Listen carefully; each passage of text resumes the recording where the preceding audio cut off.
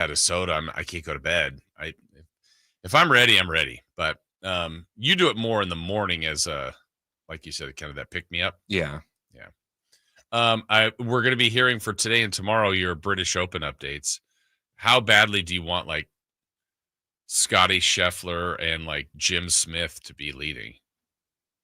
Much easier than the names you had. And they weren't impossible, but Hao Tong Lee, and who was the other person? Matthew Jordan. I had trouble with. No, there was someone else. Matt Fitzpatrick. Jakob Skov Olesen. Oh yeah, if that's how you say it. I'll just say my man Jake. Yeah. Well, the guy who's in third, tied for third right now through 7. Yeah, Matthew Jordan. Who else? Matt Fitzpatrick. And then the other one? Not saying anything. Do you know that one? I'm just saying you have to say it. Maybe you have a different leaderboard than me. I just updated. Let me see. Update again. So I'm going to do he's tied for third. I don't see anybody else tied for third. Did you do a refresh? Uh-huh. Okay. You don't have it? Nope. All right. What is it? I don't know. I'll just wait. Is it Matt Fitzpatrick? It's not Matt Fitzpatrick or Matthew Jordan. There's a third guy there that I see. And, well, we'll see how he does. Best of luck to him. Welcome into the show.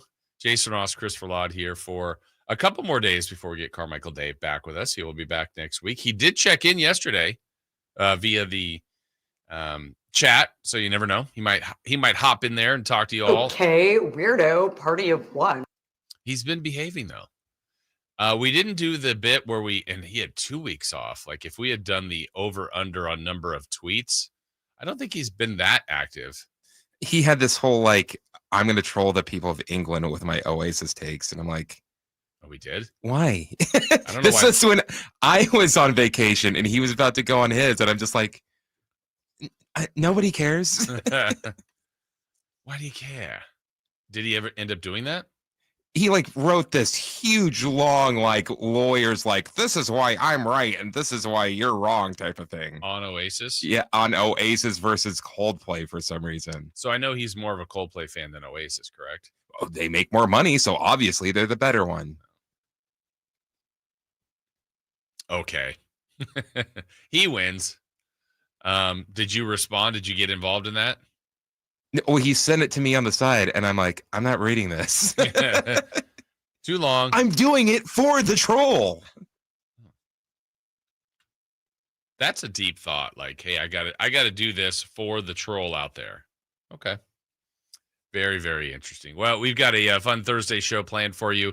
Normally on Thursdays, we would have the great Sam Amick. I know I'm shamelessly pumping the poll here. But Sam does get some time off. He will be on vacation, so we won't have him today. I think he's out next week too. Where's he? Sam? Yeah. Hopefully he's okay. We know he's had some issues before on vacation. No, I think they're in Hawaii. Oh. Yeah. Careful on those hikes, bud. It's always a good public service message. Make sure you do okay on your hikes. I didn't even see Sam in Vegas. I know he was there. We had him on last week, but didn't see him. It was there briefly. King, speaking of Vegas, keep on rolling. We're going to talk a little bit about them today at 4-0, and now waiting to see really the rest of the action today to see if they're one of the final 4 teams. They're in pretty good position, but it's not locked in just as of yet for them. We'll have our normal things like 3 for Madness, Safer Out. We will have Sports Business with Kelly Brothers. Good at business. He is going to join us at 7:30.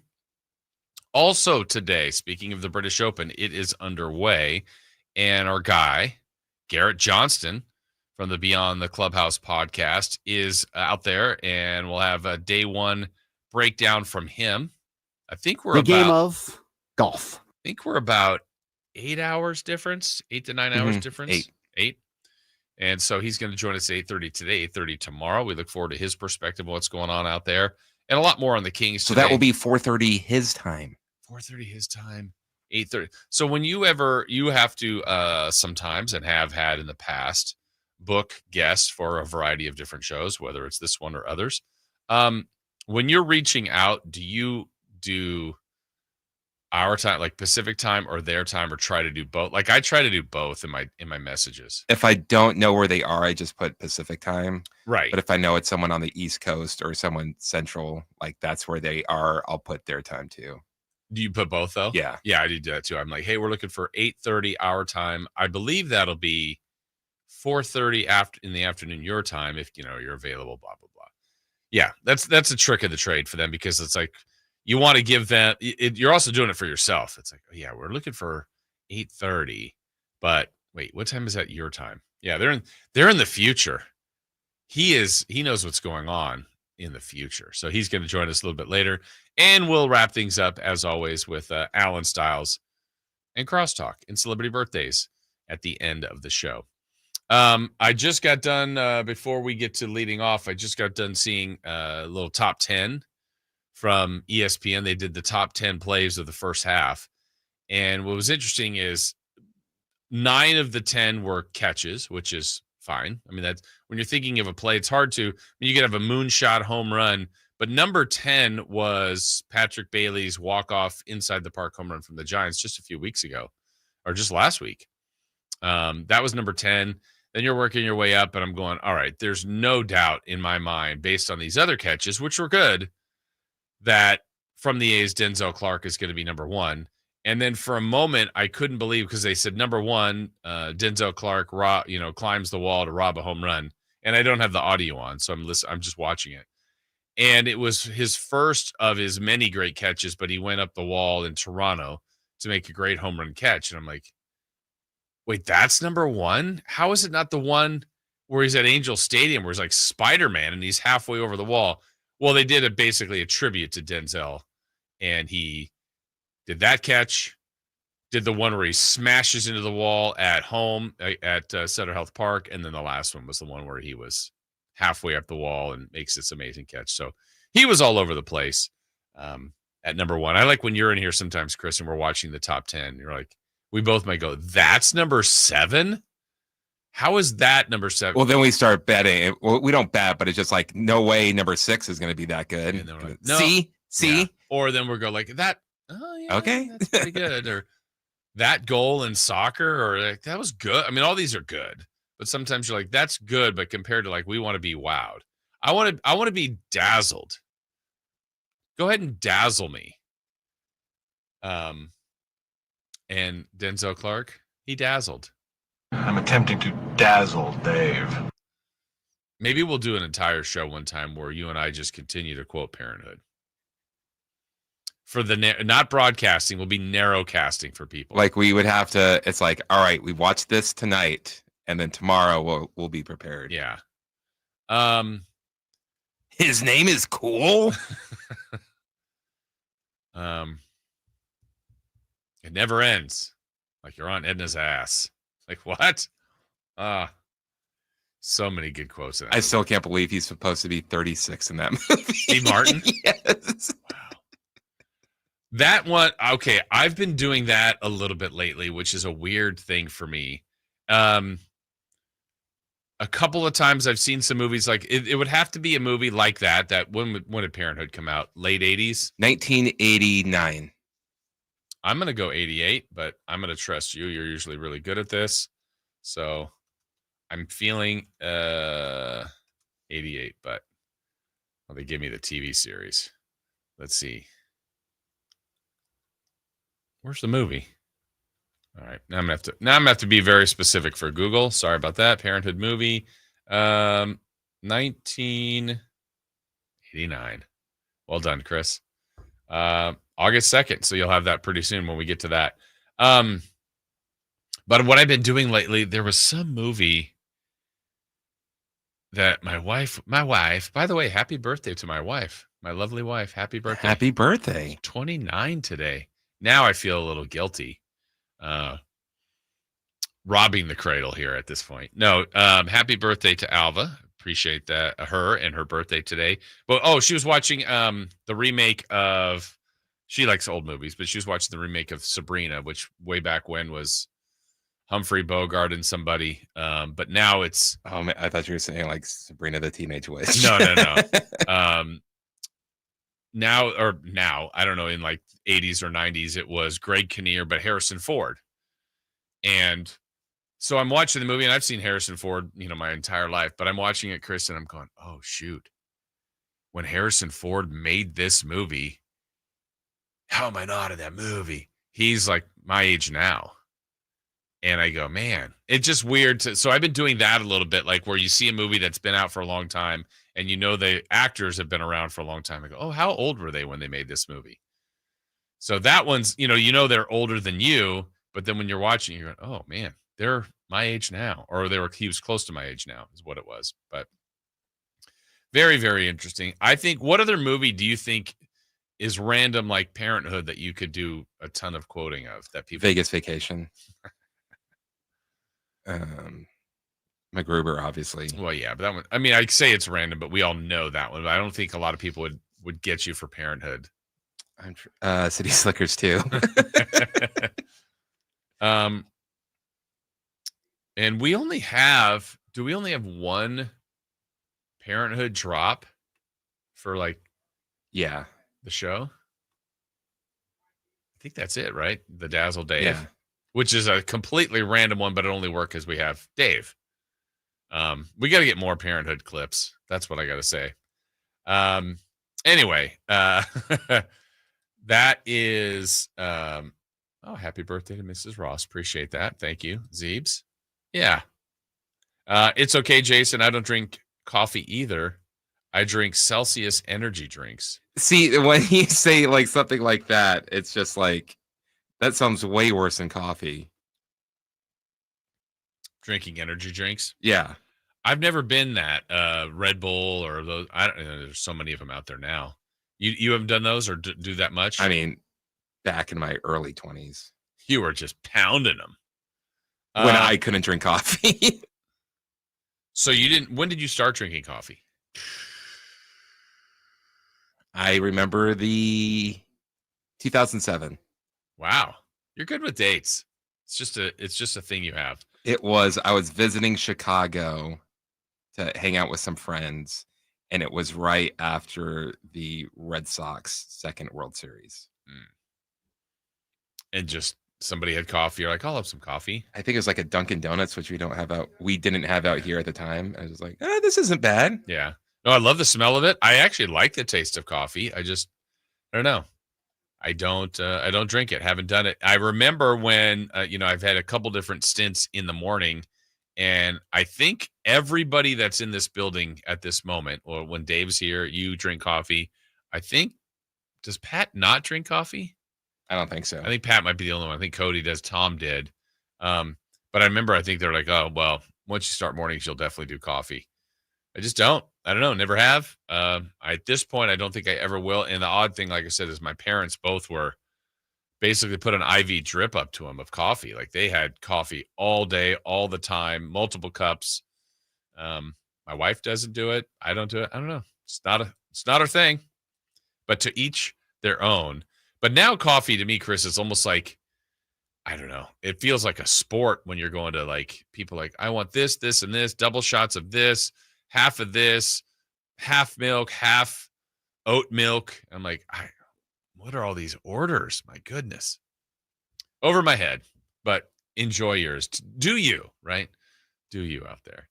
All right. So like we said, we got a fun show planned for you today. We are just getting started. We always encourage your participation, and you can do so at 916-339-1140 on the text line. Phone lines, 1-800-920-1140. The chat is already going here on our YouTube page. While you're here, hit that thumbs up button. Makes me feel good, makes our bosses feel good, helps Al go rhythm. He gets unhappy if he's not fed. So check him out and hit that thumbs up button. We appreciate all that, but let's do it. Let's get you started with Leading Off. Let's do it. Leading off, the 3 top stories in the morning. Huge news. This is very important. Here's cut number 1. So +8 is the final score here. And the Sacramento Kings are the first team in Vegas to move to 4-0. They did it. They won yesterday. Good performance, solid. I think there were some really good things to like from that. Kings, if we're looking at, critiquing summer league play as far as the team, didn't rebound very well on the defensive boards, didn't shoot the three very well. But look, I think it's been clear, and we're going to hear some audio today from the game yesterday, but it is clear that they want to win the Summer League championship. I like that. I like that focus. I like that direction. I like that drive that they're trying to catch something here. They are trying to drive their way to a championship in Las Vegas. But you know what they'll need? They'll need a bunch of energy to get it done. And if they can do that, we're just hitting a ball. In Las Vegas. No, I think it's clear that this is what they're going for. And I think that's pretty cool. Have a goal, set it, and go for it. It's what you do in the regular season. Every team's goal should be, the highest of the bar is to win the championship. And maybe that feels like a goal for a lot of teams. It's too far out of bounds. But other times it's like, all right, look, have the best season possible, try to get to the postseason, and then, go from there. So, look, this group has already now completed the schedule portion of their Las Vegas journey. Everybody gets the 4 games in the round robin schedule. Everybody will get at least a 5th game. So if the Kings don't get in by tiebreaker points, they'll get one more game there. If they do get in, they're basically in the Final 4. Win that game, then you're in the championship. Win the championship, you get your ring. There you go. Summer League championship, it would be their 3rd. No team, it's the Kings and the Blazers, I believe, that have 2 Summer League championships.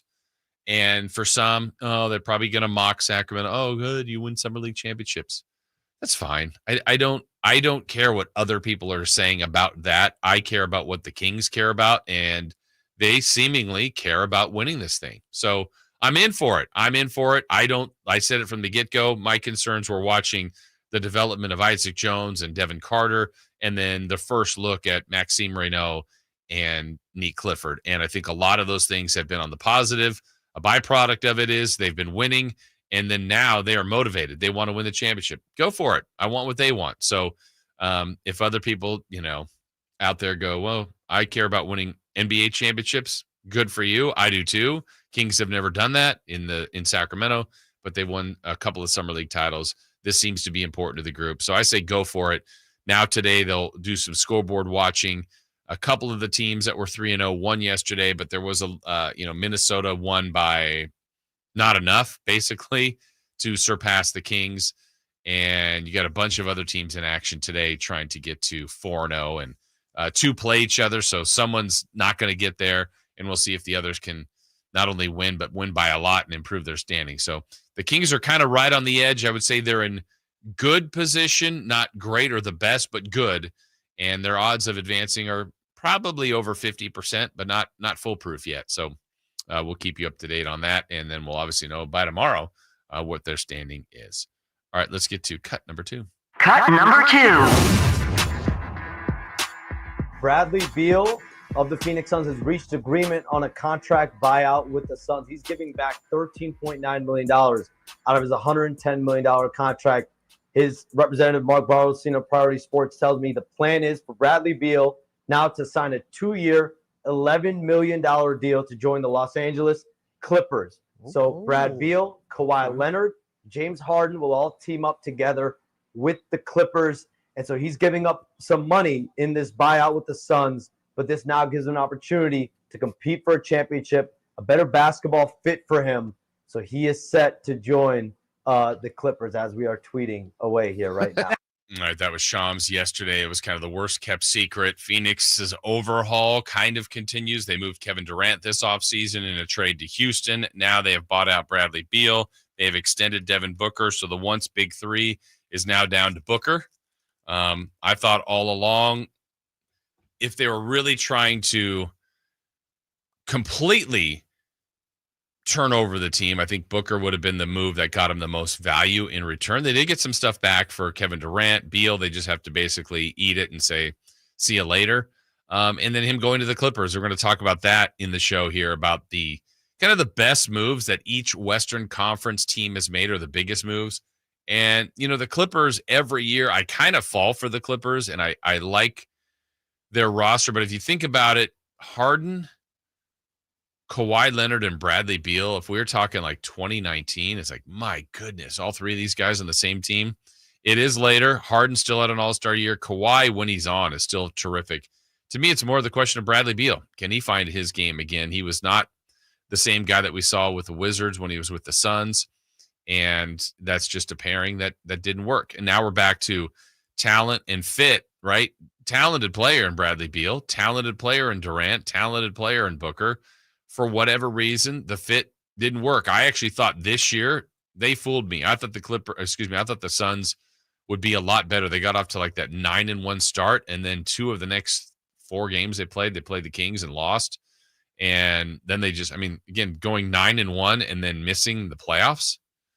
They really didn't have a very good year the rest of the year at all. So we'll talk a little bit more about them throughout the show as well. All right, let's get to cut number 3. Cut number 3. We're going to play the British Open music that you'll hear on the reports from Chris. The British Open is underway. We will have reports throughout the show, golf's final major, and we're going to check in a little bit later in the show with Garrett Johnston from the Beyond the Clubhouse podcast, who's out there. He will join us around 8:30. Kelly Brothers at 7:30. But you're all here with us today, this morning. We thank you for that. When we come back, safe or out, including maybe some tweaks to the All-Star game that already happened, but to the roster of people that actually left that weren't involved in the swing-off. Will that change? We'll discuss that in Safe or Out. You never know what you might hear when listening to a Sacramento Kings game. Out of Keegan, going for another triple. Man, is he feeling it. Keegan, can he do it? Yes, there's number 11, Keegan Murray. Keegan steps back. He just knocked down his 12th three-pointer, a Kings franchise record. He's got 45 points. Never miss a moment of Sacramento Kings basketball with Sacktown Sports and the Sacktown Sports app. People are coming from all over to Sacramento Chrysler Dodge Jeep Ram, from Folsom, Elk Grove, Woodland, Roseville, because they've seen for themselves the huge selection and the best prices at SacSuperstore.com. Good luck finding a lower price anywhere else. And if you do, they'll match it. It's as simple as that. Sacramento Chrysler Dodge Jeep Ram, where a handshake still means something. Open until 10 o'clock and essentially located right across from Hagen Oaks Golf Course. And online at SacSuperstore.com. The guaranteed lowest price and the best selection of Dodge, Chrysler, Jeeps, and Rams. SacSuperstore.com. Davis. It's Country in the Park 2, Saturday, September 13th at Cal Expo. Along with special guests Mitchell Tenpenny, Locash, Vincent Mason, and Avriana. Make it a family day out with food trucks, games, dancing, and more. Saturday, September 13th at Cal Expo. Sponsored by Trex Racing Cage, Chicken Fingers, and Naturewood Home Furnishings. Tickets at CATPFest.com. With 25 award-winning years in Northern California, Ashton & Price is your local injury law firm. Pro attorney tip: if a firm presents as local but they're in LA, red flag. If your first consultation is not with a lawyer, big red flag. At Ashton & Price, your first consult is with a local attorney, and if serious injury prevents travel, a lawyer will come to you. Still not enough? George Washington's my uncle. At Ashton & Price, no red flags, just red, white, and blue. Remember, for the best advice, don't think twice. Call Ashton & Price. Nighttime is fun time at the Hagen Oaks Top Tracer driving range. It's more relaxed at night with people enjoying technology, where you can play Pebble Beach at Hagen Oaks, compete against your friends in a variety of games, or just practice at your leisure. There's food when you're hungry from hangout eats and drinks, or enjoy a beverage on the brand new patio with relaxed seating. And check out the summer-long free concert schedule. It's the Hagen Oaks driving range nightly until midnight, Fulton Avenue at Business 80. Carmichael Dave here for my friends at American Energy Heating and Air. Yes, I always tell you they are a family-owned operation, been in business since 81, A-plus Better Business Bureau, but it is hot. We are in those Sacramento hot months. I want to focus on them being your second opinion partner. What does that mean? Maybe you've got somebody you're working with or you've worked with in the past in the HVAC world. Guess what? They want to give you a second opinion. How much does it cost? Nothing. Nothing. You call them up and say, hey, can I get a second opinion on this deal? They come out and they either say, wow, that's a great deal, you should feel better about that, or they say, we can beat that price. And usually they're going to beat it by a lot. Guess what? You just saved money and it didn't cost you anything to find out. It's a no-lose situation. Go with a trusted company. American Energy, 916-520-9990. That's 916-520-9990 or AmericanEnergyAir.com. Jingle Singers, take it away. Call 916-520-9990 now. This summer, the heat keeps coming on the Sacktown Sports Live events calendar. Kicking off when Third Eye Blind and Neon Trees light up the stage on July 25th at the venue at Thunder Valley. Then head up to the lake for not one, but 2 nights with Old Dominion, August 1st and 2nd at the Lake Tahoe Amphitheater at Caesars Republic. And come right back up August 17th for Glass Animals. On August 21st, flash back to your favorite decade with Lost 80s Rewind featuring Flock of Seagulls at Thunder Valley Resort and Casino. Then get weird with the one and only Weird Al Yankovic live at the Lake Tahoe Amphitheater at Caesars Republic on August 24th. On August 29th, Japanese Breakfast takes the stage at the all-new Channel 24 music venue in downtown Sacramento. And don't miss the legendary Darius Rucker bringing the country heat to the Lake Tahoe Amphitheater at Caesars Republic on September 13th. For tickets and more details, keep it right here on Sacktown Sports or visit sacktownsports.com. Capital Casino, conveniently located on 411th North 16th Street in downtown Sacramento. Safe or out? It's time to go around baseball. 3 pitches, 3 swings. It's safe or out on the Carmichael Dave Show with Jason Ross.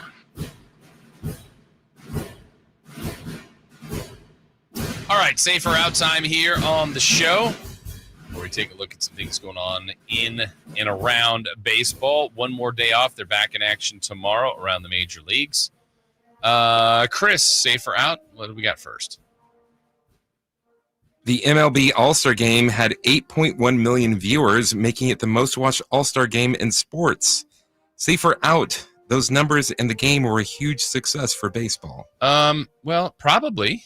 I think that's safe. You got to dive into the numbers a little bit. Look, it's baseball kind of has this window where it is their game to showcase their players. There's not a lot of other stuff going on. I mean, 8.1 they'll take, but We're baseball. What else you got? Exactly.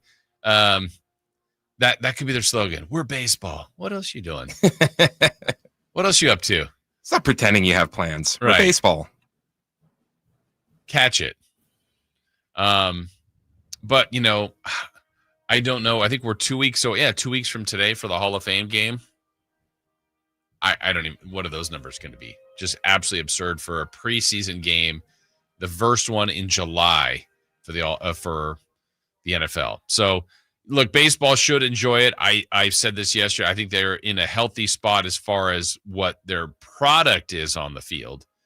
Now it's them back on them, and they've done this for years. This isn't like this last couple of years, baseball has done some damage to its fan base. This goes back to, the strike, to other sports going past them.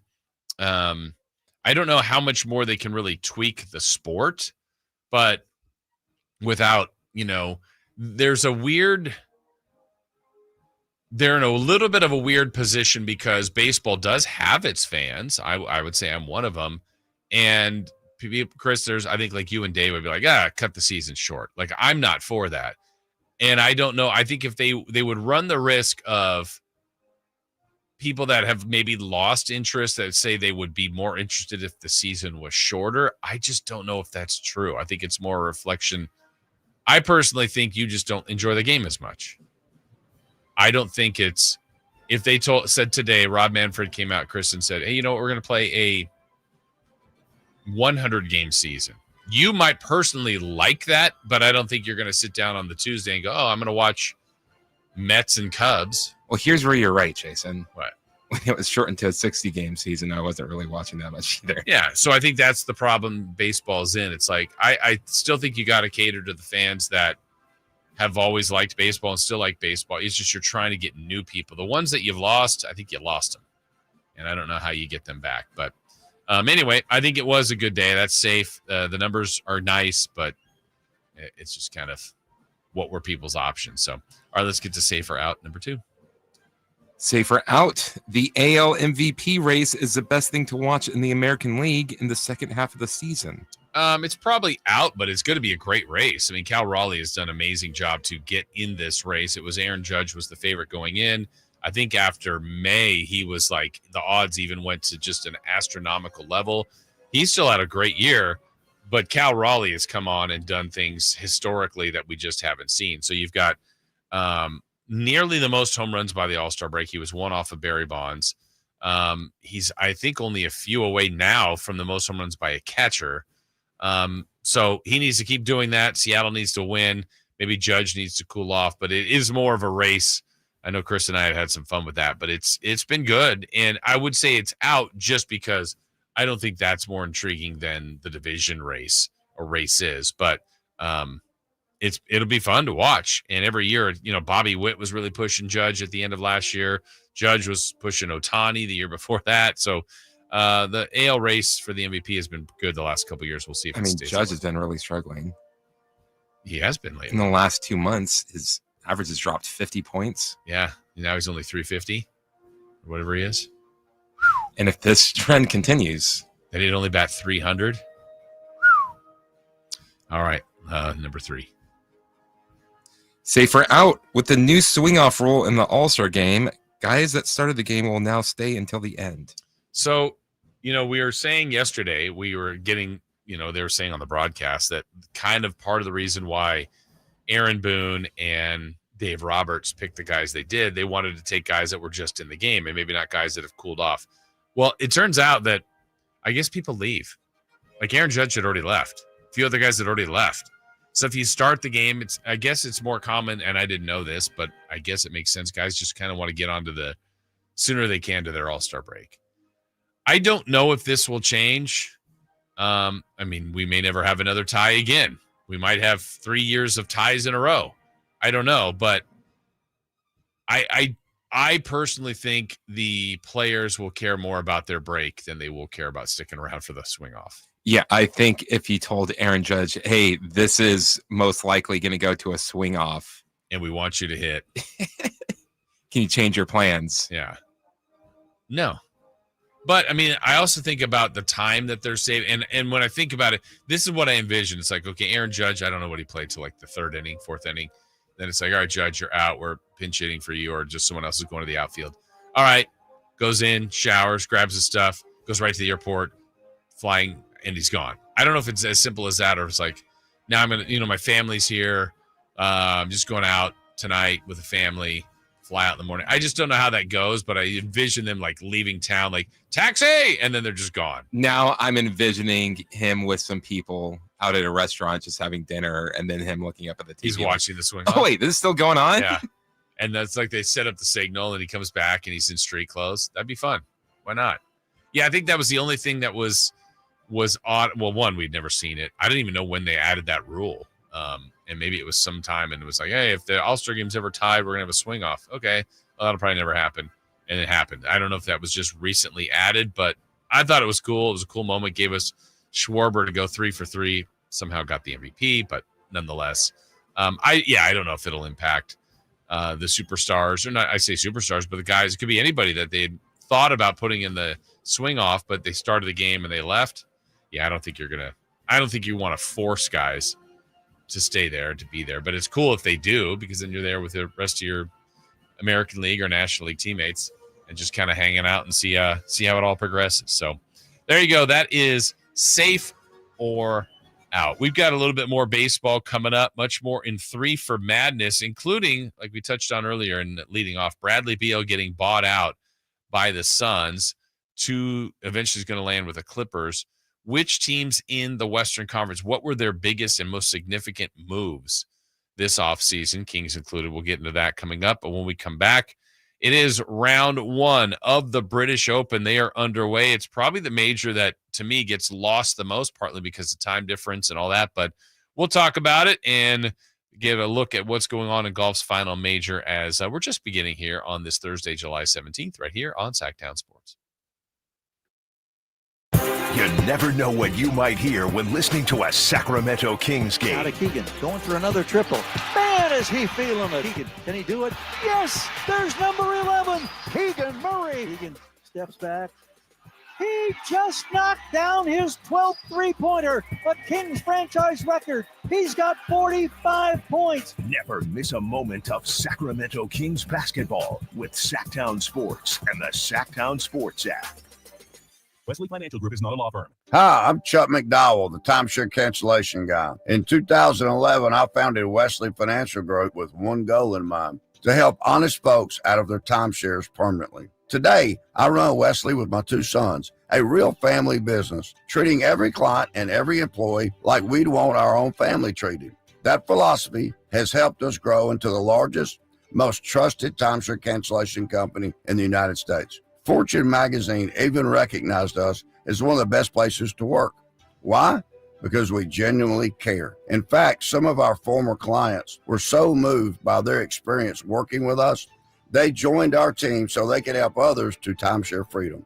If you're stuck in a timeshare, give us a call. Let our family help your family. Call Wesley now for your free timeshare exit kit. 800-894-3737. 800-894-3737. That's 800-894-3737. Are you thinking about buying a new car? Well, maybe you're on the fence. Let me help you out. Kyle Draper here from Mercedes-Benz of Stockton. From the first time I stepped into the MP of Stockton showroom, I knew I made the right choice. I settled on the all-electric EQS SUV. It's comfortable, stylish, and most importantly, it's safe. Mercedes-Benz has the reputation of making the finest cars in the world. Now it's your turn to experience what I already know. Mercedes-Benz of Stockton is the best car buying experience you'll ever have. It's just a short drive down I-5 or anytime at mbfstockton.com.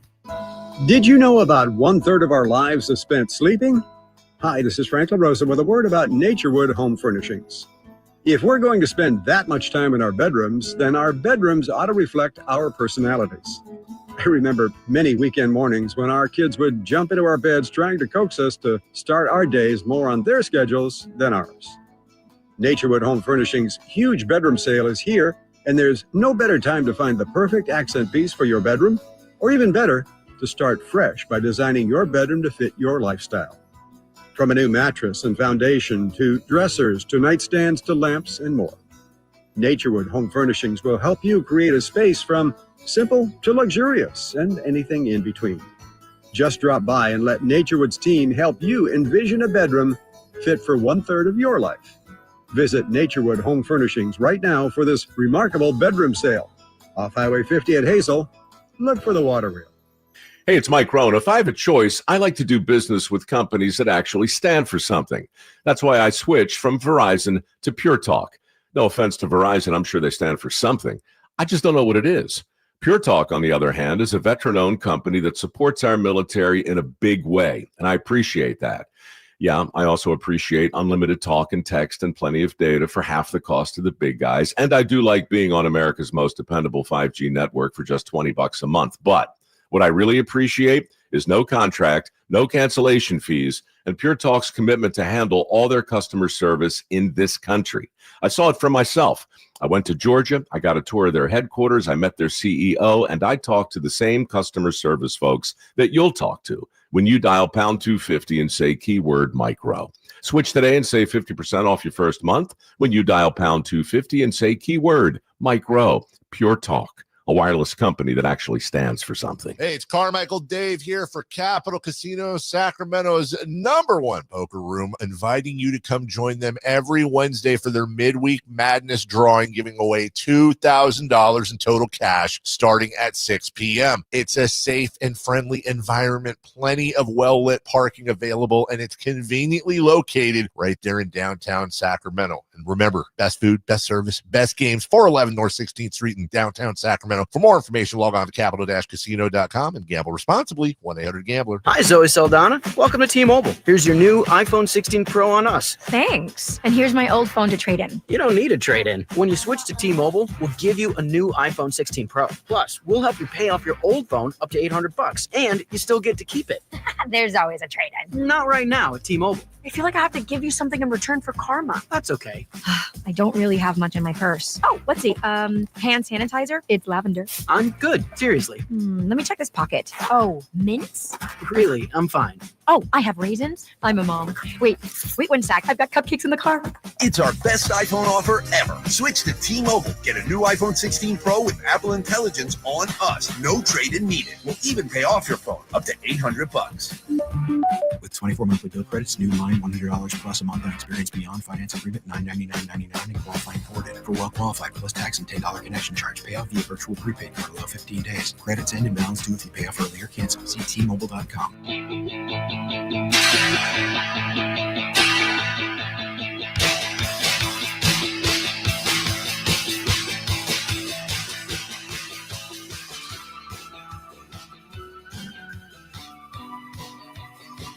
The Carmichael Dave Show with Jason Ross Call or text at 916-339-1140 on Sacktown Sports.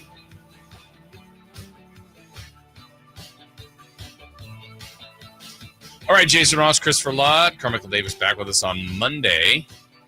I'm guessing I know the answer to this, Chris, but did you see 1 second or any of the ESPYs? I saw a couple clips from Twitter.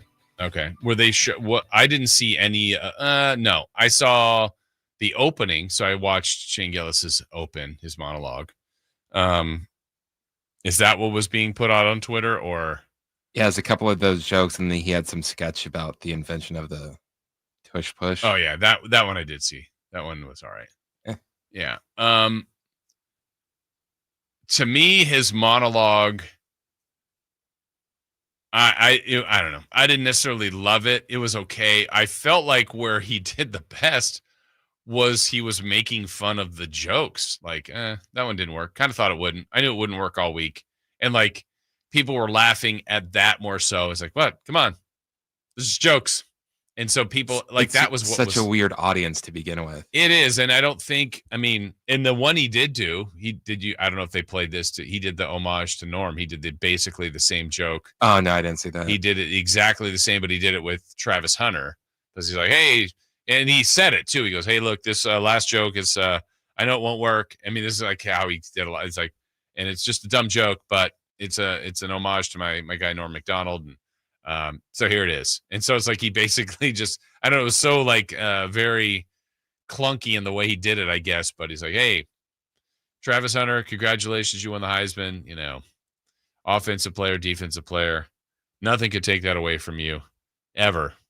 Congratulations. Well, unless, of course, you kill your ex-wife and a waiter. And then not a lot there. He goes, it went about exactly as I thought it would go. And then that's where maybe more of the laughs would come in. But anyway, I didn't watch a lot of the show. I did see that opening, and it's fine. Another edition of the ESPYs. A couple other things here on the text line before we roll along. We were talking about coffee earlier. I remember when we were kids, my grandparents would take us camping and would always let me have a cup. They would always let me have a cup with them, but only on camping trips. I remember they would tell me that you would stop growing if you drink too much. That's where parents are great, or grandparents. The lies they will tell you for the things they don't want you to do. Well, with our parents, I think it was lies that were told to them. True. I mean, again, I want to find the person. Who's the one, Chris, that came up with first that said you can't go swimming for 30 minutes after you eat? Yeah. One, random number of time. Two, like, for the most part, I think this is in a pool, maybe in the ocean, but like, what's going to happen? Like, what's the thought process behind that? Are you getting sick? Are you going to get, like, Lord times than not, it's like, you'll get a cramp. Yeah, you'll get a cramp and you won't be able to swim and you'll drown. In your life, have you had a cramp swimming? No. Yeah, me neither. No. But someone's told us that, and someone told our parents that, and someone told someone else before that. You got to wait 30 minutes before you eat, or after you eat, before you go swimming. I don't get it. Here's another one. We were talking about baseball shrinking down their games. The COVID year, when it was 60 games, I watched so much more because more games were meaningful. Maybe, but also was that a time where, like, COVID, we were all locked in and like, I'll watch some baseball. I'll watch them play amongst the cardboard cutouts. And then I was asking earlier about when that rule had been in effect as far as the swing off. I guess thank you to the 209. The rule's been in effect since 2022. So there you go. The British Open is underway. You'll get reports at the top of every hour here throughout the day, day 1 and day 2. We also will have a full report from our guy Garrett Johnston, who's out there at from the Beyond the Clubhouse podcast. Will give us up to date on what's going on the course. Everybody has, most everybody has gotten underway. No, there's a few more guys that have yet to tee off. Excuse me. There are a few left to go. We're about an 8-hour differential, so we're still early enough in round 1, but a few people are completed with their rounds. As far as the top of the leaderboard, the most familiar names now in a tie for first, Matthew Fitzpatrick is at 4 under. Right there in the hunt, some other intriguing names you got at 3 under par, Sergio Garcia, Lee Westwood, Ricky Fowler is tied for 7th at 2 under. And then Phil Mickelson and Scottie Scheffler, JJ Spawn, all tied for 10th at 1 under amongst another group of golfers at 1 under par.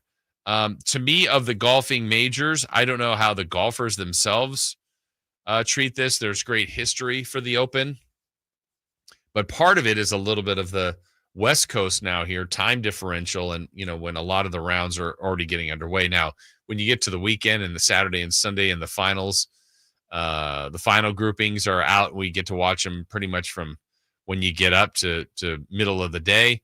That's a little different. But so time differential is 1, 2. I don't know. I just haven't been as much into the British Open as compared to, the history of the Masters, of the U.S. Open.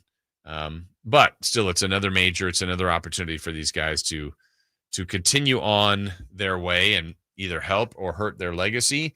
And something we talked about yesterday that I think was getting a little bit more feedback was Scottie Scheffler.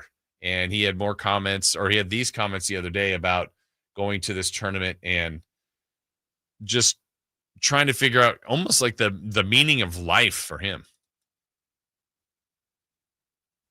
What they thought was going to fulfill them in life, and then you get there and all of a sudden you get to number 1 in the world, and then they're like, what's the point? I really do believe that, because what is the point? You're like, why do I want to win this tournament so bad? That's something that I wrestle with on a daily basis. It's like showing up at the Masters every year. It's like, why do I want to win this golf tournament so badly? Why do I want to win the Open Championship so badly? I don't know, because if I win, it's going to be awesome for about 2 minutes. And then we're going to get to the next week and it's going to be like, hey, you won 2 majors this year. How important is it for you to win the FedEx Cup playoffs? And it's just like, we're back here again, So we really do. We work so hard for such little moments. And, I'm kind of a sicko. I love putting in the work. I love being able to practice. I love getting out to live out my dreams. But at the end of the day, sometimes I just don't understand the point.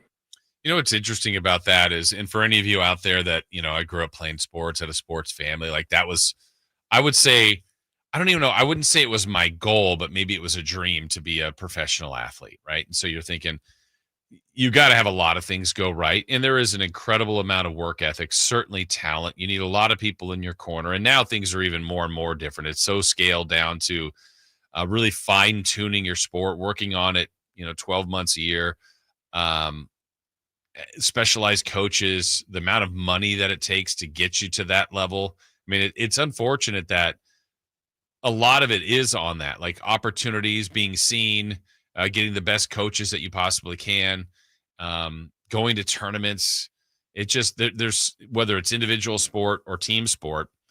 And to me, I was always a believer, and I still like the concept and the idea of, if you want to be a professional athlete in whatever sport you end up being the best at, I like the idea of people playing multiple sports. I think you can learn different things from different sports. I think each sport can help you in its own way, different muscles, different things, different concepts, whether you're doing some individual sports or team sports. But I think if you play football, then move into basketball and baseball or golf or track or volleyball or swimming, I just think, little doses of all of that. And maybe some of them you're not the best. So do you work harder in that, or do you give that one up, or what's the one you enjoy the most? I personally like that concept, but I'm not saying it's wrong if you just drop everything else, lock in, and focus in on one sport. Whatever, commie. What? You just hate capitalism. Yeah.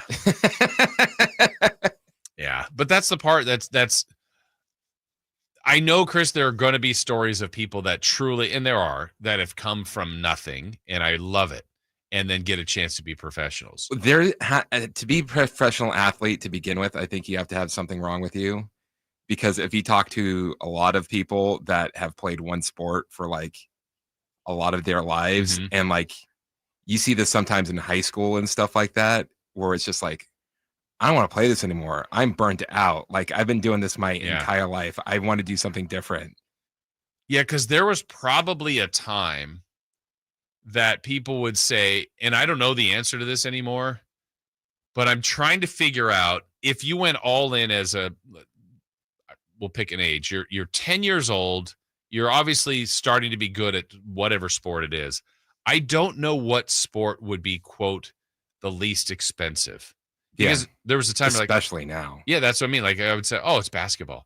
The thought is like, oh, just a basketball. You go to a court. That's not the way it works. No. Like you're gonna have to be in some sort of league. Probably get an individual coach, shoes, ball. I mean, that stuff's not always incredibly expensive, but it's the other stuff now that we're talking about. Individual coaching. I got a shooting coach, got a defensive coach. I'm playing in this league, but I got to go to this tournament. And now all of a sudden you're going, wait, we don't have this kind of income as a family. So I don't know which one. And there will be stories of people that are just that gifted and can go like, I just played basketball at the park and then got to my high school team, got seen, and then, finally got into a system where I was maybe taken care of. But I don't think that's going to happen that often. Well, how many of the athletes did you hear like growing up? Like, oh yeah, he was a 3-sport athlete in high school. Yeah. Oh, he got a scholarship to play football and baseball in college. It's just too good. And I think it's very rare that we see something like that. Yeah. Now, if you're playing like golf, tennis, basketball, baseball, softball, like these are all getting incredibly expensive if you kind of lock in at that rate. And then you look, I'm sure the parents have the vision of like, well, my kid will be the one that'll get the scholarship and that'll pay for all this. I hope so.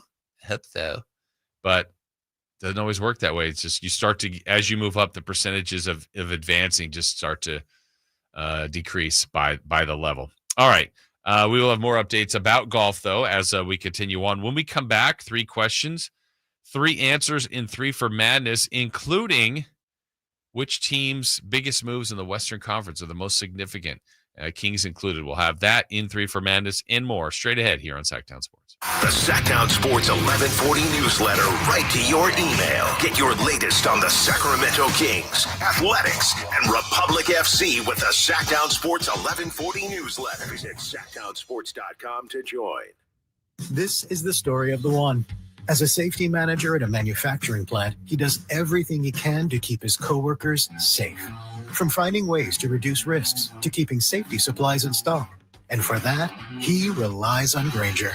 Grainger offers a broad range of quality products and next-day delivery, so he can always play it safe. Call 1-800-GRAINGER, click Grainger.com, or just stop by. Grainger, for the ones who get it done. It is peak summertime for Sacramento River Cats baseball. From July 18th through the 27th, we have 9 River Cats home games in 10 days at Sutter Health Park. It's the perfect time to bring the whole family for affordable, action-packed baseball and nonstop fun. With every game offering something special, don't miss the excitement. There's no better place to be this summer than right here at the ballpark with the Sacramento River Cats. Get your tickets at rivercats.com. Get ready for a night out with Jordan Davis.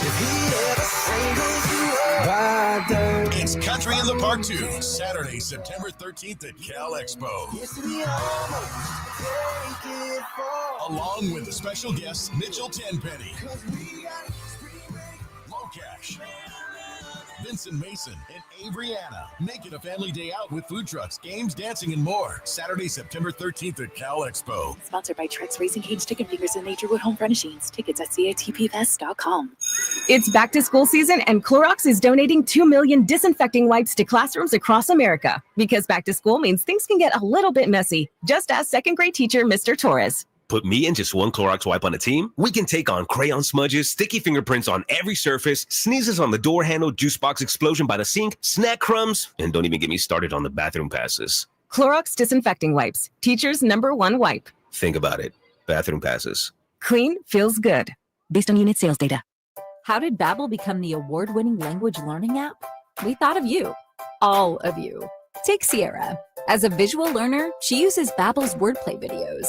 Today I'll share a quick lesson on shopping in French. Merci beaucoup. Malcolm is a listening learner, so he checks with Babbel's speech recognition to be Precio. However you learn, Babbel makes it easy.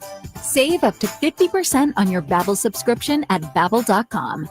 That's BABBEL.com. What's up? We're talking to Chad Hobbit, a Hobbit Dodge Chrysler Jeep Ram in Woodland. What's happening for the Hobbit Employee Pricing Plus sales event? We're going all in on Ram this month with not just employee pricing, but huge emphasis on the plus. You can only get at Hobbit. Right now, save up to $16,000 off MSRP on new 2025 Ram 1500 crew cabs. What about those hard-to-find Ram heavy duties? If you're looking for something bigger, save up to $13,500 off MSRP on the hard-to-find brand new 2025 heavy-duty Ram 2500s and 3500s, with 500 new Rams available. Search, select, and save through our whole inventory at HobbitDodge.com. Nobody beats Hobbit. Period. 16,000 total net savings on select new 2025 Ram 1500 Bighorn after 6,500 factory rebates and 9,500 dealer discounts. Rebates may include 2,500 SFS bonus cash. Must finance with Stellantis. 1,000 trade-in assist with eligible trade-in. 500 on the job upfit. Must show eligible upfit. 13,500 total net savings on select new 2025 Ram 2500 limited after 4,000 factory rebates and 9,500 dealer discounts. Rebates may include 2,500 select inventory bonus cash and 500 on the job upfit. Must show eligible upfit. At least 5 at each net savings. Employee pricing included in dealer discounts. See dealer for details. KHTK HD1 Sacramento, KYMX HD3 Sacramento. From the Power Business Technology Toshiba Studios. Sacktown Sports 1140.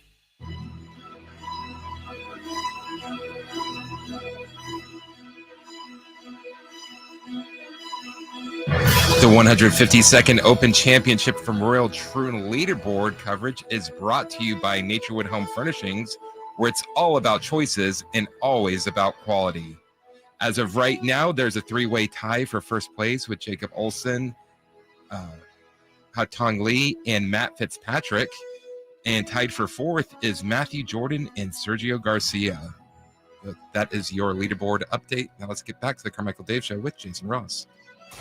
3 questions, 3 answers. It's 3 for Madness on the Carmichael Dave Show with Jason Ross. Here's question 1.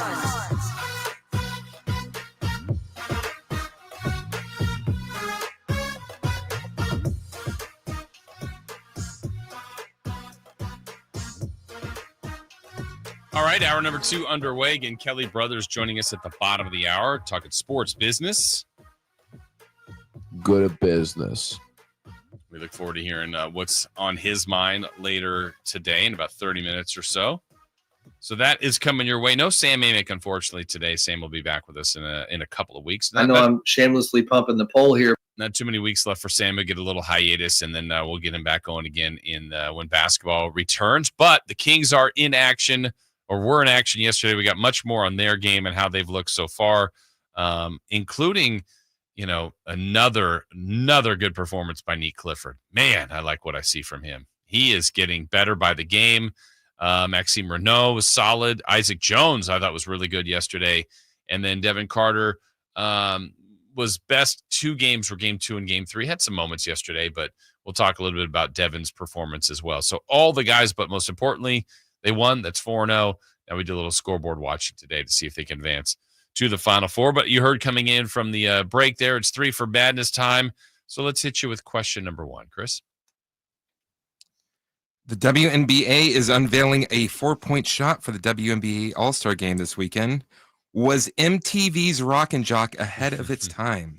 So didn't they have like a 25-point shot? I want to say they 10? had 3 baskets, and one was a 10, and one was a 25. And the 25 was distance, and wasn't it like way up there? Yeah, it's super high. Yeah. I don't know that we need that, but the 4-point shot, obviously this is for the WNBA All-Star Game. Those gimmicks are fun. I want to say there was a league that Mike Bibby was trying to get started. Yeah, it wasn't the Big 3. No, it was like an LED court, and there would be different like power up type of things, or like hot zones. Yeah. Interesting concept. Which I was really looking forward to, and it sounded like it just never got going, did it? Yeah, because I was trying to remember. Next time we talk to Mike Bibby. Yeah, I don't remember seeing that. Was he the one trying to get it going, or was he just like kind of involved in it? I think he was just involved with it. Yeah. But yeah, how much did you like MTV's Rock and Jock? I loved it. I talk about that all the time. I wish that's what all the All-Star games would be. Yeah. And that too was a good mixture, if I remember right, of athletes, but also musicians, right? Or was it the athletes and they just had- celebrities? and celebrities. Yeah. That's what it was. Yeah. And because I remember the Rock and Jock softball games. That was which always fun. Yeah, which I don't know, why can't you bring that back? you know what's weird is like I enjoyed that, but I don't know that I've enjoyed that much like at the NBA All-Star game when they have the celebrity game there. Yeah, well, because it's just like meh. Yeah. Like I remember they had like the different power ups, and one was like, okay, the pitcher has this ball, so everyone batting has to run the opposite direction.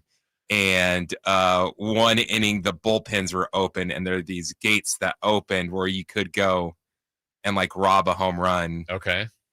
These are all things I think maybe like the Savannah Bananas have mastered or something. There was the granny ball, now that I remember it, where you could ask for, and it was 3 grandmas that were put on base. So it's an automatic, like, bases loaded. And then they had to all score. The grandmas, and they were really grandmas? I don't know if they were really grandmas, but they're like people dressed up as yeah. grandmas. Oh my gosh.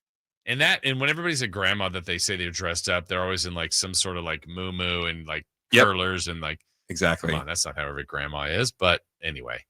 Yeah, Rock and Jock was fun. And yeah, WNBA, why not? Why not do this? Unfortunately, I know Caitlin Clark, who I think was a proponent of this, is hurt, and we're not certain whether or not she's going to play this weekend. But I think for All-Star games, you take it for what it's worth. That's what it is. It's a showcase. Have some fun with it. Why not? And so, yeah, I don't mind the 4-point shot. What was the other show? I was just thinking about this when you were talking about Rock and Jock. It was Pros versus Joes. Oh yeah. I was gonna say Joes versus Schmoes or something. But yeah, that was a pretty cool show where I think they were doing things that were in the pros field of choice, and then the Joes would try to match them or beat them or something like that. I can't remember the exact concept of it, but I remember enjoying it, watching it. Former classmate and radio personality Kenny was on Pros versus Joes. He was? Yeah. He was? And he won like a game-winning shot. Did he really? Yeah. Oh, I didn't know that. Yeah. Oh, that's cool. Do you know who the pro was? I think it was like they had some sort of like out of bounds play is what I remember. I can't remember what it was. I wonder if I can find that. That's really cool. I didn't know that.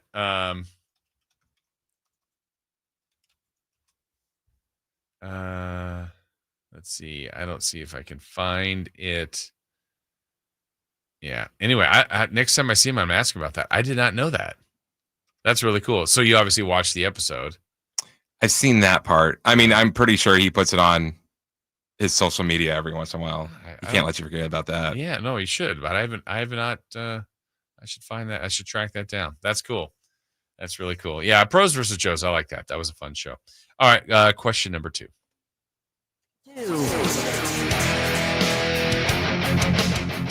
MLB had their first ever swing off at the All-Star game yesterday. If you could decide the All-Star game on an all-time swing off, who would you put in the box for your 3 NL and 3 AL hitters? All right. All-time swing off, American League and National League. So some of the answers, my criteria, there might be better home run hitters in the history of the game. Not many from what I have here, but like if we're talking like Babe Ruth, Hank Aaron, apologies, Willie Mays to those guys. I just, I've seen highlights, I've seen clips, but I didn't watch them play. So in my criteria, it's people that I watched play. And I'm having a little bit of a harder time filling out the third on each one, but I'm going to start with what I definitely know. If I'm doing an all-time swing off, and I'd love to see this swing off, everybody in their prime. National League, I'm definitely putting Bonds, and I'm going to make McGuire a National League guy. My third one in the NL, I am debating between Sosa and Pujols, and I think I'm going to go Albert Pujols. So sorry, Sammy, Pujols you get to over 700 home runs. So I'm going to have Bonds, McGuire, and Pujols. That would be my swing off choices. In the American League, all-time 3, I'm going to go Griffey. Everybody loves Griffey. Just a beautiful swing. I'm going to pick my current guy, all rise, Aaron Judge. And then I'm between. Oh man, I forgot about him too. Oh boy. Okay. Griffey and Judge, I'm locking in. I'm thinking about A-Rod, Reggie Jackson, or Frank Thomas. Man. I think I'll eliminate A-Rod. And now it's Reggie or Frank Thomas. Reggie's got such a swagger about him. Frank Thomas is just so menacing up there. I guess I'll take Reggie, but I don't know. So I'm going to go Bonds, McGuire, Pujols, Griffey, Judge, and Reggie Jackson for my all-time American League, National League swing off. Chris, did you make a list? I haven't got my National League player yet. Okay. But you have your, I think I know, I don't know who you're going to have. I can't tell if your list is going to be fake or real. It's real. Okay. What do you got? But then see, I'm not thinking of like all-time home run hitters. Well, I'm not necessarily going for even though all these guys have the most, I'm just thinking who I would really love to see do this. And I like a lot of these guys. So yeah. I'm going to say for the American League, Josh Hamilton. Okay. Off of his insane home run derby. Yep. Ted Williams. Perfect. And then this might be surprising to a lot of people, Ichiro. Oh yeah, no, that'd be fun. And that's something I bet he would do well. You've heard people like, oh yeah, he has an insane home run. I want to say he was in some sort of home run derby in Japan, where he was just like flat out crushing the ball. Yeah, I heard the same about Gwynn. Like Gwynn's like, I can hit home runs, but I'm trying to put the ball in play more and get hits. But I'm like, man, if he has that much control of the bat, I'm sure he could control the launch angle and hit home runs. But okay, I like that. I thought you would pick Big Papi. No, I'm trying to remember. I can't remember him in a home run derby. I know, but I mean, he could hit a bunch. Okay, so I think I got who I want now. Bobby Abreu. Okay. Barry Bonds. Okay. Willie Mays. Oh yeah, that's a great list. That's a great list. It's funny that they added this gimmick in 2022. It's the first time it's materialized in 2025. I don't know that they need to change the home run derby because I think that did great. But like this swing off thing, it's almost like I feel like you want to see it every All-Star game now.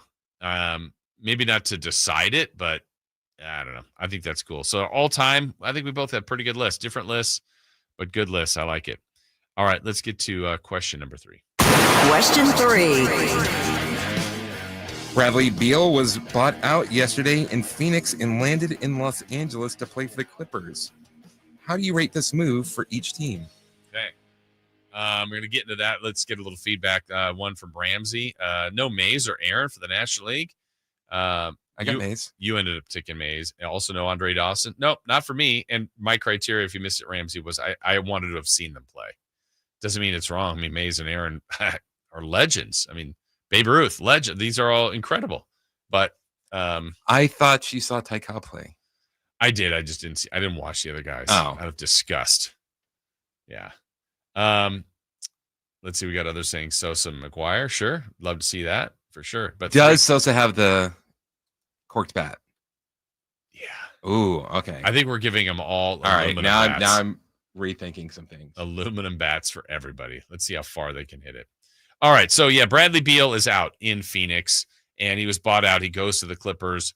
And how do you rate this move for each team? If we look at that for Phoenix, it's kind of, I guess, admitting what they had tried didn't work to the capabilities that they had hoped for sure.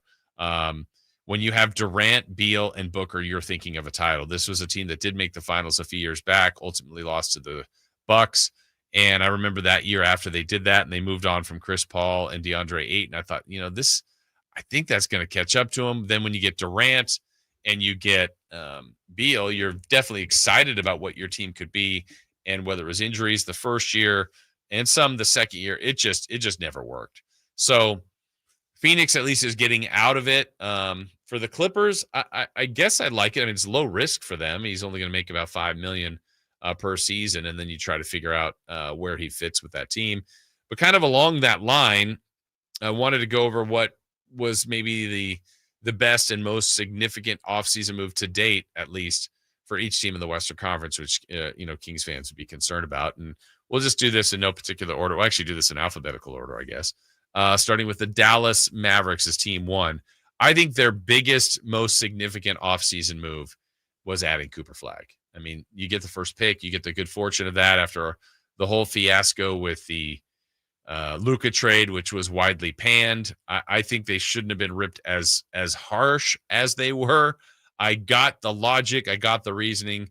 I think the practice of it, though, the execution of it is where they really had a mistake. I think if you opened up Luka, the possibility of trading Luka to the entire league, that word would have got out, so that you run that risk. But number two, I think you could have got, I would have been intrigued about the offers that would have come the way of Nico Harrison. So getting Anthony Davis, focusing on defense, getting Max Christie and a few picks, like all in all, people are going to kill that deal. I think I'm comfortable waiting. I'm okay to wait and see how it plays out for both the Lakers and the Mavs in this. So, but after going through all that, the good fortune of winning the lottery for Nico Harrison, getting Cooper Flagg, yeah, they added D'Angelo Russell, which will be important while Kyrie is hurt. But I think Cooper Flagg is obviously their biggest and most important offseason move. You go to Denver, they were very, very aggressive.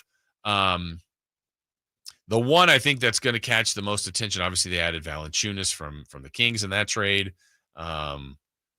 Bruce Brown in a deal, Tim Hardaway Jr. in a deal.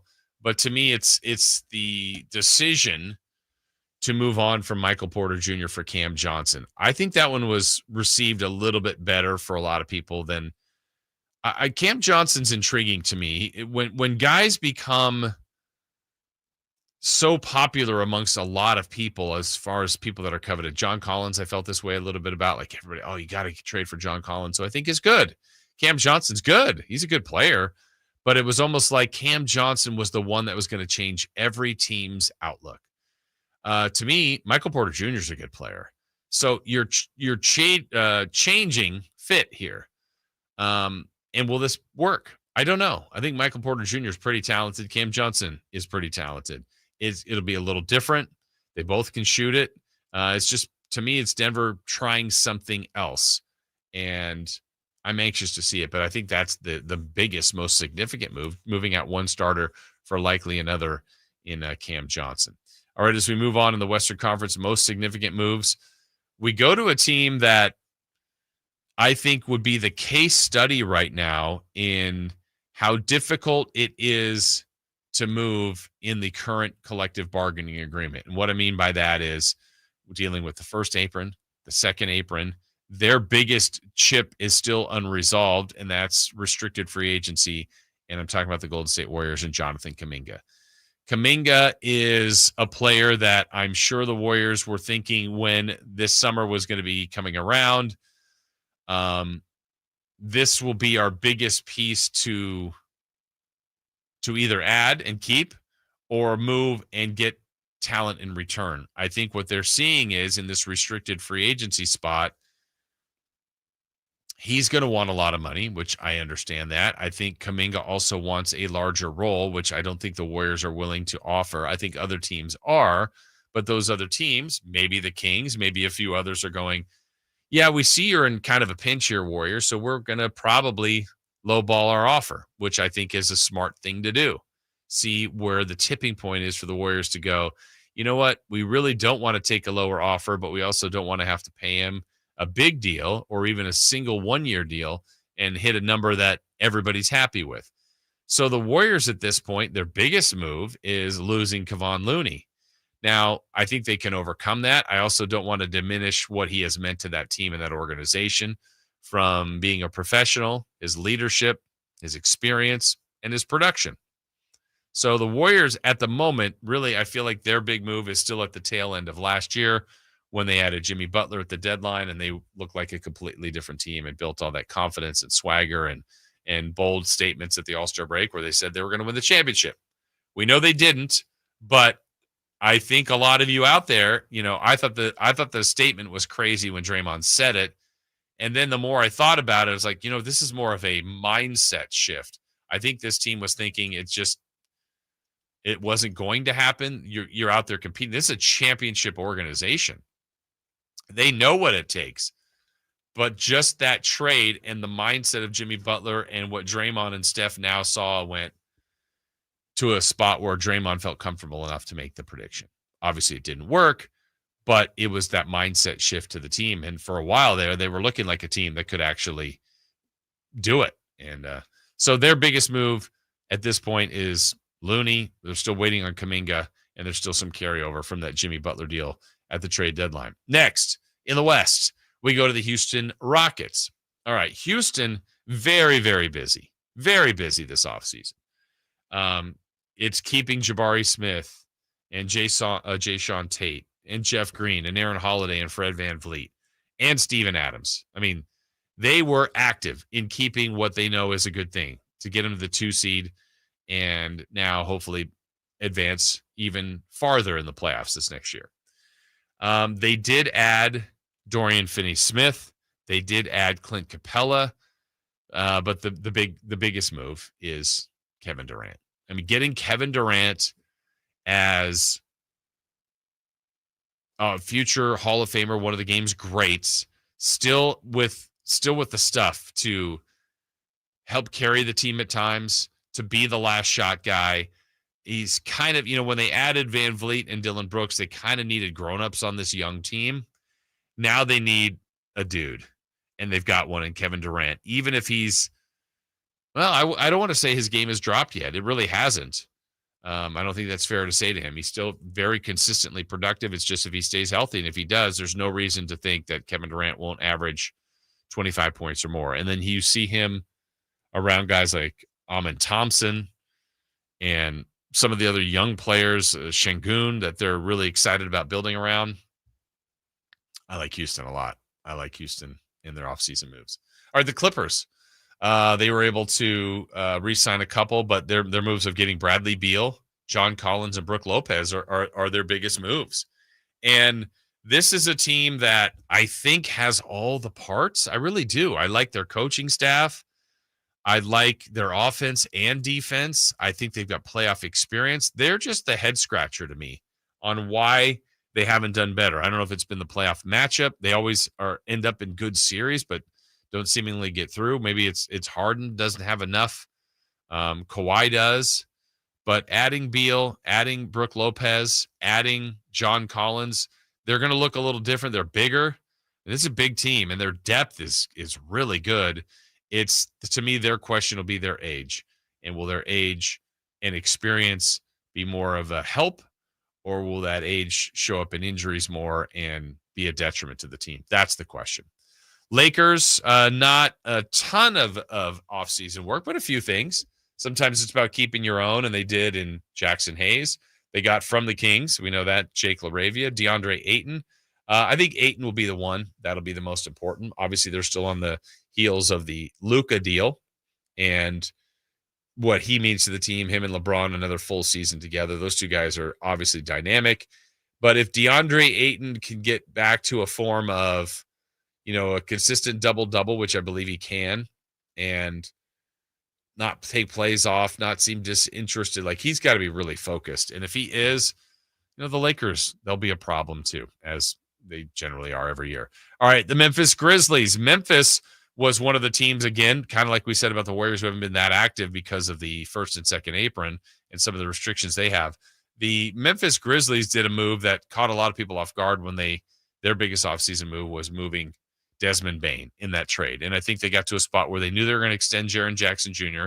They're already paying Ja Morant, and they didn't want to get into that tier of, hey, we're going to pay 3 high-level players, which they all were high-level players, but it didn't feel like they were championship caliber. And so that's tough to get into that, paying 3 guys that way. So the Bane trade was their biggest move. of the offseason. We'll see if kind of the additions of what came back in the trade for Bane in KCP, adding Ty Jerome, keeping a few other guys, if it's enough to kind of keep that organization, which always, when they're healthy, seemingly is just a tough team to beat. As we move on, Minnesota didn't do a lot of adding. They did lose a couple things in Nickeil Alexander-Walker, did keep guys on extension. So they've kind of stood pat at the moment. We'll still wait and see what their next big move is. New Orleans lost out on a couple guys in McCollum in a trade, Bruce Brown, Kelly Olynyk. Did add Jordan Poole, Kevon Looney, Sadiq Bey, and re-signed Herb Jones. I still think this is a team that a few people are sleeping on based on last year's performance. But the whole thing is, if Zion is healthy, and he was for the most part last year, they just were watching his minutes, and you get a few other guys back, I also think that won't be an easy team to beat consistently. The Thunder, their moves were keeping their guys and paying guys extensions, and that's all they really had to do. That's still the best team going in the Western Conference. We talked about Phoenix already a little bit on what they lost out on, and which is a lot. They're kind of reshaping their team. Portland, not that active, but one trade, moving Anthony Simons and getting Drew Holiday. Also, I guess, losing out on DeAndre Ayton on that buyout. Kings' biggest move, I would say, at this point is adding Schroeder and or what we look to see here in these draft picks that look pretty promising.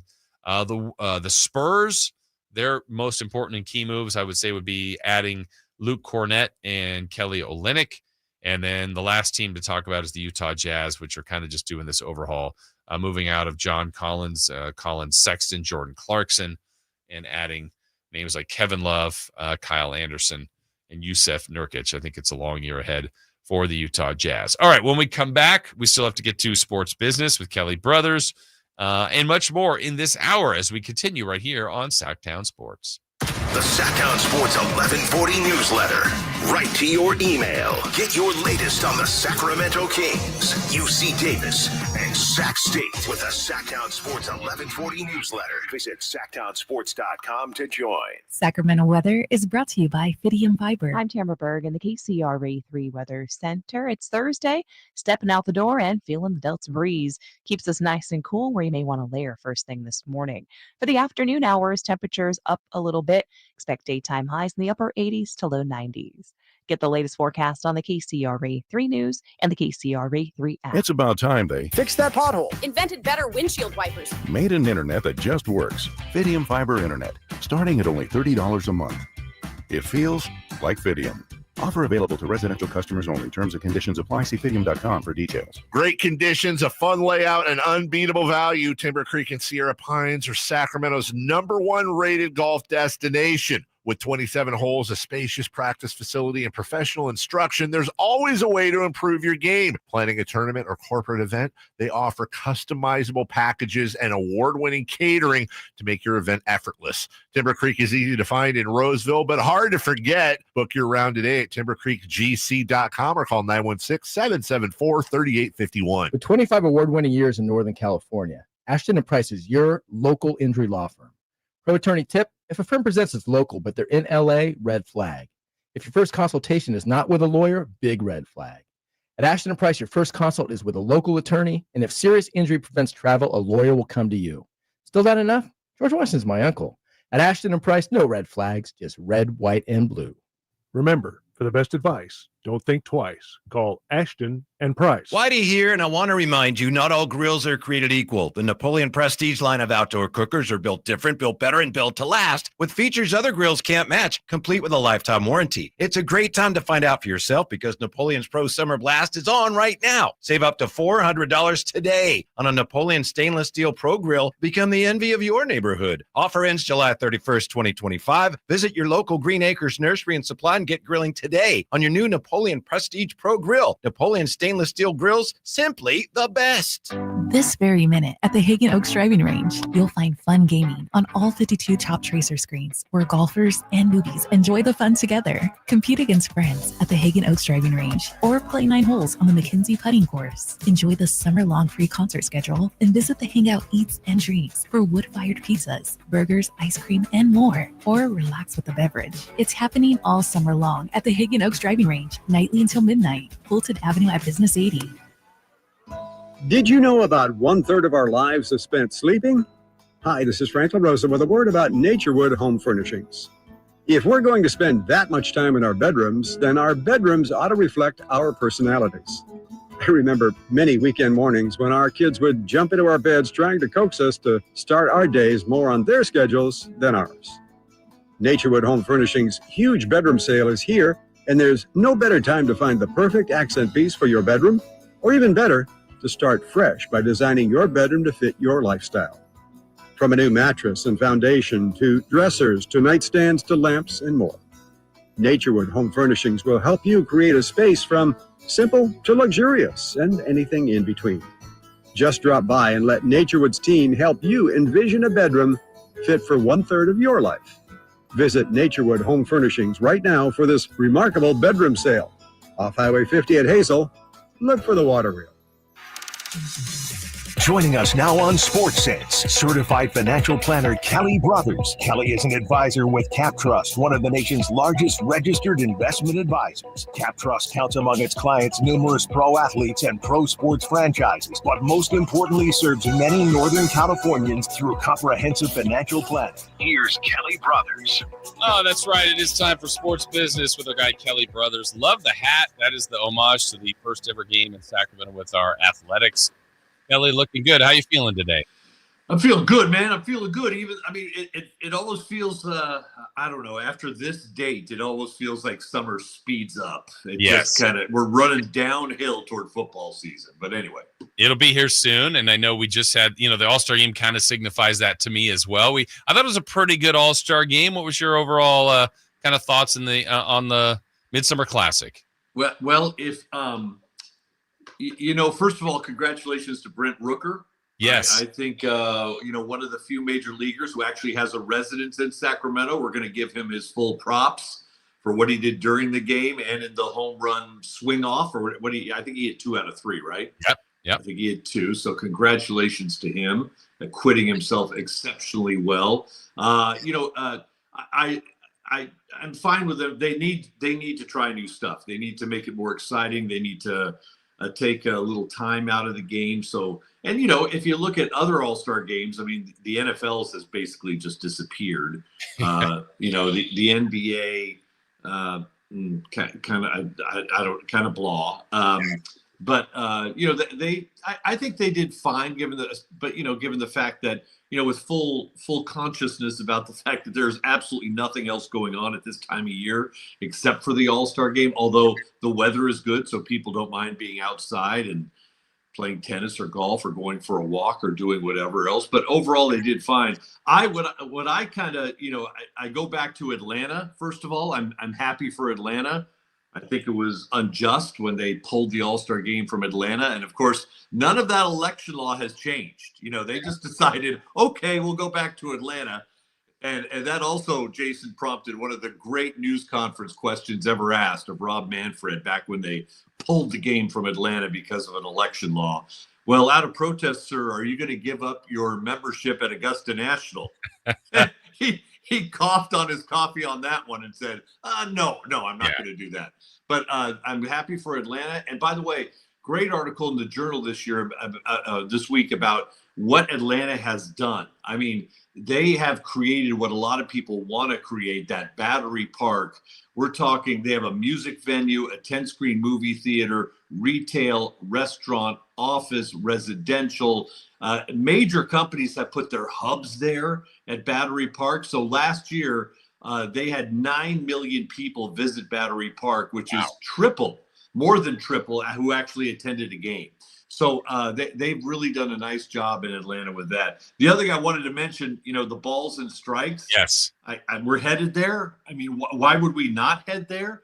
I just wish there was a green light and a red light, and they keep the umpire behind home plate, but he sees a green light or a red light and, calls balls or strikes. And, if he thinks it's a strike, but it hits red, he needs to rethink that, obviously, and just call it a ball. So I think we're headed there, but I hope to keep the umpires in the game.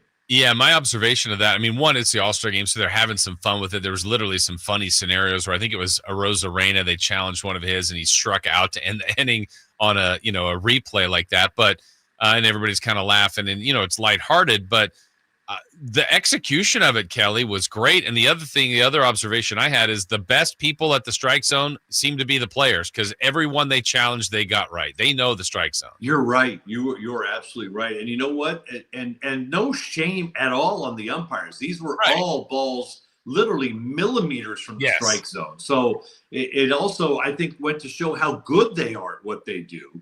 But, at the same time, every ump has a different strike zone.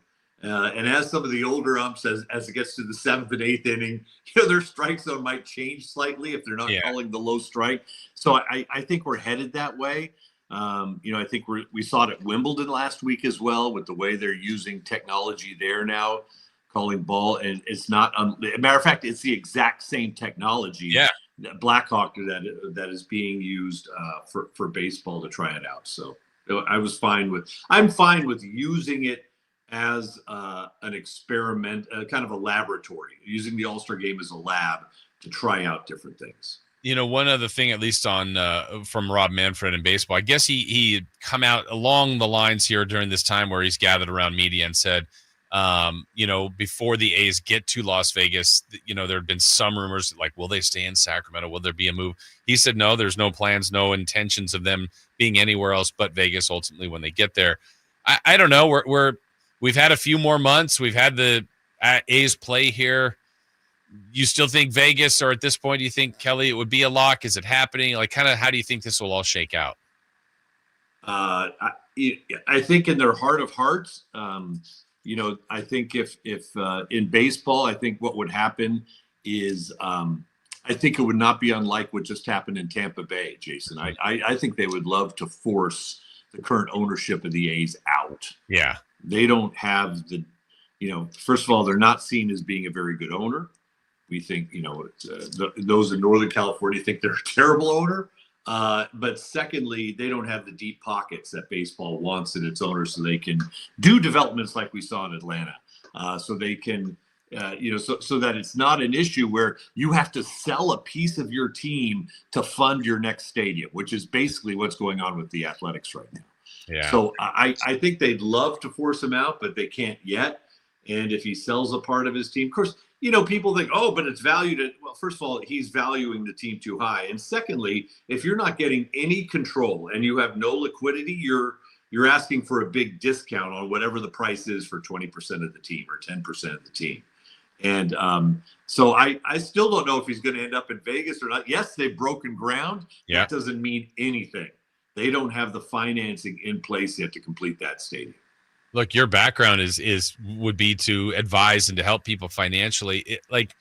I'm trying, Kelly, honestly, to see this from Fisher's perspective. And I know there's pride, there's ego here too. It just, a perfect world, they get everything done and it gets to Vegas in 3 years from now, or whatever the timetable is that ultimately end up going to be a financial win for him? It feels like that there's a lot of stuff going on, but from what he went through to what they're going through to getting to there, that financially, is that something you would advise him to do? I think you have to look at, let's go back to this, Jason. I'd love your opinion on this. In the end, was the move to Vegas good or bad for the Raiders? I would say for the Raiders, it's probably been good. I think. I agree. Yeah. I agree. Not only that, it offered up it gave Vegas a new venue, the size of which they did not have, for stadium type concerts. Sure. Something they did not attract before then. And it was nicely, kind of folded in with Mandalay Bay and the other hotels around there. So, I just think he is, I don't know. he just seems so disliked. And I don't know if it's just because I'm in Northern California and you hear the belly aching from Oakland fans, and you hear the belly aching from Sacramento people who think, boy, we just got a redheaded stepchild of a team. I mean, even, anyone will tell you that in Sacramento, in the higher levels of finance or government, we really don't want the A's and John Fisher. We just want to prove we're a major league team to maybe get an expansion team with a real owner. Mm-hmm. So I don't know. he just doesn't have the respect of anyone at this time. I don't know if Vegas is going to be his salve or not. I don't know if people will go in the numbers he's thinking of but of course I haven't seen the ballpark yet, and I don't have a sense of where it is on the strip in terms of getting people just to kind of drop in. Yeah, as we're talking with Kelly Brothers, talking sports business. I know we just we talked a little bit about Wimbledon and their same kind of stuff that could measure inbounds, out of bounds, and faults and all that kind of stuff, or I should say for tennis. But the tournament also wrapped up. Another one of their majors. Is so much history and tradition there. Just curious your thoughts on just kind of how that all played out at Wimbledon. No, Jason, it's foreign to us as a sporting event, you might say. To see people in suits and ties and very well dressed, going to games, eating strawberries and cream, that all seems very foreign to us. But, it is very much like the Masters. You don't see advertising. You don't. It's all about Wimbledon. It's all about the fan experience. And I just, the one thing I'd point out is for that men's final, which is great tennis. And I don't know, just completely supports the idea that these tennis players are incredible athletes. The ones at the very top of their game, obviously, like Sinner and Alcaraz. But the get-in price was $20,000.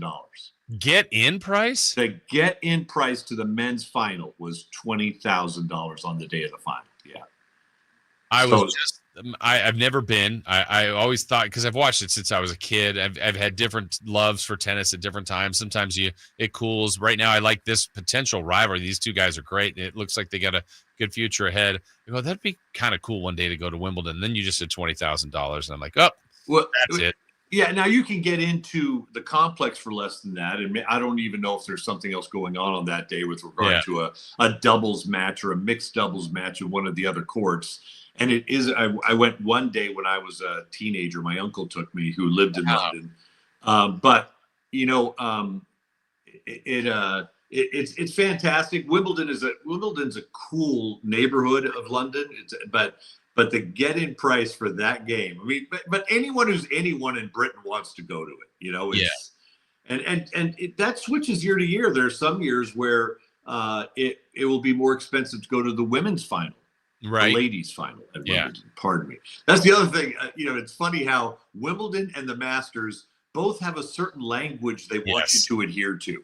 Yeah. They're not fans, they're patrons. Right. It's not women's final, it's ladies' final, or the gentleman's final. Gentleman's final. Quiet please. It's all very civilized, but boy, it's great sport when it's right. And I still remember as a kid when Boris Becker came out of nowhere as a 17-year-old to beat up on who everyone thought were players who were going to just smoke him, and he won the whole thing. And so it's still a great spectacle, I think. Yeah, he was diving all over the court. I remember, this guy's diving for tennis. It was great. I'd love to see him. What an experience that you went. How cool was that? It was fortunate. My uncle was a huge tennis fan, and like I said, he lived in London. So, the grounds are beautiful, and you can get some great tennis, on some of the outer courts. But man, they have built it up, not unlike we've done with, and I got to admit, I've never been to the U.S. Tennis Center in Flushing, New York, where they hold the U.S. Open every year. But and that's a great spectacle as well. I need to look that up. I don't know what the get-in price for the men's final is at the U.S. Open, but I'll figure it out. Not 20,000. I can tell you that. I don't think so, at least. Yeah. All right, Kelly. Well, thank you very much. Have a great week. We'll talk to you next Thursday. Thanks, Jason. All the best. You. Yep, thank you. That is Kelly Brothers giving us some insight on sports biz. 20,000, the get-in price. What are we doing? Oh man, I'm out of cash. I'll take two. Give me two. I'm coming in. I'm in. Good gosh. How do we get to these sporting events? It's incredible. All right, much more to come, including at the top of the hour. Let's jump into the Kings as they complete the 4-0 sweep of their Las Vegas schedule. We'll have some post-game reaction from Coach Dip, also from Isaac Jones, who had another game, Isaiah Stevens, who's trying to get attention to with the big squad, who did some nice things in the point guard spot. That's coming up at 8. Much more of the show as we continue right here on Sacktown Sports. You might hear when listening to a Sacramento Kings game. Out of Keegan, going for another triple. Man, is he feeling it. Keegan, can he do it? Yes, there's number 11, Keegan Murray. Keegan steps back. He just knocked down his 12th three-pointer, a Kings franchise record. He's got 45 points. Never miss a moment of Sacramento Kings basketball with Sacktown Sports and the Sacktown Sports app. Hey, Green Gobbler here. So you've got a clogged drain in your bathroom. Water in the sink's overstaying its welcome. You're spitting today's toothpaste on top of yesterday's toothpaste. You hope that it go away. Yeah, clogs don't just go away. I make them go away. I'm Green Gobbler, the only clog dissolver you need. I'm bleach-free, safe for your pipes, and I work. Guaranteed or your money back. Because I never met a clog that was going to unclog itself. Green Gobbler. Let the gobbler get it. Why'd I go to the doctor? One day at the firehouse, I was so lightheaded I could barely stand. Even my crew noticed. Getting checked out was the right call. Turns out I have atrial fibrillation, which increases the risk of stroke about 5 times. Symptoms like irregular heartbeat, heart racing, chest pain, shortness of breath, fatigue, or lightheadedness can come and go. But if it's AFib, the risk of stroke remains. If you have symptoms, contact a doctor. I'm so glad I did. Visit notimetowait.com. Sponsored by Bristol-Myers Squibb and Pfizer. Hey, Green Gobbler here. So you've got a clogged drain in your bathroom. Water in the sink's overstaying its welcome. You're spitting today's toothpaste on top of yesterday's toothpaste. You hope that it go away. Yeah, clogs don't just go away. I make them go away. I'm Green Gobbler, the only clog dissolver you need. I'm bleach-free, safe for your pipes, and I work. Guaranteed or your money back. Because I never met a clog that was going to unclog itself. Green Gobbler. Let the gobbler get it. Ready to order? Yes. We're earning unlimited 3% cash back on dining and entertainment with the Capital One Saver Card. So let's just get one of everything. Everything? Fire everything. The Capital One Saver Card is at table 27, and they're earning unlimited 3% cash back. Yes, Chef! This is so nice. Had a feeling you'd want 3% cash back on dessert. Ooh, tiramisu. Earn unlimited 3% cash back on dining and entertainment with the Capital One Saver Card. Capital One, what's in your wallet? Terms apply. See CapitalOne.com for details. You're not at your house. You're at a lavish seaside estate. You're not walking the dog. You're hunting for clues in an Agatha Christie mystery. See it differently with BritBox. Stream an endlessly entertaining collection of British TV, including new original series, Ludwig, starring David Mitchell. Bit awkward, really. I think I might just have solved a murder. And Outrageous, a scandalous true story. Seems there's a political extremist in every family these days. See it differently when you stream the best of British TV with BritBox. This is the story of the one. As a lineman, he does whatever it takes to keep the power on in his community. And he wants a partner like Grainger who does the same. Grainger offers the professional-grade products he needs, from voltage detectors to harnesses to hard hats, plus fast, dependable delivery, so he can rise to every challenge. Call 1-800-GRAINGER, click Grainger.com, or just stop by. Grainger, for the ones who get it done. Mike Rowe here with a quick question. Have you noticed cracks in your drywall, chimney, or exterior walls? I hope not, because if you have, they could be indications that you've got a much bigger problem with your foundation. That's where Groundworks comes in. They can honestly assess your situation and create a plan to stabilize your foundation. Schedule your free inspection at groundworks.com/row. And while you're there, check out my latest dirty job. It's a good one. Licensed in all states where work is performed. See website for details. Power Business Technology is proud to be a 100% independent, locally owned and managed Toshiba copier dealer. Local ownership cuts out the red tape, allowing ourselves to never be too busy to personally answer the call when our clients need us. Recognized for excellence in service execution, training, and customer service, we're proud to be named a Toshiba ProMasters Elite Dealer since 2021. Contact us today for all of your business printing needs at 844-POWER-BZ. That's 844-769-3729, or visit us at powercopiers.com. Get ready for a night out with Jordan Davis.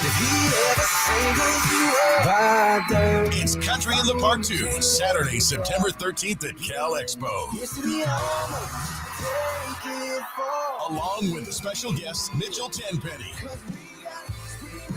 Low Cash, Vincent Mason, and Avriana. Make it a family day out with food trucks, games, dancing, and more. Saturday, September 13th at Cal Expo. Sponsored by Trex Racing Cage, Chicken Fingers, and Naturewood Home Furnishings. Tickets at catpfest.com. Come check out Capital Casino, Sacramento's #1 poker room with the most variety of table games in the region in a safe and friendly environment. Plenty of well-lit parking available, conveniently located in downtown Sacramento. And remember, Capital Casino has the best food, the best service, and the best action. 411 North 16th Street in downtown Sacramento. For more information, log on to capital-casino.com, and please gamble responsibly. 1-800-GAMBLER.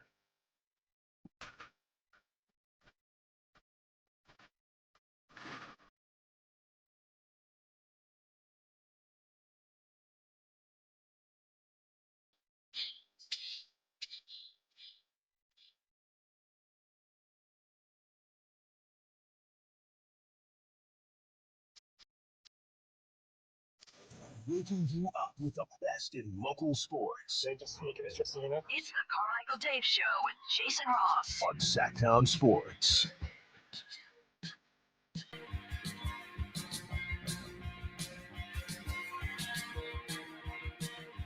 Thanks again to Kelly Brothers for joining us. Normally on Thursdays. Business. He's good at business. Normally on Thursdays, we'd have Sam Amick. Sam is on vacation for a couple of weeks, just like Dave. Dave will be back on Monday. We don't have a lot of time in this segment, so at the top of the hour, I do want to remind you that we are going to get into the Kings, because another victory yesterday, 4 wins, 0 losses. They've completed their summer league schedule, and we're going to get some reaction from those that were involved. Never lost. They have never, ever lost. And they've looked great. They really have, and different pieces have looked great, but we're going to hear from Isaac Jones, who had a good game yesterday. I remember that. We didn't get to use that enough, but you really liked that one. I did. That was one of your faves. Isaiah Stevens. On our trip, we happened to have been listening to that album on one of our longer drives, and the person that had it on their Spotify got a message of, "You're in the top 2% of listening to Aqua." And then Depeche Mystery, we'll hear from him. I'm looking forward to this year of Kings Rewind because, we got Doug involved, around late December? Yeah, right after Christmas or so, when the Kings made the move. But basically on Rewind and anything reference to Doug, it's Pulp Fiction, right? That's kind of your go-to? Yeah. Yeah. Keegan is the guy from Captain Holt from Brooklyn Nine-Nine. Sabonis was his song. Yes. DeMar was a song. DeMar was the song from Monk was the pizza guy. I'm a pizza guy. Did we have one for Zach by the end of the year? I don't really know that we did. Yeah. Oh, Zach LaVine. Duh. Let's see. We have the meats for Valanciunas, which he's gone. I don't think Laravia had one. Oh yeah, Laravia had one. What? Ay, papi. That wasn't his. You just wanted to play that. You did have. I like Trey Lyles. What you had for Trey? Do you have that handy? Or am I testing the limits here? I don't know what you mean. Like, what are you testing the limit? Like, you're asking for who? For the guy that would come off the bench and provide a spark and help out the team, and Trey Lyles. Trey Lyles? Is Yeah. he still play for the Kings? Well, at the moment, he's no. But you played actually 2 different things for Trey. Do you remember what you would play? Of course you do. I remember one of them, but I think you're talking about, this was my favorite one. He wasn't unlike you, Rebel. And to me, he's our greatest Canadian. That's the one I was thinking of, and then I realized Trey. You also had that one. We need another Canadian on the team. Yeah. All right. Well, speaking of Canadians, nice segue here. Last night, we mentioned the ESPYs were going on. Shane Gillis was the host. This is part of his monologue, and he talked about this Canadian. SGA is here. Give it up for SGA. Hell yeah, bro. And now everybody sitting around him is in foul trouble. All right. He had this one about Shedeur Sanders from Colorado, son of Dion.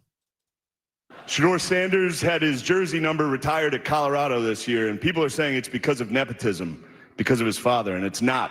It's because he went 13-12 over his career, and he almost won the Alamo Bowl. Definitely not nepotism, right? All right. Let's see what else. We got a couple other here from him. This one, okay, here's one that he dropped on everybody. 4-time WNBA All-Star Brittany Hicks is here. Give it up for Brittany, everybody.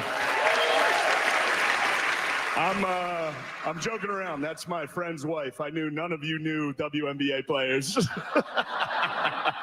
He literally just showed someone in the audience, and then his friend was just cracking up next to that lady. But yeah, it was all right. It was an all right monologue. But if you had a chance to check it out, he also got one more here from ESPY's host Shane Gillis. The New York Knicks had a great season. Yeah, hell yeah. Karl Anthony Towns is here. Hey, girl. Yeah, he had some others, some hits, some misses, I would say for sure. He got me on a good one. There was one, he said something about Aaron Rodgers. That was good.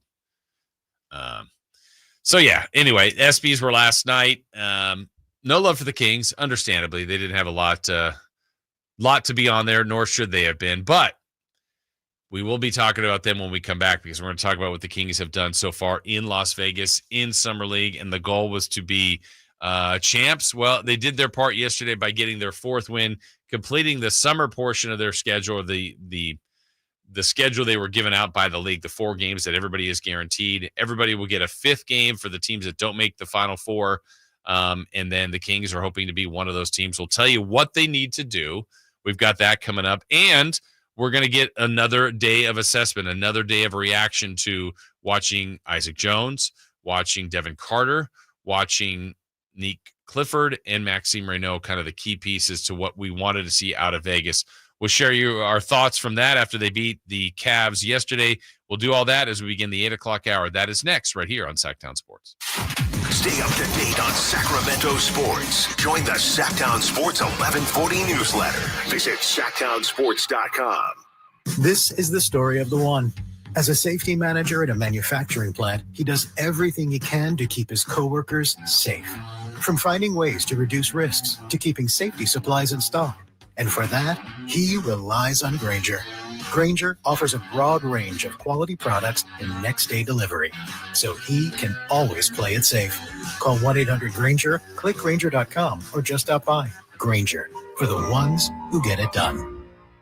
Sacramento weather is brought to you by the Roseville Auto Mall. I'm Tamara Berg in the KCRA 3 Weather Center. It's Thursday, stepping out the door and feeling the Delta breeze. Keeps us nice and cool where you may want to layer first thing this morning. For the afternoon hours, temperatures up a little bit. Expect daytime highs in the upper 80s to low 90s. Get the latest forecast on the KCRA 3 News and the KCRA 3 app. The Roseville Auto Mall is Northern California's ultimate destination when looking for your next vehicle. Find the largest selection with 20 top brands. And right now, save big on the perfect vehicle for your summer fun during our summertime savings event. The Roseville Auto Mall, driven to be the best. Hey, it's Carmichael Dave for your second opinion partners, American Energy Heating and Air. Here's what they're asking from you. Not much. If you're working with another HVAC company, not a problem. If you called them, if you got some sort of an estimate, just call American Energy. Let them come out. Let them check out the problem. You might be surprised. You might find you don't need all those repairs. But if you do, even a replacement for your air conditioning unit, just let them give you their price. Odds are you're going to find that you're saving a lot of money and a lot of peace of mind because you are working with a company that's been around since 1981, that has an A+ with the Better Business Bureau, and will save you money and will guarantee their work. 916-520-9990. That's 916-520-9990. Don't trust me. Go to Google, go to Yelp, read the reviews, go to AmericanEnergyAir.com and get your second opinion. Jingle singers, here you go. Call 916-520-9990 now. He waited a lifetime for this moment. Now it's time to celebrate. The official collection.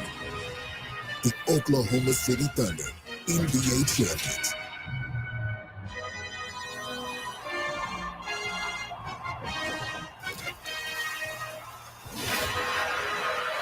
Available now at NBA Store. A Fanatics experience. Fargo, your virtual assistant from Wells Fargo, makes banking faster and easier. Like this. Fargo, what did I spend on groceries last month? And this. Fargo, turn off my debit card. And this. Fargo, what's my checking account routing number? And that's just the beginning. Do you Fargo? You can in the Wells Fargo mobile app. Learn more at wellsfargo.com/getfargo. Fargo is only available on the smartphone versions of the Wells Fargo mobile app. Wells Fargo Bank N.A., member FDIC. Buckle up, racing fans! Adrenaline is back in full blast on July 19th. It's chaos, carnage, and crazy fun with boat trailer racing and more at the Stockton 99 Speedway on July 19th. Don't miss the madness. Tickets starting at just $15. Get yours today at stockton99.com. KHD1 Sacramento, KYMX HD3 Sacramento. From the Power Business Technology Toshiba Studios, Sacktown Sports 1140. The Carmichael Dave Show. He's on the microphone when he's not on the microphone. He's playing a song, and when he's not playing a song, he's on the microphone, and then boom, with Jason Ross. No, he didn't. Yes, he did. Call or text at 916-339-1140. It's the Carmichael Dave Show with Jason Ross on Sacktown Sports.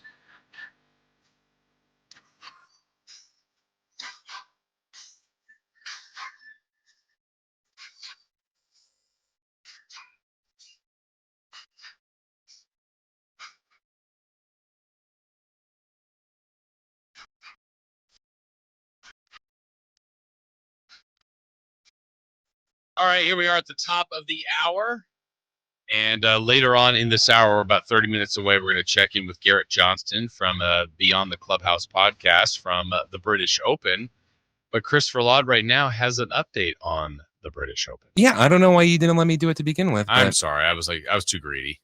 All right. So Let's go get for it. Let's go it now. Let's do it. The 152nd Open Championship from Royal Troon. Their leaderboard is brought to you by Naturewood Home Furnishing. Naturewood? Where it's all about choices and always about quality. Jacob Olsen and Hatong Lee, they are currently in the lead at 4 under par. Also, Matt Fitzpatrick, he's tied with them at 4 under par. And just right behind them, Matthew Jordan at 3 under par and American Scottie Scheffler at 3 under par. That's your leaderboard update. Now back to you, Jason. Hey, thanks. Appreciate that. So there you go. We're going to have constant updates for you on what's going on at the British Open. What's going on in Las Vegas is the Sacramento Kings. That's what's going on. Winners again yesterday. They took out the Cleveland Cavaliers. 94-86 was the final. Point differential will be a factor in this, and we'll explain that as we go along. But as far as the Kings go and played, shot the ball well from the floor, not very well from three, though they got better as the game went along. Did not rebound very well. Especially, what was the final? 23 offensive rebounds, 10 by Naquan Tomlin. One guy specifically for the Cavs was just torturing the Kings. But now let's talk about the guys that were actually on the floor that we're going to be hoping that will contribute to the Kings this next season. Isaac Jones, who we know is under contract. Really solid performance, 8 of 11. Did miss his 2 corner threes, but 17 points, 3 rebounds, got a block. And Isaac Jones, I've been talking about him in the sense that he is an effort, energy, hustle guy. And when you're thinking about him, he's got to continue to play that way because he's not a guy that, he's a spark. There's definitely a spark with him. He's a guy that doesn't get his own. Let's put it that way, that he's reliant on others to help him out, but that's okay. That's what his role is going to be. He was one of the bright spots in last year's Vegas Summer League and certainly shows that there's a spot for him and just where will the minutes come. But you hope that he's a guy you can count on in a team that's trying to play a lot of players. Another guy that's in that spot is returning and is getting more and more reps is Devin Carter. Carter didn't shoot the ball as efficiently. Game 2 and Game 3, he was incredible as far as his efficiency. His final line, 3 of 9, 1 of 6 from 3, made all but one of his free throws. Did have a balanced attack, 5 boards. He's a really good rebounder, 6 assists. Did have 4 turnovers, had a block. Still to me, Devin Carter's best spot is he can defend, no questions there. I think he will cause havoc on the defensive end. He's just around the ball. He's got a nose for the ball. His intensity, his competitiveness. He checks a lot of boxes. I don't think he checks the point guard box. Can they play him in the position? Sure. But I don't think that's a position of strength. I still kind of like him off the ball. I think when he creates, it's more so for himself, and not meaning that in a selfish way. I just think sometimes point guards' innate abilities and instincts are, I might go to create for myself, but I also am putting enough pressure on the defense where by the moves I made, or by the pressure I put on them, by a dribble, by a spin move, by an attack of the lane, by getting to the paint, I'm collapsing things and I'm finding other people. Carter does that to some extent, but more of it is done for his own game, and that's okay, but that's primarily a combo guard or a guard off the ball, and I think that suits him better, me personally. Then you get to the guys that, you're either two ways, like Dylan Cardwell, who still is that kind of physical, tough defensive interior guy. And then Isaiah Stevens, I thought when he ran the point, they were more effective. That's kind of been the case in person or watching it on TV like yesterday. The rookies, Maxim Reno. 10 points, 5 boards, 2 assists, 3 blocks. I like that number. Did have 6 fouls. You get 10 in Vegas. His best game still was game 1 for me, though he's been good, looks the part, and just needs to keep working and getting better. And I love the fact that he came back and played after missing the last game, and he talked about it in the in-game interview about the importance of trying to win a championship. So he is one of the guys that's showing that focus of trying to win this thing. And then Nique Clifford, saved him for last. Nique's final stat line in 31 minutes. Remember, I think he only had about 3 to 5 points at the half, ended with 19 on 8 of 15, 7 boards, 9 assists, only 1 turnover. I'm just liking him more and more and more every time I watch him. I just think he's so composed. The Swiss Army knife has been the label, and it fits his versatility. He could be put in a lot of different spots, guard a lot of different positions, play a lot of different offensive positions, be an attack guy, be a creator, be a part of the offense, rebounder, defender. There to me is a lot to like about Nique Clifford. And again, smallish sample size, but was a good college player. The more I watch him, the more I like, and I'm sure Doug Christie and the staff is feeling the same way. So as far as what they need to have happen, well, here's the situation right now for the Sacramento Kings, and we'll get into this a little bit more too coming up. But 4-0 as one of the 4-0 teams, and now they are ahead at this point of Minnesota, who also went to 4-0, but they've got a better point differential. Oklahoma City is 4-0. Their point differential is at 14.8. So they're a team above the Kings. So as of now, it looks pretty good for the Thunder, pretty good for the Kings. The Timberwolves may be at 4-0. There are 5 other teams that are 3-0. Charlotte, the Clippers, the Spurs, the Raptors, and the Hawks. They all play today, including the Spurs that are playing the Hornets. So one of them will lose, obviously, and that team will be eliminated. But where will the Kings end up? Their goal is to be one of the final 4. And so they'll do scoreboard watching today. We will check that out. First, let's hear some post-game reaction, though, from the guys that got involved yesterday. We're going to start with Isaiah Stevens, the guy that came off the bench, I thought played well as a distributor. We've talked about this before, whether it's with Bob Gerald or just our own observations. When you're in Summer League, you need a point guard out there. Even if it's a guy that won't be on the big club, just someone that's got experience that can get people involved. I know Dallas, to me, was using Cooper Flagg in that role, and I don't know that it best suits him, but it shows his versatility. Some teams just don't function as well when they can't really get their offense going, but Stevens has done a nice job with that. He was talking to the media after the game yesterday. Here are his thoughts. Obviously 4-0 for you guys. That defensive identity seems to be coming up big. What do you think was working well tonight? I think, like you said, we knew it was going to be a tough game, especially coming out playing in the morning, but we're going to have to bring our own energy, and I felt like we did that for parts of the game. Definitely could have been better, but for the most part, we leaned into what our identity is, and that's just pressuring, making them feel us, trying to make the game ugly at times, and so far we did that. That could have been better. What do you feel like could have been cleaned up? I just feel like different times in communication aspects, and we're still getting to know each other. So things that you would typically clean up, like in practice settings, we're trying to do on the fly. And so that's like the beauty of Summer League, because it really makes you have to pour together if you want to find success. And we've been doing a great job of that, but obviously we're chasing like a really big goal. And so we're going to have to clean up some of our communication mistakes, but that's basketball, though. Yeah, a really cohesive group. You've been out in Summer League before. Just what do you make of how quickly this group is all connected? Yeah, man, this just reminds me of the team I was on last year. A little bit different, but I think we just all gravitated towards each other very fast.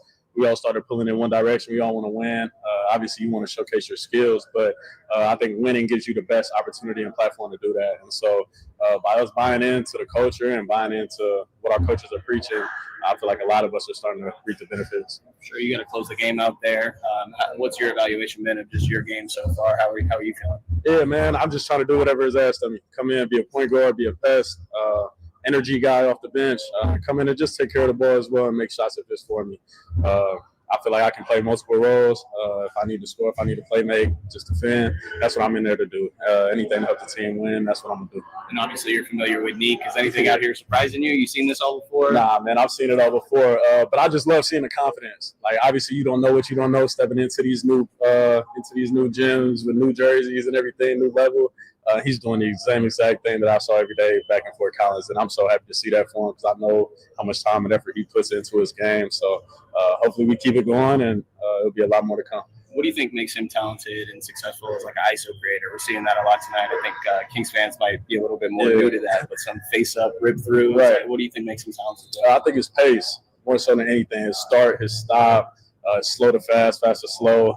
I think he knows, obviously, what he's going to do better than anybody else. And so once you really start to dial into that, you become a really hard player to stop. Yeah, especially as a playmaker with yourself. What's it like playing with these bigs? You got a lot of dynamic guys with Max and Isaac. I think it makes it easier on all the guards. Like, it's not as much pressure to make every single play because we can throw it to them, let them be creators, and then we can just play off one another. And I think that's definitely opened up the floor for us and given us a chance to put points on the board. You've also been out there playing a lot with Mason and Devin, just Nique, a lot of other playmakers. What's it been like kind of finding your game playing with another? Yeah, man. And like I said, it was a little bit different, obviously, than the previous team I was on. But those are some really good players who are going to be in this league for a long time. So just trying to make their lives easier has always kind of been my niche, whether that's on the ball, off the ball. Like I said, on both ends of the floor, just trying to do what I can. Still sure. Beauty is something. Is this? Could you just expound on that? Maybe does it remind you of your AAU days? Yeah, a little bit, but also understanding that we're all trying to take our next step in our individual journeys, but the best way to do that is coming together. So far, I've been a part of two teams that have really come together, and so far won a ton of games. And I think my experience, it might not be that way for everybody, but so far my experience has been pretty cool. And on the importance of just staying ready for those opportunities, can you just talk about what you learned from maybe those AAU eating gummy worms? Yeah, no gummy worms anymore, man. A lot of fruit, a lot of just protein-packed meals, a lot of carbs the night before. Staying hydrated. Our team is doing a great job of providing us with everything we need. Yeah, a few questions about Las Vegas with your time here in Summer League and coming here with CSU. Just what would you make of Las Vegas' potential expansion city? I've been out here a ton, played a lot of basketball out here. It's been fun. Obviously, I'm out here on business trips majority of the time, so my experience might be a little bit different, but I know it's hot for sure. That's one, so you definitely got to stay off your feet, stay hydrated. But it's been cool, man. I've always viewed it as a place that a lot of people come to enjoy the game. Got to wait and see what's going on with point differential, but looking forward to a chance to compete for that championship. Absolutely, man. We did our part. Hopefully we could have won a few more games by more points, but that's just the way the game goes sometimes, man. We did our job. We went 4-0. Hopefully we get a chance to play for a championship, but you just kind of got to let the chips fall where they may at this point. I like when hearing Stevens. I mean, he said the very first comment, I think Brendan asked the first introductory question. He's like, look, we are chasing a really big goal. So they went there with a goal of winning the Summer League championship. And again, there might be some of you out there go, big deal. Who cares? It's just the Summer League. That's fine. And that may be your mentality. The point is it's not their mentality. These guys, most of the roster either won't be NBA players or won't be on the Kings, the majority of it. But the guys that we've been talking about, will be and have a chance to be. And that group has been playing at a level that I'm sure Doug Christie and Scott Perry want the big team to do, where there's been a consistent pickup level, full court. There's been a consistent intensity on the defensive end. The offense has been sharp, moving it, sharing it. I mean, these are all attributes to me that, one, are appealing to watch, even if it's summer league, even if it's not the largest of crowds and you don't know the competition you're playing in. These are winning habits and winning ways that they're building. And it doesn't mean it will carry over full force to the team, but it can. And we always talk about how veterans can help guide the young players and teach them the ways of the league, which is true. But you also can have a little bit of a reverse scenario that happens where there's just an influx of excitement, youthful, that enthusiasm that new players can come into the league with, that might revitalize and recharge the veterans, to the point I talked about it earlier about the Warriors last year, where this is a championship caliber team. They know what it takes to win a championship, and they weren't feeling it. And then all of a sudden they get in Jimmy Butler, wasn't a young guy, but a veteran who then just, by his presence, all of a sudden they had just a different look at it and a different vibe, and it completely changed. So I don't know if that will happen directly. I was glad to see DeRozan was at the game, checking it out, watching his hopefully soon to be teammates here. And these guys can make an impact with their performance and all of a sudden get on the floor and you're going, well, I didn't think these rookies were going to play much, or these second year guys, but boom, here they are, and they've made an impact, and that we like their style and their energy and all that stuff. And then here they are. So another one of those guys is Isaac Jones. And Isaac Jones yesterday had a good game, as we mentioned. Here he is post game with the media. No regrets on wearing the mask. Feeling all right? Nah, because I can't really see with the mask, so took some hits, but I'll be all right. Fair enough.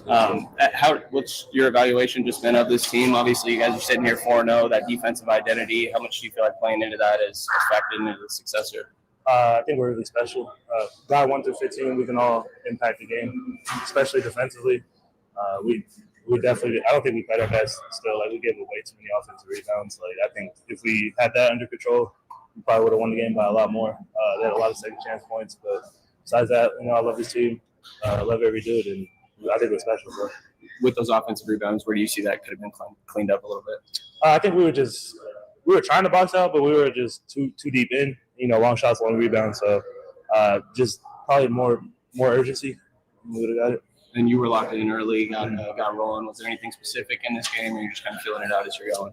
I think I was just feeling it out as I was going. I realized they didn't want to run with me, so I tried to get on the rim as much as possible, and it just worked out. So Dib talked about they're moving, like playing with moving you to the floor a little bit, and part of that is sprinted to corners instead of maybe sprinting to the rim. But obviously, you're still balancing both. What's that been like for you? It's kind of hard sometimes because I like dunking, so the first thing I think is like, man, go get on that rim. But it's cool because when I do my job and sprint to the corner, it opens up the game for everybody. So I'm getting used to it.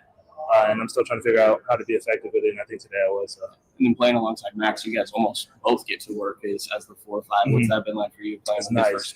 Yeah, he's real skilled, so it's easy. Like we could just switch whenever. Like if I'm the first one down, I can play in, he can play out. So it's a nice little flow to it. Did you know about Max at all before with coach? Okay. Yeah, and I played him the year before, so right. Yeah, I knew everything about Max. Okay. So. Anything stand out to you different being around him? He's funny. I didn't think he was gonna be funny, but then. Yeah, I think he's just funny. You should hear some of the stuff he says. We got any funny stories? So fun. Like, he doesn't stay, bro. He'll just walk up to me and be like, "You're a good dog." Just start petting. But nah, he's a character, man. I love him. Okay, for sure. And then how are you getting to know Nique? Obviously, he's balling out there. You're seeing some of the off-the-dribble ISO creation. What are your impressions of him then? Yeah, he's really skilled, really confident, and especially when he's aggressive, you see he can just take over the game. So, no, he's definitely special. I think we got to steal picking him. And he's just a good person, so he's cool to be around. Sure. What's it been like working with Dip? I know you were familiar with him before. What do you think of the job he's done? No, that's my guy, so it's easy to listen to him. He's very easy to understand. Like, we want to buy into it because everybody loves him and stuff. But no, that's my player development coach. So we've been tight ever since last year. So it's just cool to see him coach and take a leadership role. And that defensive identity being the big thing for you guys sounds like that's obviously translate over to Sacramento as well. Just how much do you think you've been playing into that, and how have you been working with that? I definitely got to get better. I don't think I played my best defense here, but with my length and athleticism, I should be able to buy into it easily and affect the games. Just when I get in, just cause havoc. So, You and Dylan are both energy guys. What have you kind of told him about how to fill that role? For him, I said every rebound should be yours. Like big, strong dude, 6'10", 6'11", and he has a high motor, and he's only going to continue to get a better motor, and that's just going to take him to the next level. I feel like we're different types of energy. Like I'm probably more offensive than him, but I think we complement each other, so it's cool. Being able to run the floor so big, is that something that you've always done, or was there a coach at some point that encouraged you to start doing that more? And obviously, it's one of your strengths right now. Definitely my junior college coach. He started all the way back there. He was just telling me not to take my game to the next level. So that's what it was installed me to just run the floor. And, once I get in better shape, better game shape, I'm run even harder and then create more opportunities for me and my teammates. We started off laughing about, hits to the face. You just mentioned taking care of your body. What have you learned when you turn pro? Taking care of your body, nutrition, getting ready for these games, and these opportunities, staying ready. It's a long season. That's what I learned the most. So, some people aren't going to play sometimes, and you never know when you're never going to be called up. So, every day is important. You got to watch what I eat, make sure I get in the weight room, make sure I stretch and all that. You never know when your opportunity is. Thanks, guys. Appreciate you. All right, that's Isaac Jones. And, last year got a taste, right? 40 games that he played for the Kings. Let's go back to Isaac's numbers. Played about, the averages here, 7 minutes a game when he did play. Field goal percentage, let's see what he shot from the floor. 65%. A lot of that's around the rim. Free throw percentage at 64%. A board and a half a game, 0.3 assists, 3.5 points. I mean, doesn't get a lot of run, a lot of time, but now with what we believe will be a departure of Trey Lyles, Valanciunas is no longer there. You've got some Eubanks in the front court. You've got Maxim Reno, who's a rookie in the front court. He feels like a guy that's probably the best true four on the team. Now, he won't be a starter, but there is some developing that he's done and that he's going to have to continue to do, but the work ethic is there, the desire, and as he was asked there, he's being asked to do a few different things here as far as sprinting to the corner. That's differently than he's been kind of a rim runner, and a couple times yesterday he got the ball late in transition and was looking to create, and then it's like, all right, I'm just going to go right through everybody and dunk. So he's really grown, and it's been fun to watch his development. And the guy that has helped him with that is Depeche Mystery, who during the season has worked with him now as his summer league coach. And here's Coach Mystery after the Kings 4-0 start with that win yesterday. Closest one so far, winning it with that defensive identity. Just what did you kind of think of your guys' performance? I thought it was going to be a fight. That's a good team right there, and they challenged us, and we responded to the adversity, and it was great. I thought it was amazing. I like how they got challenged, but when things went rough, they got together, and I really, really enjoyed watching that. It seemed like Nique specifically recognized those moments when there's big runs in this game and stepped up. What do you think of his creation and recognizing those moments? Yeah, he knows it. He sees it. He feels it. He senses it. And guys know it too. And he takes the ball and he makes things happen for everybody. And it happens for himself too. But I just like how he controlled the game. What do you think of his self-creation ability? You see him facing up, some rip-through jumpers, that touch in the mid-range. Yeah. No, he's got a variety of ways to score and a variety of positions to score from, and it's exciting because it's difficult to guard. Yeah, and I think you held them below 40%, but there's the turnovers, offensive rebounds. What do you feel like you've been cleaned up there? Yeah, it's the offensive rebounds. They probably had over 20 second chance points. I think Tomlin had 7 offensive rebounds in the first half. That was a major focal point. We got to hit somebody. A lot of their shots were coming from threes, and it was long shots, you go long rebounds, so that ball was going everywhere. So it was tough, but we had to put a bow in someone's chest, and create the umbrella and let the ball fall in front of us and go get it, So we let a couple guys get loose, and that's where they got their offensive rebounds. And then with Max back out there today, you're seeing him. What have you thought of his switchability? You're seeing him go on to some guards there, and what have you thought of his versatility? No, I thought it was great. He does a great job of communicating and keeping bodies on bodies, and then when he switches, it's really good, because he keeps a hand up, so guys won't shoot on him. They see a contested three, and he can contain and move his feet. He even picked up full court. I love seeing that, and that's where we want to kind of just experiment and see what can he do, and challenge him, and he did. Isaiah Stevens closing the game out there instead of Crawford. What did you see from Isaiah? It's just like when Isaiah's out there, he's a point guard, and he can get us settled down. He can handle the pressure, put guys in the right spots. And I thought he was picking up really well. I just felt like we needed that for this game to take care of the ball.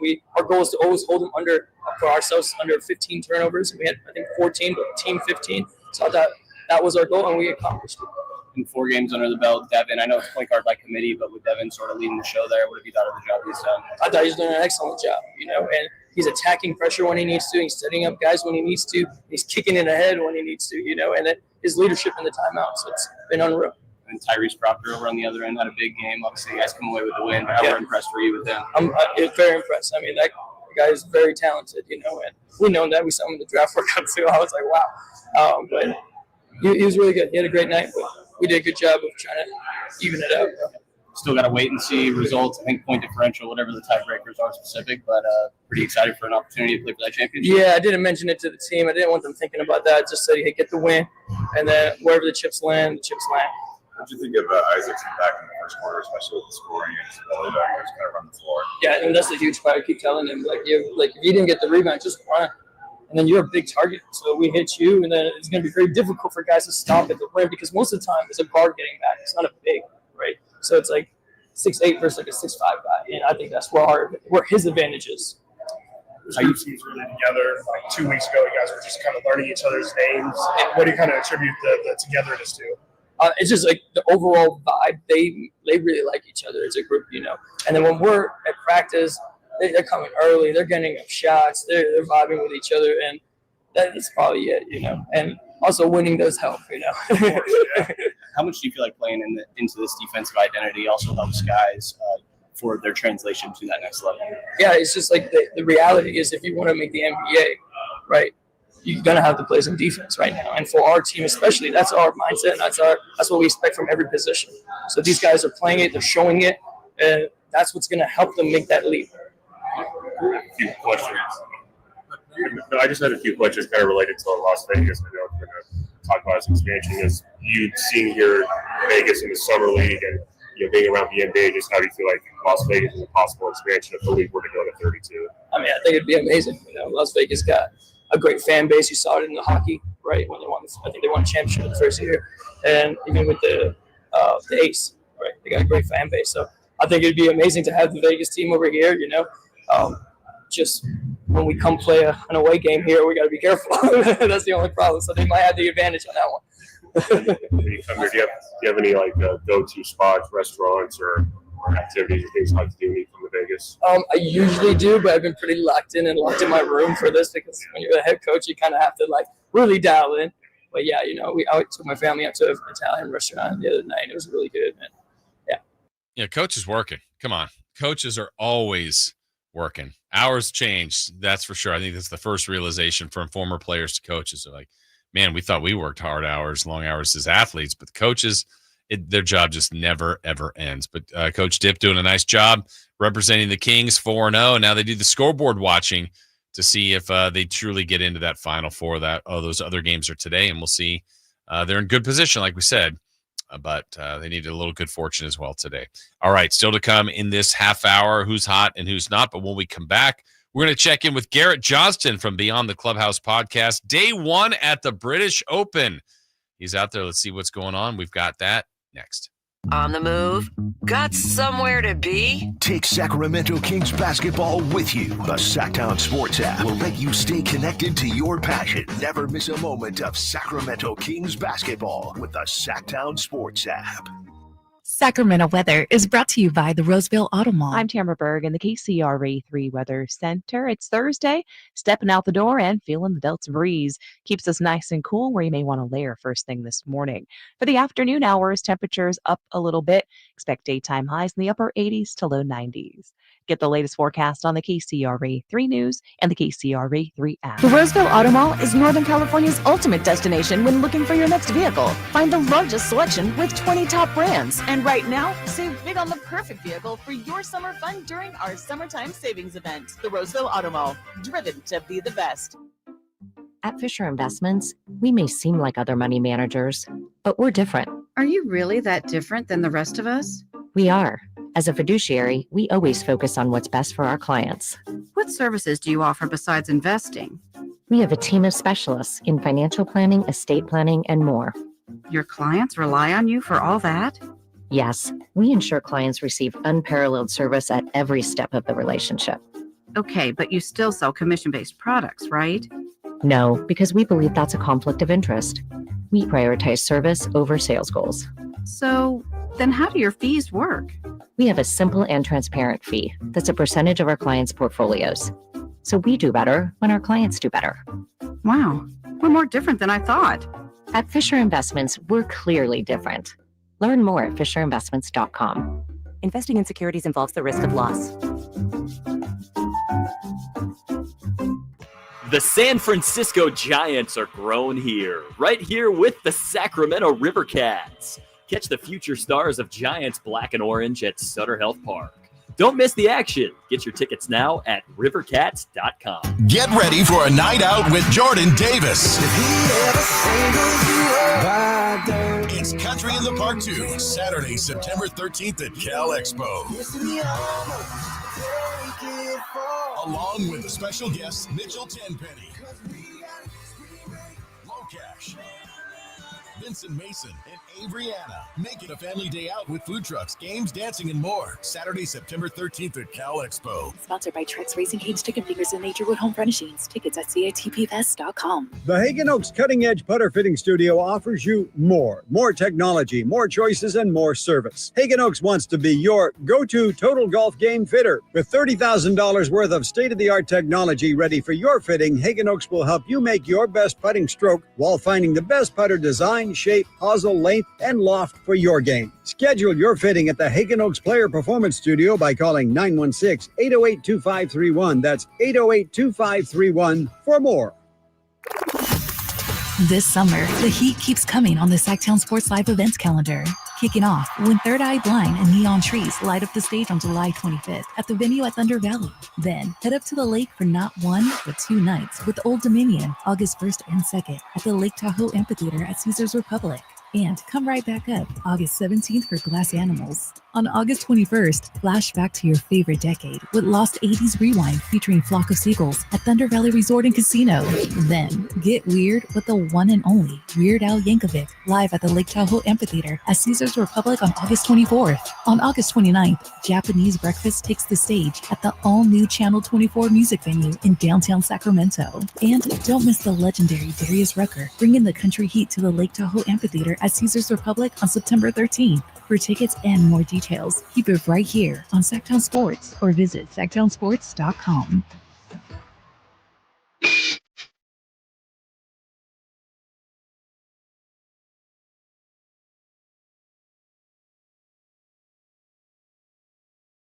Into the morning to get your sports fix. Live and vocal. The Carmichael Dave Show with Jason Ross.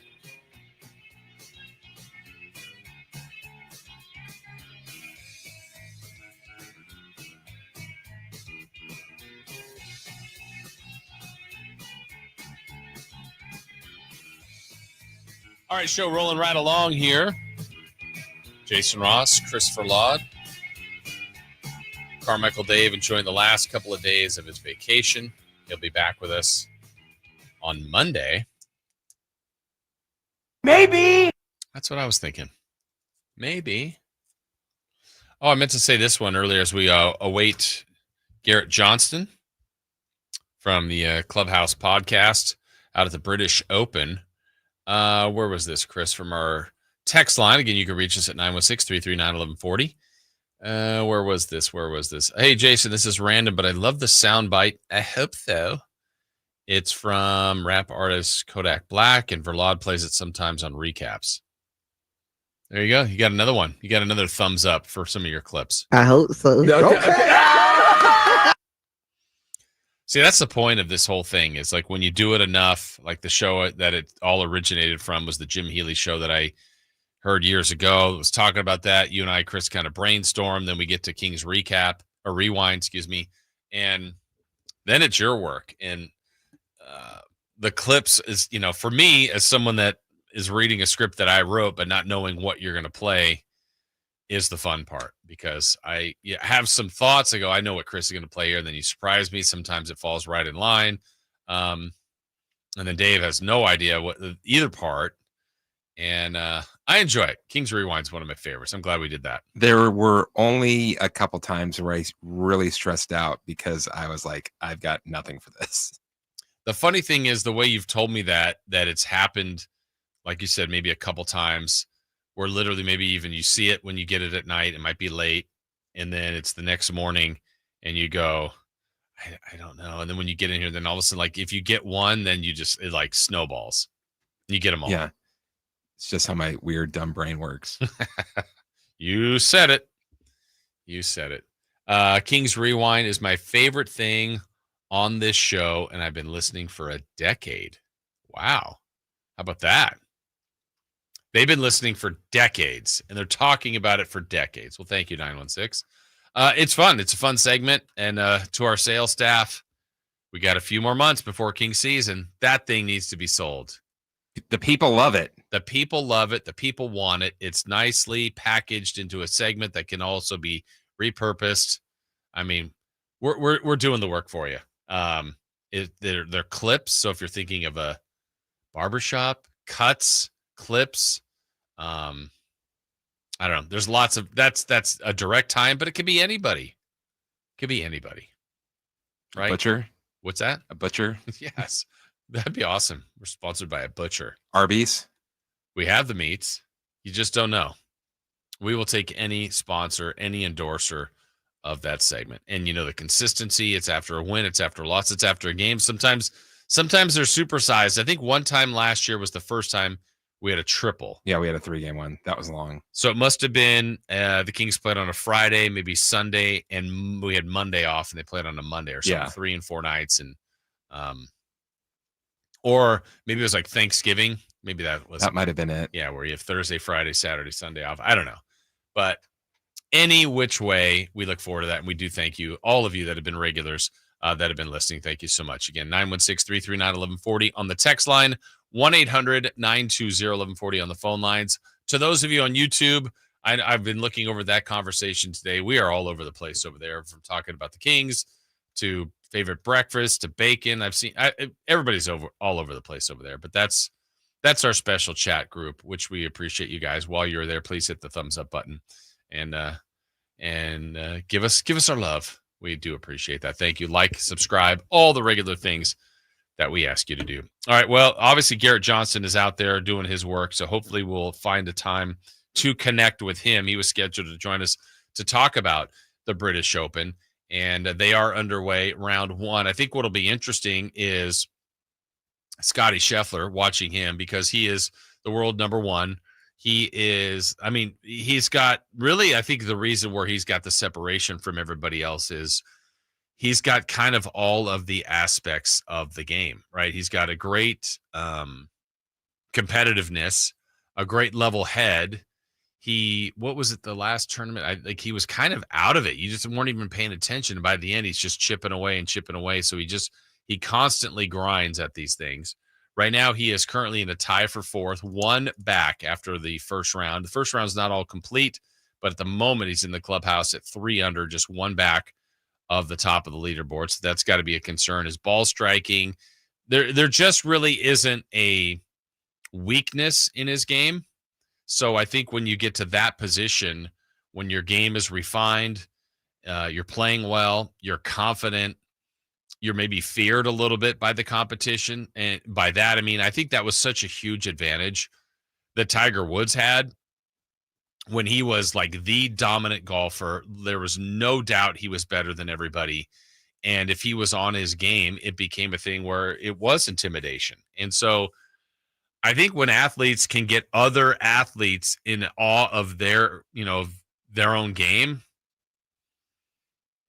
what an advantage that is. And whether or not they're trying to do it, I don't know that there's an intention about that. I don't think there is necessarily with Scottie Scheffler. Maybe there was with Tiger, a little bit of an intimidation factor that he knew he had. Scheffler just plays, and he speaks with his game. Tiger played with his game and wasn't a talker on the court, but just like there was almost a lore about him. And I've seen when other athletes get to that stage of everyone else is kind of in awe of it, like when Michael Jordan's in his absolute prime, and there's always going to be someone that's I'll be the one. I'll take him on, and then get in line. You're another one that goes home with a loss. And just there's so many legendary stories about Michael Jordan or Tiger Woods or these just elite of the elites that they almost don't feel real. And Scheffler's not in that stage, but you just go, man, when you are already the best of the best and you get to this level, and there's certain people that you go, man, they're even that much better than me, which I think about different sporting events. Last year, I think it was in the Olympics, when, gosh, I forget her name, Sydney Levrone, I think it is, was running in her event that just no one can compete with her. And these are the best athletes in the world, and she's winning by yards, like 20 yards. And you just go, how is that possible? How is someone that much better than everyone else when everybody has been training just as long, probably close to as talented? And you just go, man, the separation, the appreciation that I have for greatness in sports, when you just go, this pitcher, this quarterback, this basketball player, this tennis player, like serves harder than anyone, or is faster or stronger. It's amazing. And you kind of get to that spot where everyone knows now they're chasing you, but maybe they can never get there. And for Scottie Scheffler right now, second place as we speak at the British Open at 3 under par. So we'll continue to update. If we get word from Garrett Johnston, we'll try to connect with him. But right now he's in parts unknown, so we haven't been able to track him down. When we come back, still to go in our final hour, we will talk more about the Kings and what in Vegas, and really dial in more on the rookies, Maxim Reno and Nique Clifford. Those guys are really, I think, getting Kings fans excited, myself included. We'll get into that in our final hour. But up next, who's hot and who's not? That straight ahead here on Sacktown Sports. You never know what you might hear when listening to a Sacramento Kings game. Out of Keegan, going for another triple. Man, is he feeling it. Keegan, can he do it? Yes, there's number 11, Keegan Murray. Keegan steps back. He just knocked down his 12th three-pointer, a Kings franchise record. He's got 45 points. Never miss a moment of Sacramento Kings basketball with Sacktown Sports and the Sacktown Sports app. When you're hiring, have you ever felt like you're missing out on meeting great candidates? Well, they're not hard to find when you go to ZipRecruiter. ZipRecruiter helps 10 million people with their job search every day. People who are actively looking for jobs like yours. So it's easy to find the right person fast. 4 out of 5 employers who post on ZipRecruiter get a quality candidate within the first day. Try ZipRecruiter for free at ZipRecruiter.com/free. That's ZipRecruiter.com/free. Progressive knows we all crave validation. Girl, you are not 37. I would have guessed 27. You guys are too sweet. Sure. Dewy skin. Terrific. Is something wrong, Ned? Why would you ask? Just because today marks my 10th anniversary without a car accident or even a speeding ticket? But somehow, tonight's all about your skincare. Wow. With Snapshot from Progressive, you can get a personalized rate based on how you drive. And that's all the validation you need. Progressive Casualty Insurance Company and affiliates. Snapshot not available in California from all agents. Surcharge possible for unsafe driving. What's up? We're talking to Chad Hobbit, a Hobbit Dodge Chrysler Jeep Ram in Woodland. What's happening for the Hobbit Employee Pricing Plus sales event? We're going all in on Ram this month with not just employee pricing, but huge emphasis on the plus. You can only get at Hobbit. Right now, save up to $16,000 off MSRP on new 2025 Ram 1500 crew cabs. What about those hard-to-find Ram heavy duties? If you're looking for something bigger, save up to $13,500 off MSRP on the hard-to-find brand new 2025 heavy-duty Ram 2500s and 3500s, with 500 new Rams available. Search, select, and save through our whole inventory at HobbitDodge.com. Nobody beats Hobbit. Period. $16,000 total net savings on select new 2025 Ram 1500 Bighorn after $6,500 factory rebates and $9,500 dealer discounts. Rebates may include $2,500 SFS bonus cash. Must finance with Stellantis. $1,000 trade-in assist with eligible trade-in. $500 on the job upfit. Must show eligible upfit. $13,500 total net savings on select new 2025 Ram 2500 Limited after $4,000 factory rebates and $9,500 dealer discounts. Rebates may include $2,500 select inventory bonus cash and $500 on the job upfit. Must show eligible upfit. At least 5 at each net savings. Employee pricing included in dealer discounts. See dealer for details.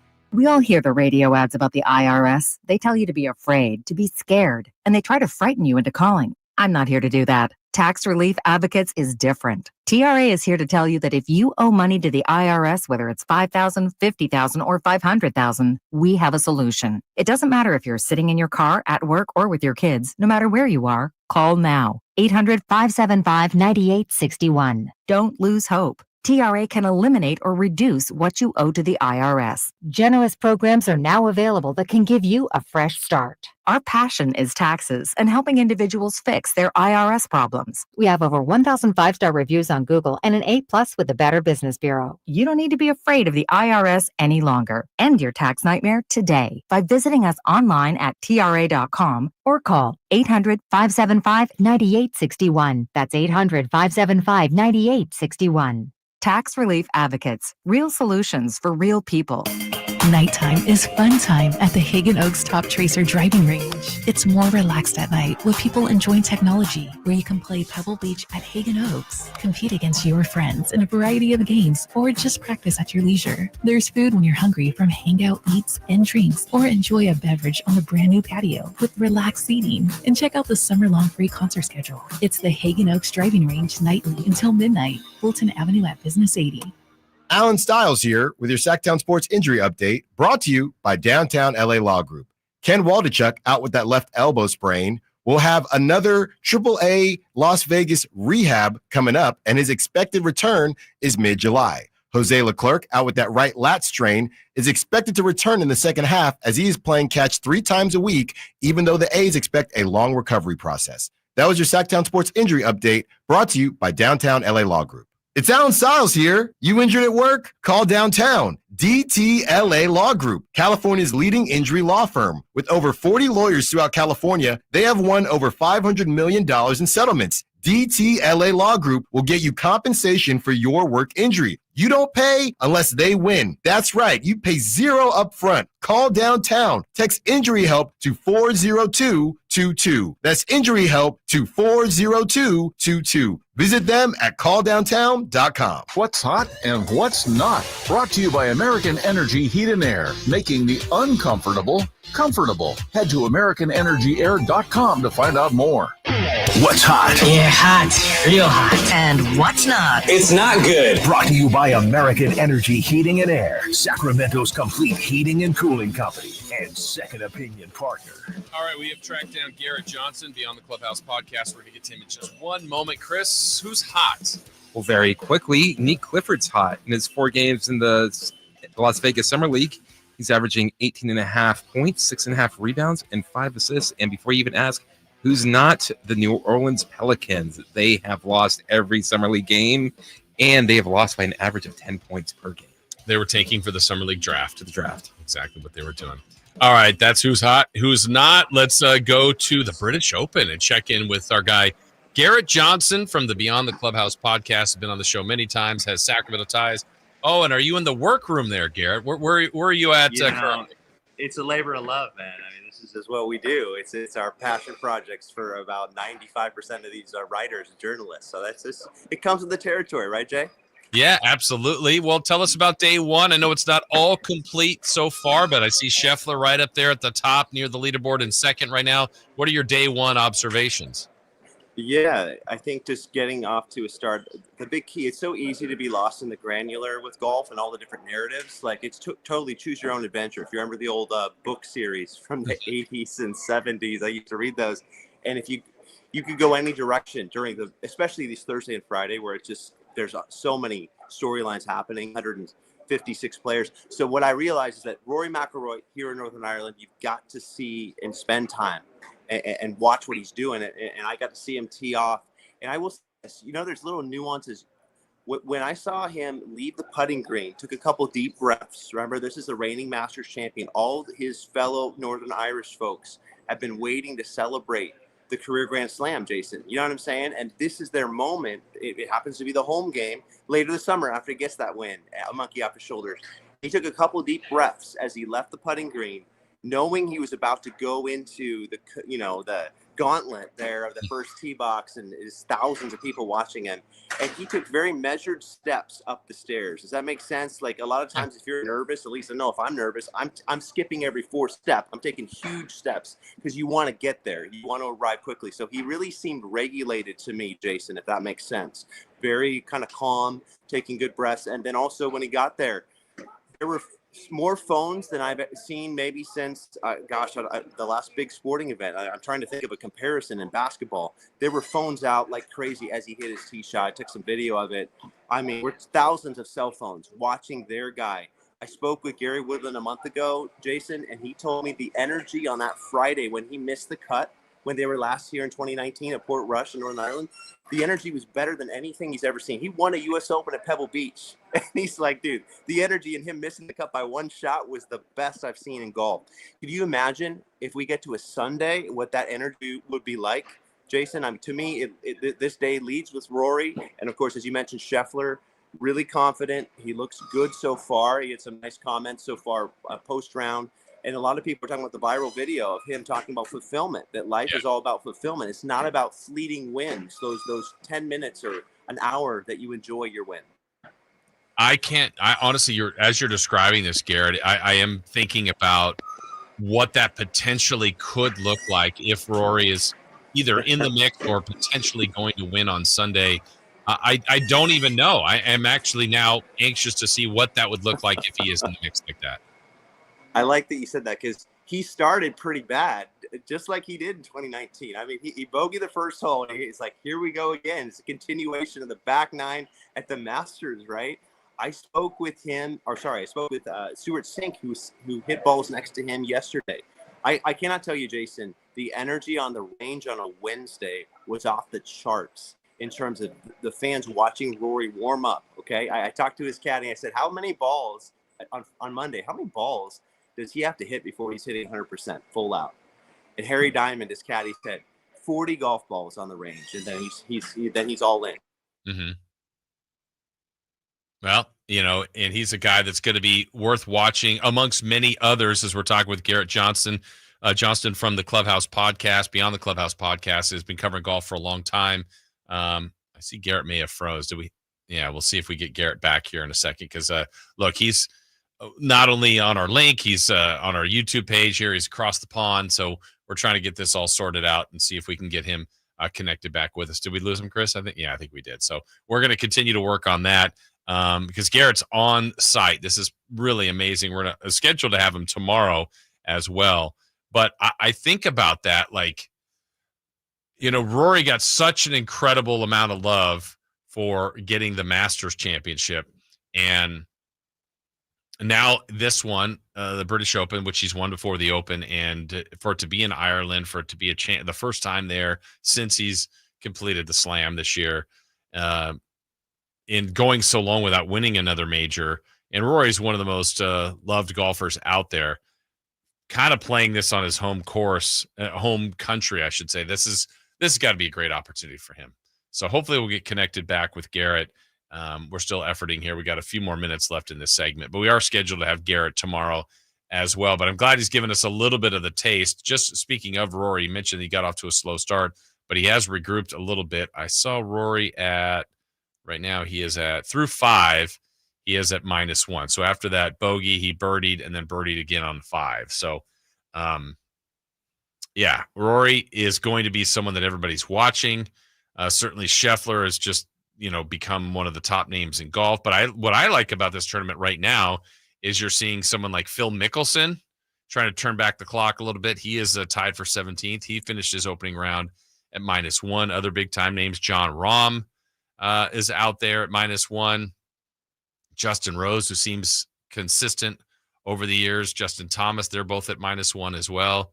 So another fun tournament, another opportunity. But for Rory, if he could do something magical this weekend, what Sunday and Saturday, really, for that matter, but mainly Sunday, what that would look like in Ireland if he was threatening to win it or in the leaderboard or in some sort of, that's what I think the sport we've talked about for a while. Like for many, Tiger has always been the draw. Well, Tiger hasn't been around in a while, but can the sport continue to keep its high level interest and peak for a lot of people? You start to get people that consistently put up great performances like Scheffler, Rory, who's a known commodity, and you start getting them in Saturday and Sunday battles, that'll also help your sport as well. So we may have lost Garrett here for the duration. We apologize on that. Oh, we do get him back? Okay. We got a few more minutes. All with right, Garrett. sorry about that, guys. No worries. It's been crazy weather. I got my stuff is malfunctioning, so my bad. We but yeah, appreciate the effort. that makes sense where I left off. Like Rory, the energy even on a Wednesday was massive on the range. Does that make sense? Like Stuart Sink talked with him.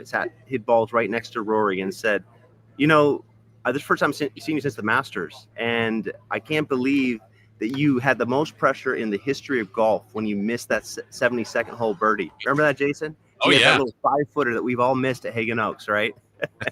and Rory missed it, and Stuart Sink was joshing him, giving him all kinds of trouble for that. And that was their exchange. And it's funny. Anyway, Harry, his caddy, had said that 40 balls gets him to 100% of hitting his shots when he warms up. This is for Rory. And he took a 15-minute break after hitting 40 balls on Wednesday, right? And he goes right back to smashing them after he talks to Stuart Sink for 15 minutes. Like it's not a fair fight, Jason. Yeah. Well, he amongst many are going to be worth watching. Is there another golfer or two that I know we're just started, but Garrett, that you kind of got your eye on for this weekend? Yeah, I think honestly, John Rahm has been my pick from the beginning. And the reason why is he's won down the street 4 miles away at Port Stewart, which is a similar links course, similar kind of challenges. He's won 2 Irish Opens. All right. So that's a huge help for wanting to win this event. You need to be able to be creative. And I asked him, honestly, this is a funny question. I asked him in the presser after. I said, sentimentally, do you get motivated by the fact that you played with JJ Spaun today? Right. Mm-hmm. We saw JJ Spaun win the US Open. You got your first tour win at Torrey Pines playing with JJ, right? You have a ton of great emotions from being here at the British Amateur in 2014 at Port Rush. You said you fell in love with links golf at this course. Does that make sense, Jason? Yeah. And he said, no, that's all old history. None of that means anything to me. Not for my performance. If you're asking my performance, no. It's nice memories. It's feel good stuff, but it doesn't do anything for my mentality at a major and trying to get this done. Anyway, I like him in he gets fired up, and I think you need that, especially if these conditions get tricky. It's supposed to be rainy and windy. When he won those Irish Opens, it was when it was super windy at Port Stewart down the road. So he knows how to navigate those. And the other thing is he knows how to process disappointment of a major. He was right there at the PGA at Quail Hollow, and he had a bad back nine. He was tied for the lead with Scheffler. Had a bad back nine, and he said that it was important for him to learn how to deal with that. So I think he's gone through the tough stuff. Yeah, and he's right up there. He's doing just fine now. He's still out in his opening round. We're up against our break here, Garrett. I know we're going to check in with you again tomorrow. We appreciate you being flexible with us and kind of navigating through our connections here. Garrett Johnston, of course, Beyond the Clubhouse podcast, has been covering golf for years. Has been out in Sacramento for years before that. We've known him for many, many years. Garrett, enjoy your time. What an honor to be out there. That's got to be fun, and I hope you have a great weekend. We look forward to talking to you tomorrow as well. I appreciate it, man. We'll talk to you soon. All right, sounds good. That is Garrett Johnston. We'll check in with Garrett tomorrow, too, from a day 2 report from the British Open. But again, it's the Beyond the Clubhouse podcast. Garrett's all over the golf world. You definitely will see him, and I know he's living out a dream out there following this, and we will continue to do so as the tournament rolls on. All right, for us, when we come back, final hour of the show, Crosstalk with Alan Stiles and Celebrity Birthdays is coming up. What's on Deck, brought to you by Trex Decking and Railing, is in our final hour. But up next, the Kings rookies. So far, so good through their 4 games in Las Vegas. We will hear a little bit more from Maxim Reno and Nique Clifford. Both guys continue to show their stuff. We'll talk about them next. Visit SacktownSports.com and join the Sacktown Sports 1140 newsletter. This is the story of the one. As a safety manager at a manufacturing plant, he does everything he can to keep his coworkers safe. From finding ways to reduce risks to keeping safety supplies in stock. And for that, he relies on Grainger. Grainger offers a broad range of quality products and next-day delivery, so he can always play it safe. Call 1-800-GRAINGER, click Grainger.com, or just stop by. Grainger, for the ones who get it done. Hey, daydreamer. Did we catch you thinking about your dreams? With Wells Fargo Premier, a team can help you plan for them. So Let's imagine your biggest dream. Not the easy one, the one behind it. The one you work towards every day and every night. Can you see it? Then we can help you plan for it. Ready to start planning for your dreams? You can at wellsfargo.com/getpremier.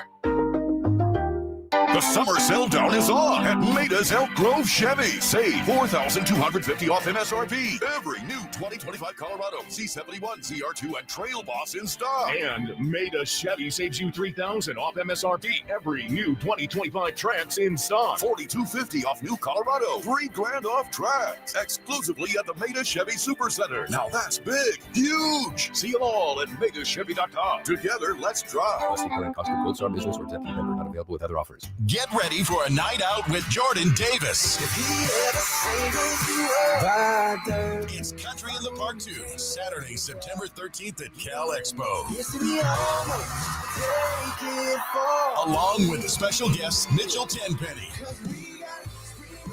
Locash, Vincent Mason, and Averyana. Make it a family day out with food trucks, games, dancing, and more. Saturday, September 13th at Cal Expo. Sponsored by Trex Racing Cage, Chicken Fingers, and Naturewood Home Furnishings. Tickets at catpfest.com. Carmichael Dave here for my friends at American Energy Heating and Air. Yes, I always tell you they are a family-owned operation, been in business since 81, A-plus Better Business Bureau, but it is hot. We are in those Sacramento hot months. I want to focus on them being your second opinion partner. What does that mean? Maybe you've got somebody you're working with or you've worked with in the past in the HVAC world. Guess what? They want to give you a second opinion. How much does it cost? Nothing.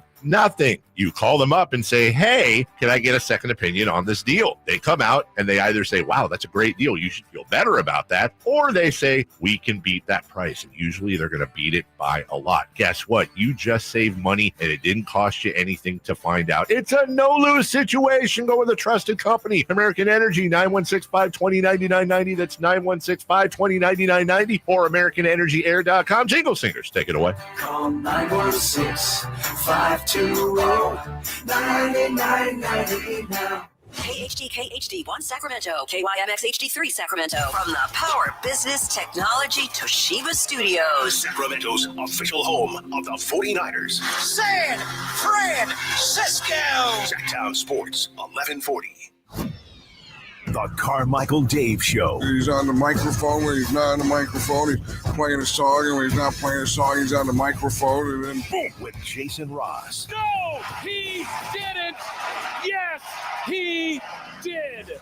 Call or text at 916-339-1140. It's the Carmichael Dave Show with Jason Ross on Sacktown Sports.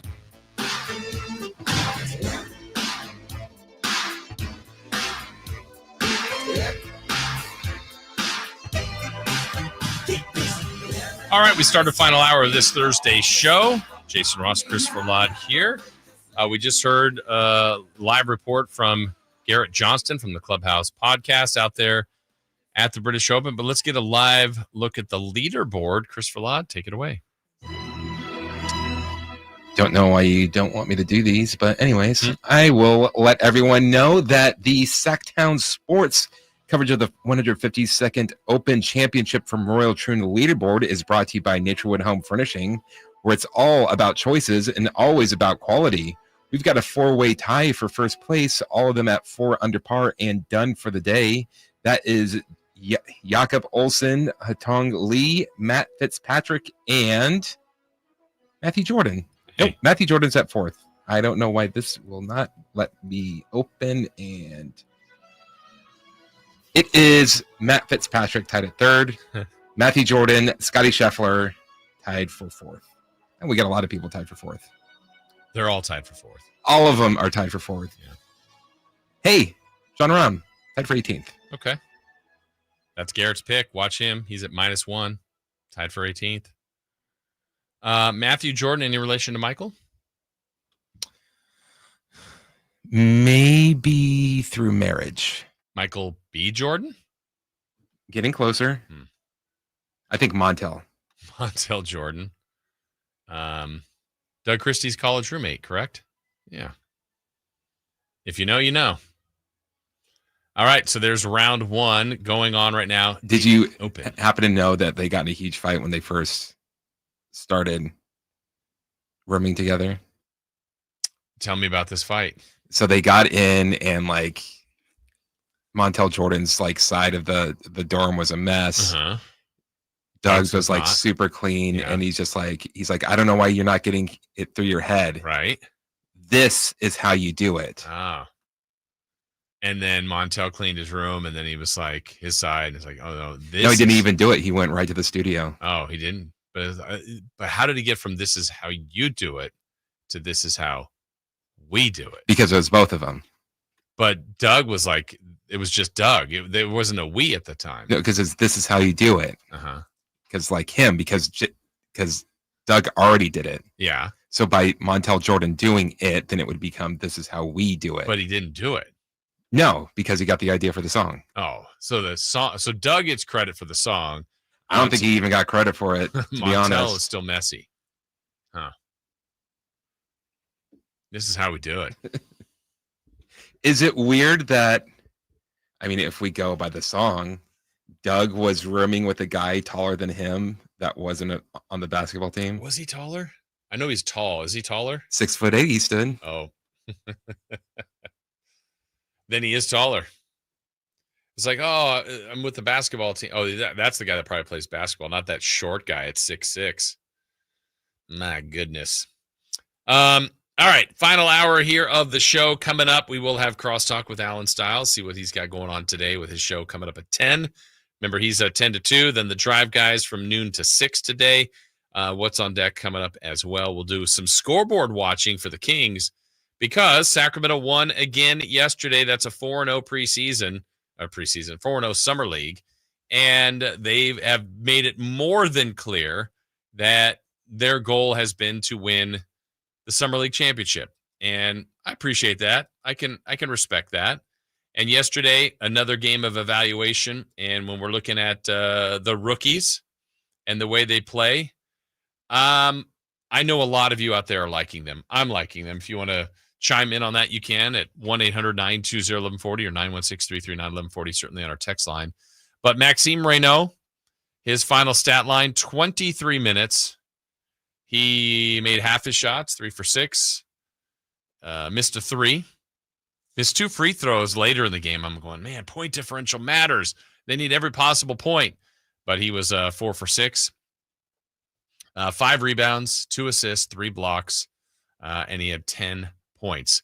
One of the things we were talking about yesterday that's going to tie into Maxim Reno was the fact that at the All-Star game, for example, I thought they had some incredible access and wired for sound guys in action in the game. If you missed it, it was awesome to see Clayton Kershaw on the mound, Mike to the booth, and Joe Davis and John Smoltz were talking to him basically while he was pitching, not even between pitches, but even while he was pitching. Jacob Wilson was mic'd up. I mean, there was a ton of guys, but Jacob Wilson was playing shortstop while his dad, Jack, a former major leaguer, former All-Star, was in the stand. So they're talking to both of them and the communication with everybody, with Pete Crow Armstrong, with Cal Raleigh. They had a bunch of different players that were mic'd up through the game, and it was really cool. Well, Summer League, it's kind of informal too. You'll see coaches get interviewed and players interviewed during the game, maybe on the sideline. During the game, they put Maxim Reno, who was on the bench. He got mic'd up, and I thought that was pretty cool. Here's a little conversation that Maxim had in game with the broadcasters yesterday during that Kings-Cavs game. Center here in Vegas, Kings and Cavs in the first quarter. It's a pleasure to be joined now by the Kings rookie, Maxim Reno. Maxim, thanks for doing this. First question for you. You missed the last game the Kings played, and now you're back. You don't often see guys return from injury in Summer League. A lot of the time, they'll shut it down. Why is it important for you to keep playing? Well, I mean, we're here to win a championship, right? I mean, they got a little ring at the end if we win it all. We're 3-0. We got to get another dub, hopefully by 15, so we can guarantee a semifinal spot. So, yeah, we're back to trying to get wins. Saw you at the Combine. You played the first day, shut it down, didn't play the second day. What has been the developmental focus for you since you got drafted? Defensive end mostly, right? You just want to get some talk. Hopefully I can be the loudest guy out there. Being able to be present on ball screen defense, maybe shot blocking a little bit. And then other than that, just being efficient, right? Like NBA players, you got to adjust to the level real fast. So that's what I've been working on. Your coach said that even though you didn't play last game, your communication was elite from the bench. How is that? Why is that important? If you're a young basketball player and you're watching, why is that it's such an important aspect? Well, first of all, control what you can control, right? Like energy and talks, like the very base level. And then on top of that, on defense, especially as a big, you see everything. You're the quarterback of the defense. And if you want to anchor it, you got to let everybody know. Screen left, screen right, pin down, go rebound, here, switch, red, everything. That's just the basics, man. Max, do you find yourself ever speaking French? If you're not thinking about it, do you just bark out a command in French and no one knows what you're saying? All I'm going to say is when there are terrible calls, the ref don't speak French. That's all I'm going to say. You can get away with a little bit more. Yes, sir. We noticed you wear number 42. That was your pick in the draft. Is that why you wear it? Absolutely not. I mean, when I came into Stanford, I wanted number 12. It was taken. Wanted number 21. It was taken. 23 was taken. 41 was taken. I just asked my coach. I said, look, what do you have? He said 42. I'm like, all right. Wore it for 4 years in college. Won a European championship with it. Got drafted 42. It was a full circle moment. What would it mean? You mentioned at the very top the availability to potentially win a championship here. What would that mean for this team, especially when you look at guys like Nique and Devin Carter, guys that you're going to be with in Sacramento? Yeah, I mean, set the tone for next year, right? We have a lot of young guys here, a lot of Gilly guys also trying to make their way to the NBA. So you want to be able to set the tone, show that you have winning quality, have winner mentality, and get ready for the season, right? You want to be able to compete. Like, that's what the NBA is about. You're here to win games. So showing that you can compete, showing that you can win, that's all that matters. In your early NBA experience here, what's the biggest difference between this and the college game? Way faster, way more physical. Guys don't miss as much. I mean, look at that. Look at that. Oh, okay, never mind. But no, like, honestly, it's like you leave a guy wide open, he's going to make it.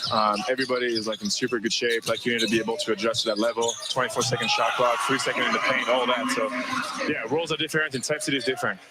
What did you study at Stanford? Computer science and mathematics. How easy. How hard of a major was that at Stanford? I mean, because the word Stanford for so many of us that ever played basketball, it's scary to think about academics, and yet you studied that and excelled at the level in which you did out on the court. Come on, TK, good job. Sorry, my fault. I don't think, look, you can't be scared of that. If something interests you and you're willing to put the work in, you'll be good. I don't think it's much harder than any other university. I understand that it's more time consuming, you got to be more committed, but I think that's who I am as a person. I'm committed to my craft in basketball, in school, everywhere, in family. So that's what I'm trying to do. That's what the person I'm trying to be reliable, trying to put in the work every single day. Well, keep it up, Max. This was awesome. Thanks for doing this. Keep doing your thing. Thank you for having me, man. Let's win this game. Yeah. All right. As Jess said, a regular to the show, I could, or wait a second. Max is so personable. Yes. Also said, oh, thanks, Jess. I could listen to J. Ross and Max talk forever. I had a great conversation with him. I had a lot of fun on air, what you guys saw, and even off. He is that personable, very likable, very friendly, very social. And you could tell he's very much into family and friends and people, just outgoing. And being asked in that interview in game, I loved a couple things that happened. If you watched it when it happened, you could see when he called the shot, I think on they were talking about the NBA, and he's like, yeah, like this, watch this go in. And it was Nique, but unfortunately he missed. He's like, never mind. And then he's just cheering on teammates, happy for their moves, their takes. He's the very first game I went to and that he played, I mean, I've said this a couple times now, and other people have asked him about it. Those guys asked him about his communication. I mean, his voice just booms through the arena.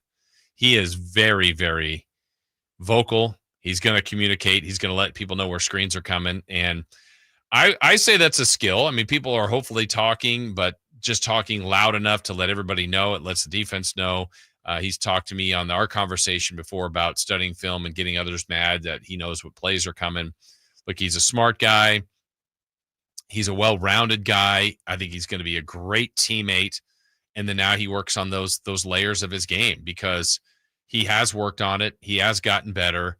Now it's the things that he talked about, the adjustment to the NBA, a few tweaks in the rules, but that's really more about the speed, the size, the things he's going to be put in. Like generally when you've played in a bigger position, generally, this is a generalization, but you're put down on the block. He's a guy, though, that has outside skills, ball handling skills, interior skills.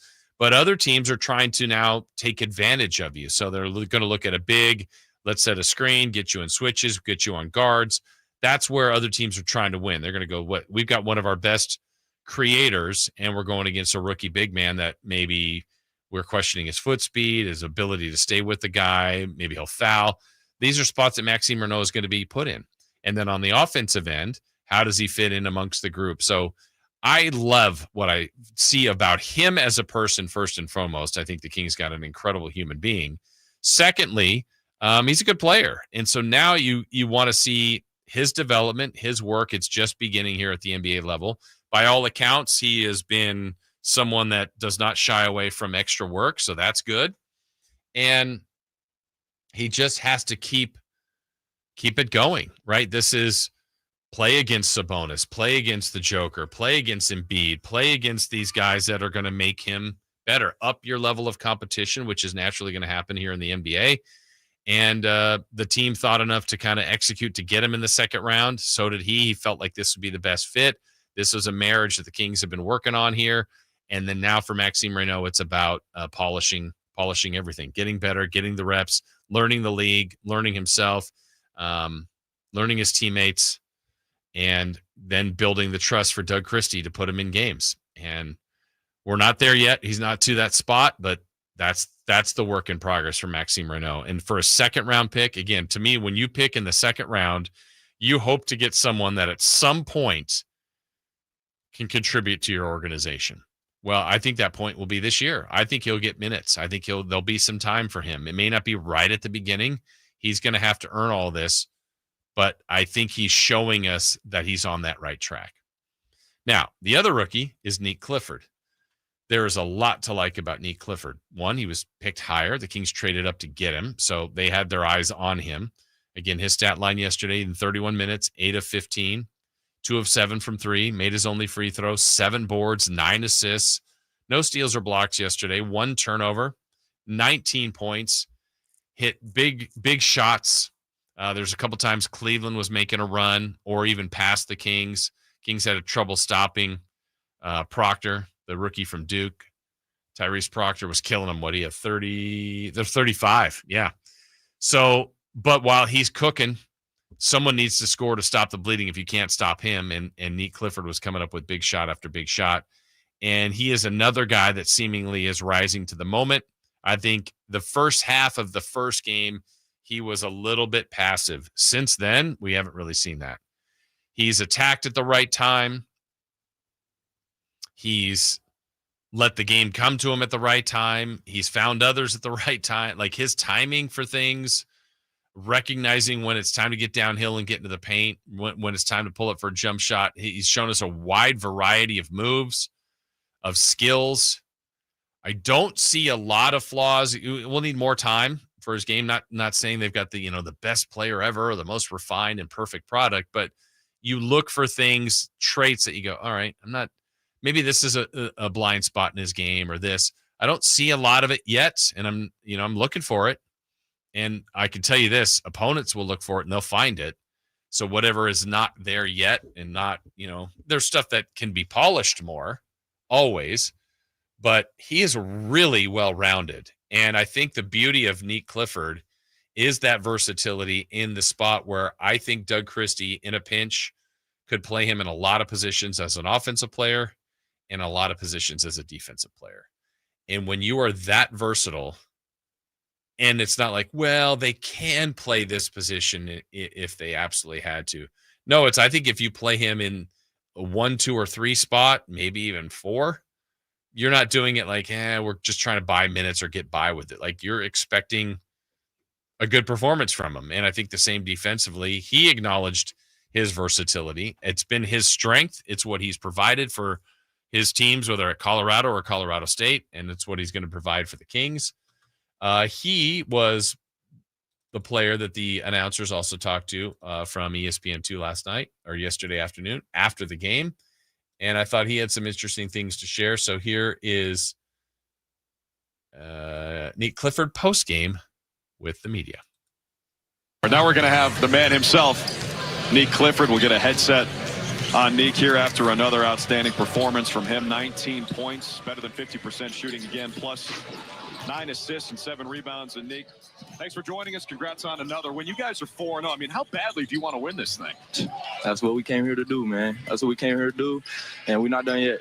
You know, a lot of people in the pre-draft process talked about versatility. They put you in a lot of different positions, bring the ball to the floor, bring you off ball, and get the ball in your hands to go ahead and make plays. How have they stretched you, and how have you responded from being stretched?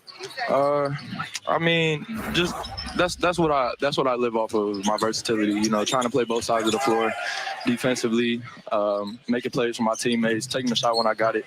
That's why I work on my game. So, you know, they ask a lot of me, and that's what I want to do to help my team win.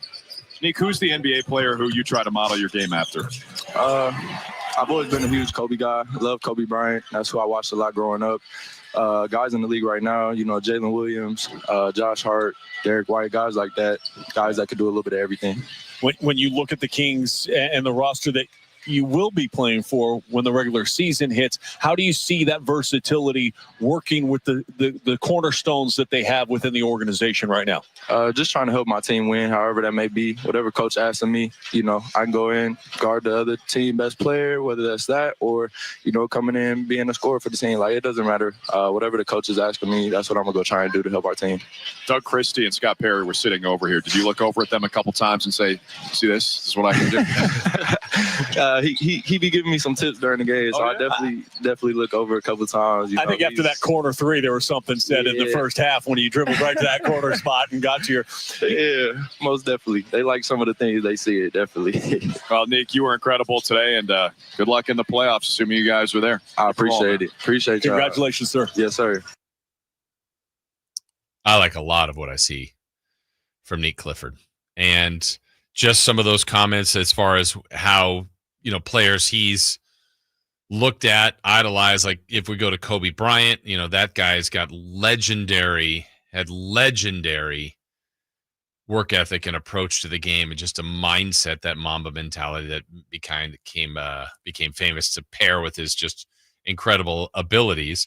But I do like his own comps, right? People have always tried to do this, and it's probably unfair, but it's what we do. It's like you're trying to find, hey, somebody's new here. We don't know a lot about them. Who are they similar to? Well, I like it when a player themselves at least gives their comp, because to me that's better than when someone else does it. But he's referencing Jalen Williams of OKC, Josh Hart. These are good reference points. Who was the other one he said? Derek White.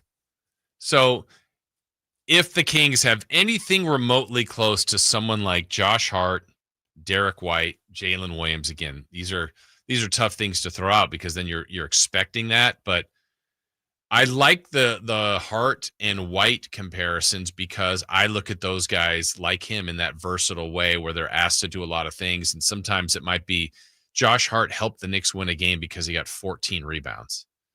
We all look at points. Maybe we look sometimes at, oh, look at the defense they played. But you got to do the totality of the game. And it just feels like when Nique Clifford is on the floor in Summer League so far in the 4 games, that good things are happening for him and for the team. And you notice him. He doesn't hide. His versatility makes it hard for him to do so. His own words saying, like, my versatility has given me a spot to where I can go in and guard the other team's best player.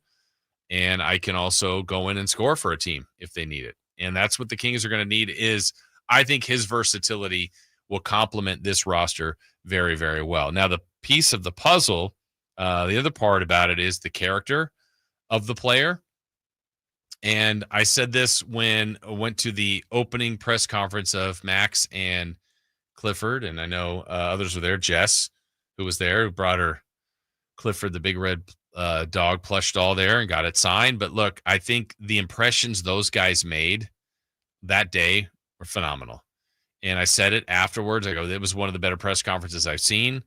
It's nice to say that, nice to see it. Doesn't really mean much on the court. But now that we've seen them on the court, the way they've performed, and you add in like the character of these guys, you love it. You love it because it's really mostly about how they play on the floor. You want good guys too if you can. You don't have to be, but I think you got good guys, smart guys, guys that you would want to be teammates with, guys that are going to be cheerleaders, supportive, maybe get on you if needed. They're the right mix of additions to this team. And even his agent was interviewed during the game and basically shared that same kind of thought when he's looking at their own talent and who they're trying to build in their agency.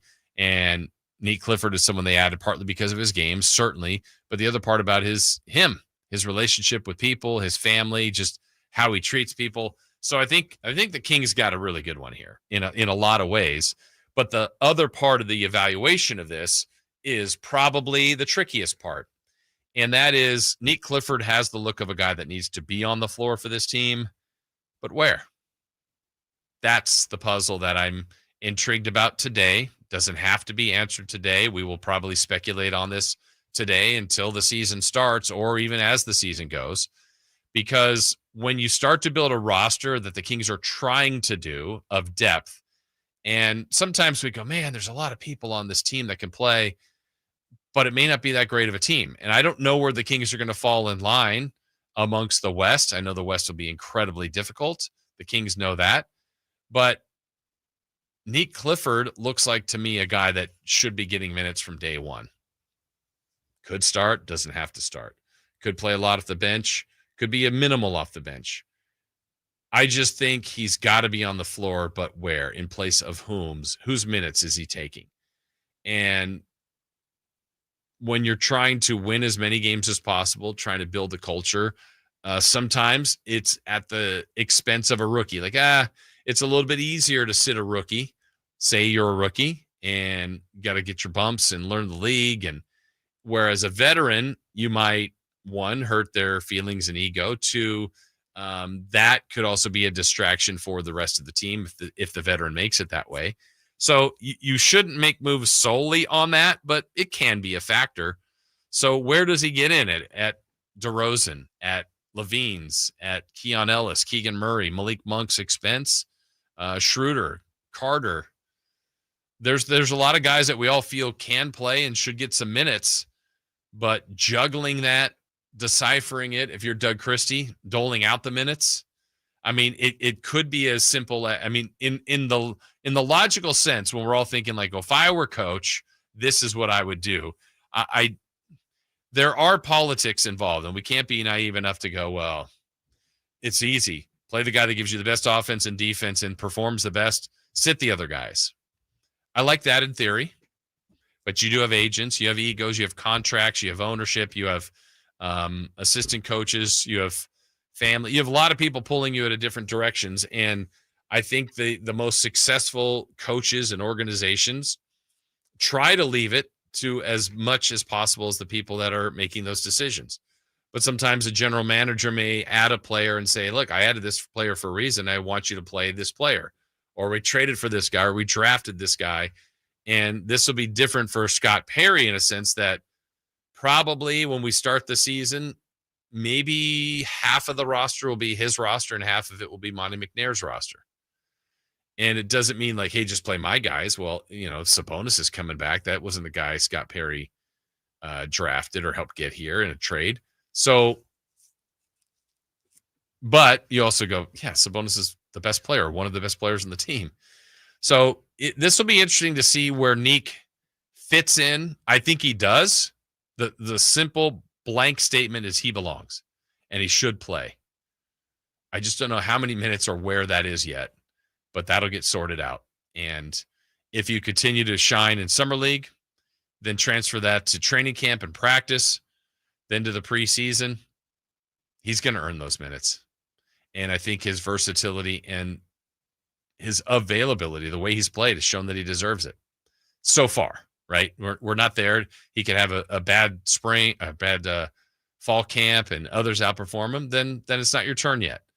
But what we've seen so far, there's a lot to like from Nique Clifford.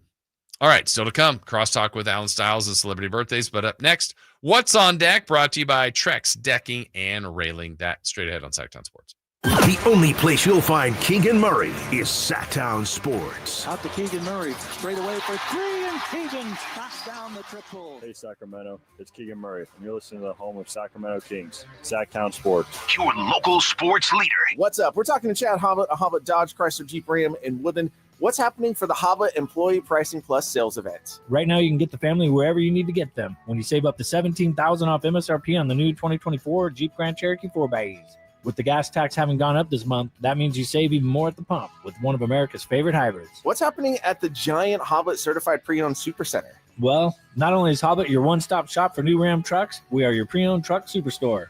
Right now, we have over 100 quality pre-owned trucks in stock, so whatever truck you're looking for, your perfect ride is waiting at Hoblet.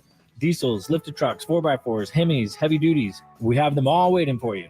Search, select, and save through our whole inventory, new and used, at HobletDodge.com. Unbeatable prices, unbeatable selection, nobody beats Hoblet, period. 17,000 total net savings after 7,500 factory rebates and 9,500 dealer discounts. Rebates may include 2,500 2025 select inventory bonus cash, 500 first responder bonus cash for eligible first responders. Employee pricing for all included in dealer discount. VIN number 712678. See dealer for details. Ooma. What was that? That is business phone bliss with the Ooma cloud phone system. It handles all our voice, video, and messaging needs. You sound very calm. I am. Ooma has everything I need to run my business more efficiently, like virtual receptionist, call routing, and video conferencing. And it starts at just $19.95 per month per user, plus taxes and fees. Ooma. Nice. Find your business comm at ooma.com/radio. This message comes from Viking, committed to exploring the world in comfort. Journey through the heart of Europe on an elegant Viking longship with thoughtful service, destination-focused dining, and cultural enrichment on board and on shore. With small ships that bring travelers closer to the destination, there's more time to explore. And every Viking voyage is all-inclusive, with no children and no casinos. Discover more at Viking.com. This very minute at the Hagen Oaks Driving Range, you'll find fun gaming on all 52 top tracer screens where golfers and newbies enjoy the fun together. Compete against friends at the Hagen Oaks Driving Range or play 9 holes on the McKenzie putting course. Enjoy the summer-long free concert schedule and visit the Hangout Eats and Drinks for wood-fired pizzas, burgers, ice cream, and more. Or relax with a beverage. It's happening all summer long at the Hagen Oaks Driving Range, nightly until midnight. Fulton Avenue at Business 80.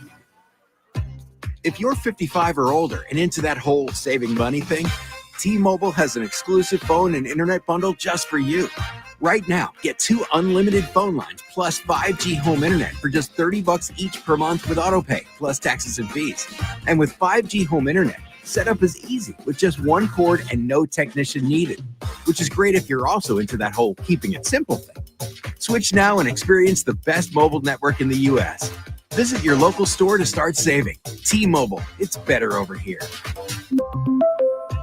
Based on analysis by Ookla Speed Test Intelligence data Q4 2024 to Q1 2025, Ookla trademarks used under license. Unlimited on our network. Customers on voice plan may notice speeds lower than other customers and further reduction if using more than 50 gigs a month due to data prioritization. Video streams and SD on this plan. Home internet pricing after $20 a monthly bill credit plus $5 per line without autopay. Debit or bank account required. See 5G device coverage and access details at T-Mobile.com. Did you know about 1/3 of our lives are spent sleeping? Hi, this is Franklin Rosa with a word about Naturewood Home Furnishings. If we're going to spend that much time in our bedrooms, then our bedrooms ought to reflect our personalities. I remember many weekend mornings when our kids would jump into our beds trying to coax us to start our days more on their schedules than ours.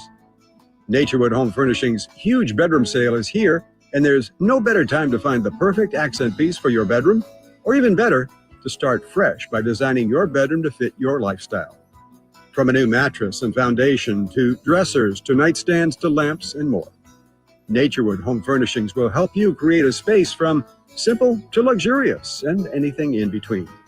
Just drop by and let Naturewood's team help you envision a bedroom fit for 1/3 of your life. Visit Naturewood Home Furnishings right now for this remarkable bedroom sale. Off Highway 50 at Hazel, look for the water wheel. Capital Casino, conveniently located on 411th North 16th Street in downtown Sacramento. Ladies and gentlemen, this is going to be fun. It's time for What's on Deck, brought to you by Trex Decking and Railing.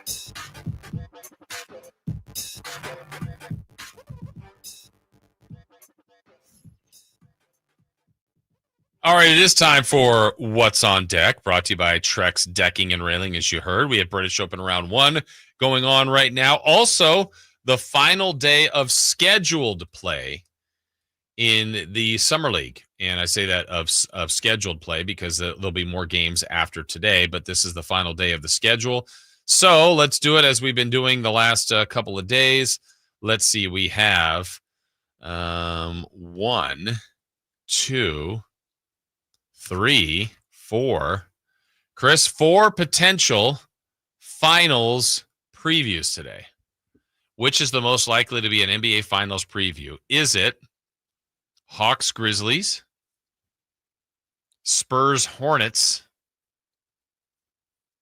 Celtics Lakers, or Warriors Raptors? Celtics Lakers. Yeah, the league would love that. No.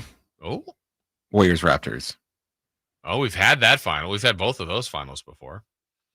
Okay. When did the Celtics and Lakers ever play in the championship? I don't know. I feel like a few times. Let's see. But not in the 2000s. Yes, they did. Really? Yeah. Huh. A couple times.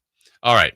Must have been the bubble. And others. Let's go with Eastern Conference Finals previews. We have 1, 2 there. What's more likely to be an Eastern Conference Final preview? Pistons Heat or Pacers Knicks? I think we just had that. Yeah. No. I'm sorry. One more time. Pistons Heat, Pacers Knicks. I would say Pistons Heat. Really? Over Pacers Knicks? I mean, they don't have Tyrese. I thought that's why you give them a better chance. No. We're thinking of two different things. Like the Lakers will not win because of Luka.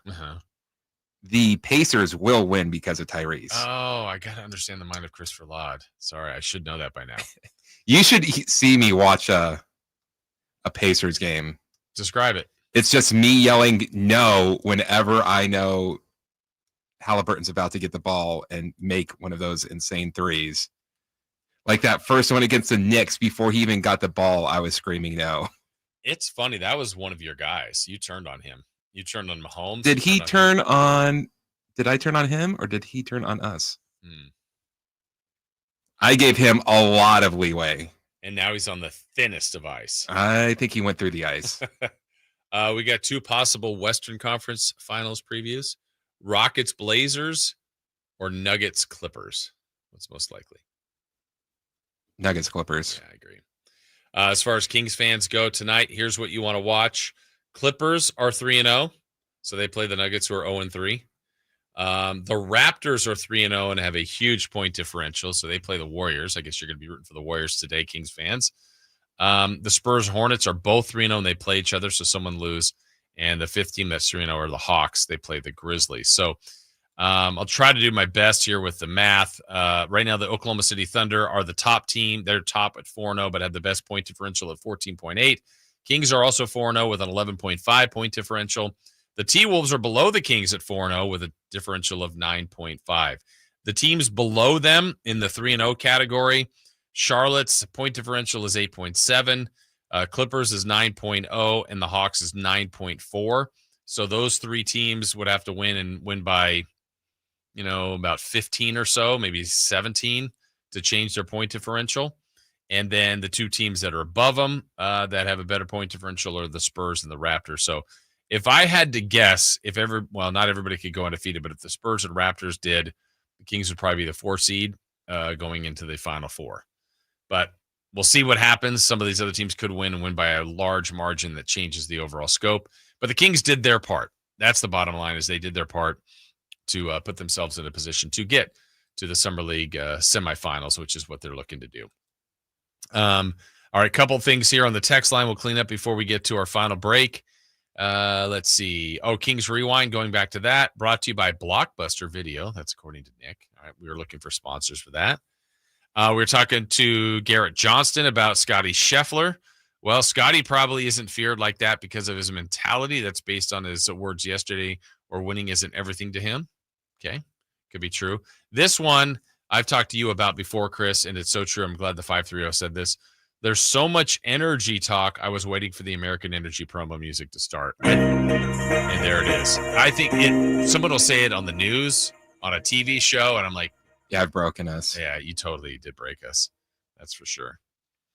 Except for Dave, because he always hears it and goes, what? What did I?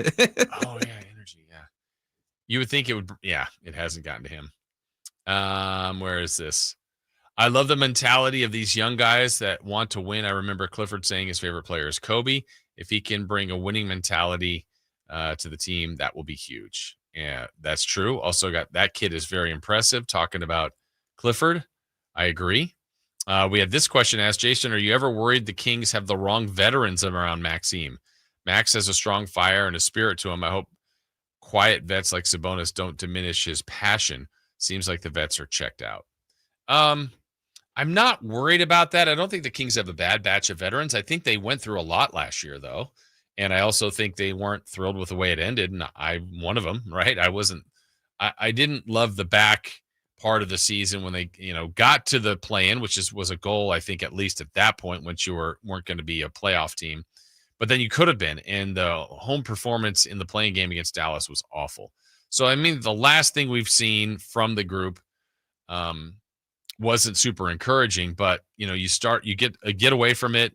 You get an off season. They all know that Doug's now the coach. You got a new general manager. You have some new players. I think the rookies can actually bring some life into the veterans. I really do. And then you still have some prideful guys here. Look, I don't think as much as you could be down on Sabonis, if we're talking about like the key veterans in Sabonis, DeRozan, and Levine. They've played a long time, and they may be a little bit jaded or more jaded than the guys that are fresher and excited about all this stuff, but they're still prideful. And I still think they have goals. Like DeMar DeRozan wants to play for a championship. It may not be here, but I think he would be more than fine if it was here. Sabonis I think likes Sacramento and wants to not be looked at as, oh, he's a really good center, puts up stats, but doesn't make the team win enough. I mean, he wants to change that narrative. You got to get to, looking at a guy like Zach LaVine, same thing. He's been a multi-time All-Star, has been in the dunk contest, has been a guy that a lot of the people know, but, he's heard, it's a terrible contract. He hasn't won enough. I mean, they know what people say about them. So I think there's a sense of pride amongst that group that I hope isn't going to be a thing where, like you're alluding to, could taint a guy like Maxim or Clifford. I don't think so. I'm hoping there's a little bit of a flip there, that the veterans get a recharge of their spirit, of their belief and energy as well. All right, break time for us. When we come back, Alan Stiles will join us. We'll find out what's coming up on his show. It is our final segment, Crosstalk with Alan, and celebrity birthdays, all brought to you by Crumble Cookies. That in our final segment next.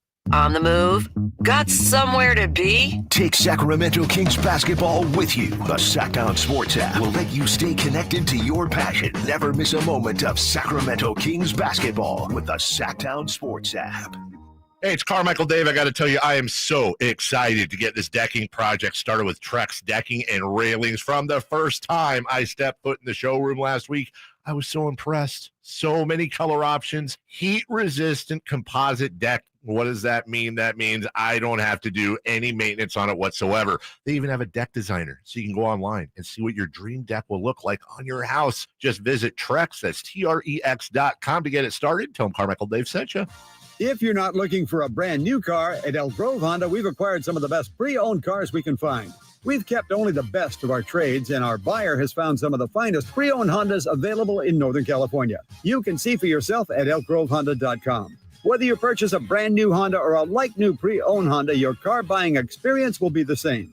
We have the right Honda at the right price. You'll find us in the Elk Grove Auto Mall, Highway 99 and Elk Grove Boulevard. I gotta get an Elk Grove Honda. Look, I've played a lot of golf courses in Sacramento, but if you want pristine conditions, a fun layout, and 27 holes that never get old, Timber Creek and Sierra Pines is the spot. The fairway is perfect, the greens smooth and true, the practice facility next level. And whether you're out for a casual round or hosting a big tournament, Timber Creek delivers every time. The course is always in top shape. The staff treats you right. And the experience, it's unmatched. It's easily my favorite place to play in Sacramento. Book your tee time now at timbercreekgc.com. At Power Business Technology, we're not another big box corporation. We're your neighbors, locally owned and operated. We know what businesses like yours need, from reliable printers to high-performance copiers. We'll help you find the right solution with personal service you just can't get online. Need setup or support? We're just down the road and always happy to help. Power Business Technology, family hometown service with big-time solutions. Contact us today for all your business printing needs at 844-POWER-BZ. That's 844-769-3729, or visit us at powercopiers.com. Golf to Go is brought to you by the Hagen Oaks Golf Super Shop. Here's Frank LaRosa. Shooting lower scores isn't always about changing your swing or equipment. Sometimes it's as simple as changing how you hit certain shots on the course. Molly Braid, a Golf Digest Best Young Teacher, sees a classic mistake on uphill chips. Players will grab a sand wedge thinking the high-lofted club will get the ball in the air, but instead, the ball pops too high and comes up short. Use a club with less loft, Braid says. Grab your pitching wedge, 9-iron, or even 8-iron, depending on how far you hit the ball. Set up with your hips and shoulders in line with the hill. The handle's going to come back, and there will be added loft to the club, so it will have more height, like a sand wedge. Your pitching wedge and your 9-iron don't have as much loft as your sand wedge, but when you're hitting from a steep uphill lie, your pitching wedge is going to produce sand wedge-like results. You'll get that high trajectory up and over the hill to land soft on the green. That's your Golf to Go. I'm Frank LaRosa. If you're 55 or older and into that whole saving money thing, T-Mobile has an exclusive phone and internet bundle just for you. Right now, get 2 unlimited phone lines plus 5G home internet for just $30 each per month with autopay, plus taxes and fees. And with 5G home internet, setup is easy with just 1 cord and no technician needed, which is great if you're also into that whole keeping it simple thing. Switch now and experience the best mobile network in the U.S. Visit your local store to start saving. T-Mobile, it's better over here. Based on analysis by Ookla Speed Test Intelligence data Q4 2024 to Q1 2025. Ookla trademarks used under license. Unlimited on our network. Customers on voice plan may notice speeds lower than other customers and further reduction if using more than 50 gigs a month due to data prioritization. Video streams and SD on this plan. Home internet pricing after $20 a monthly bill credit plus $5 per line without autopay. Debit or bank account required. See 5G device coverage and access details at T-Mobile.com. It's time for the news of the day. The latest headlines, the biggest stories, hard-hitting analysis. Yeah, this is none of those things. And now, here's Carmichael Dave and Jason Ross.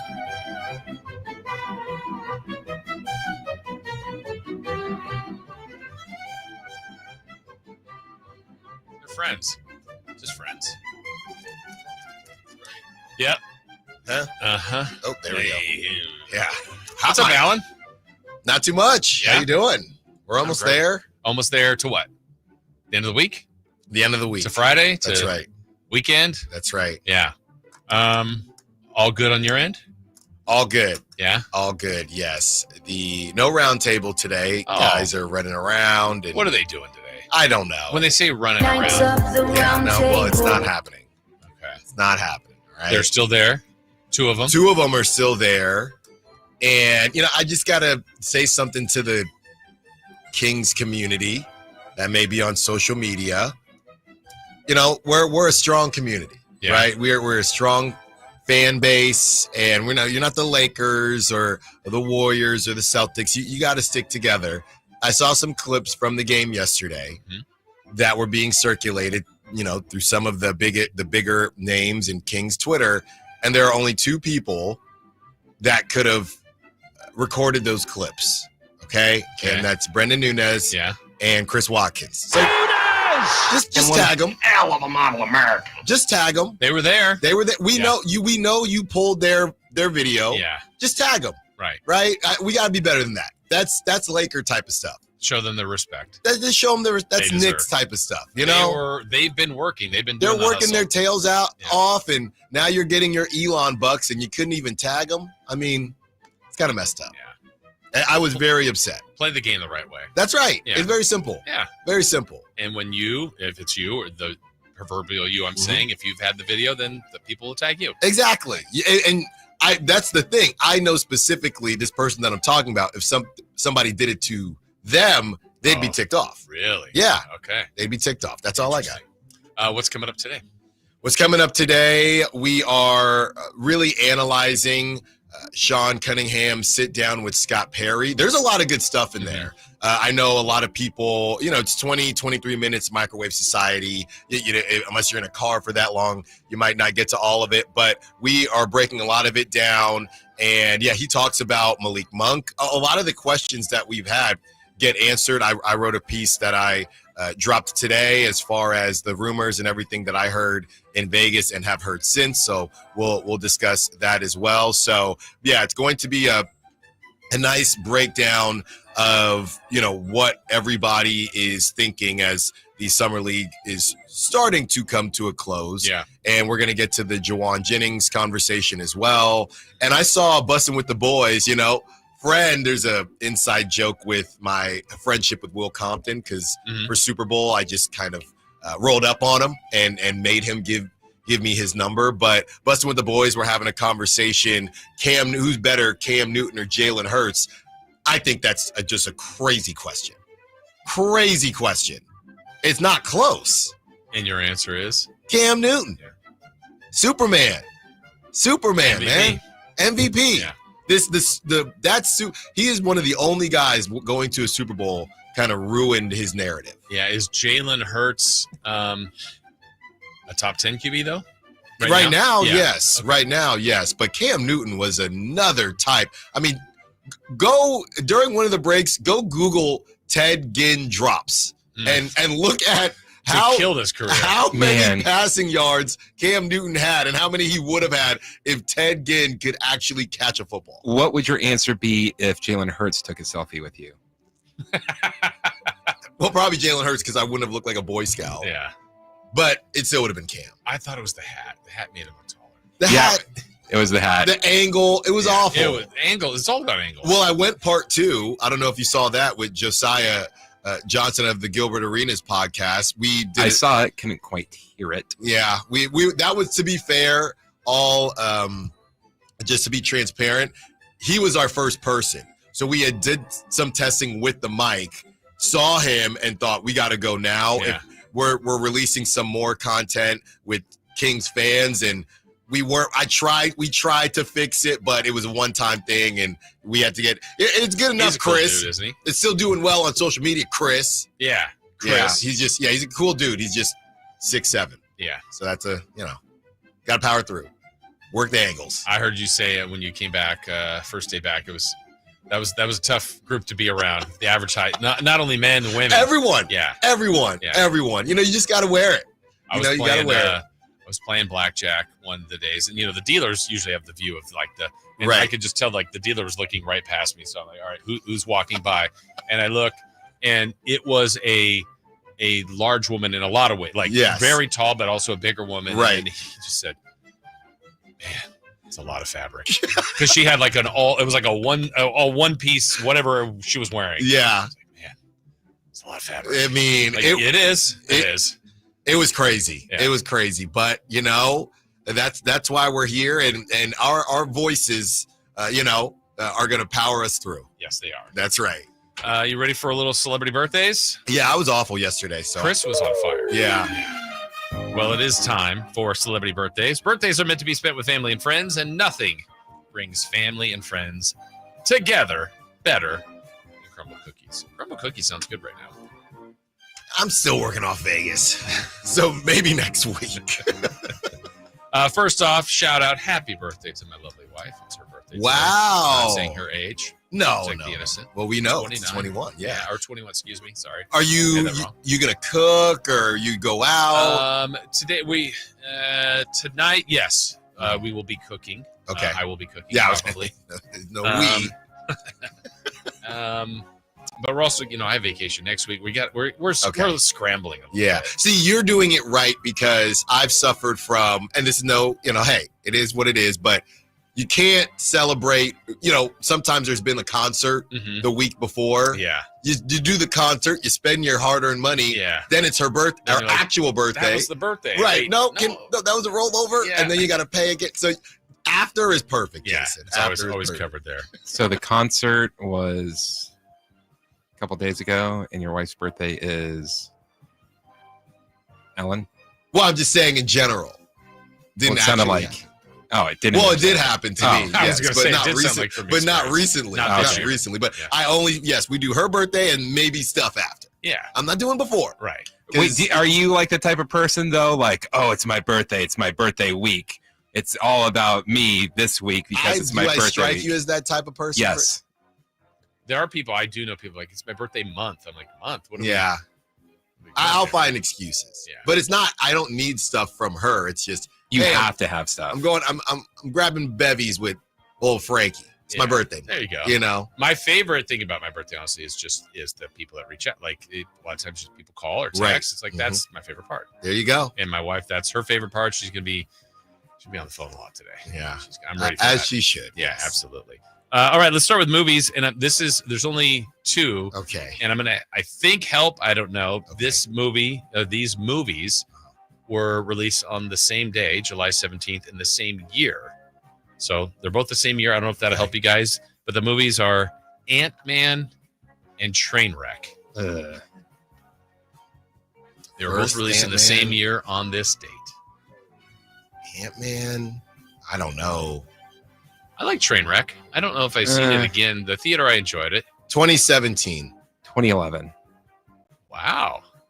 Alan's closer. 2015. Yeah. Really? The weakness is movies within the last. Yeah, 15 that's years. what we like. Enough Good with job, those, Alan. TCM movies. If I get 90s, you're even though that's a strength for you, it's Chris's powerhouse. Yeah. All right. Happy birthday today to country singer Luke Bryan. Luke Bryan. Yeah, those pants. And he sings. Pants. He's got tight pants. Yeah, I don't know what he sings. He's on American Idol. Yeah. Mm-hmm. Oh, okay. Well, that narrows it down for me. Yeah, you want to go first, Chris? He's probably at Country in the Park 10 At years some ago. point. 44. Okay. I think he's a little older than that. For some reason, he's endearing to me. I don't mind him. You like Luke Bryan? Yeah, I don't know why. We found a likeness for Luke Bryan. Yeah, I don't know why. Okay. I probably shouldn't, but 47, actually. You are closer, 49. My guy. All right, hockey, I say young. I shouldn't have said that. Superstar. I didn't want to give away any hints. Connor Bedard. Ah. Mm-hmm. Maybe he is young. How Maybe young? not. Well, did you know that hockey apparently got rid of their All-Star game? No, they have like the Nations. They had the Nations game this year Yeah. because of the.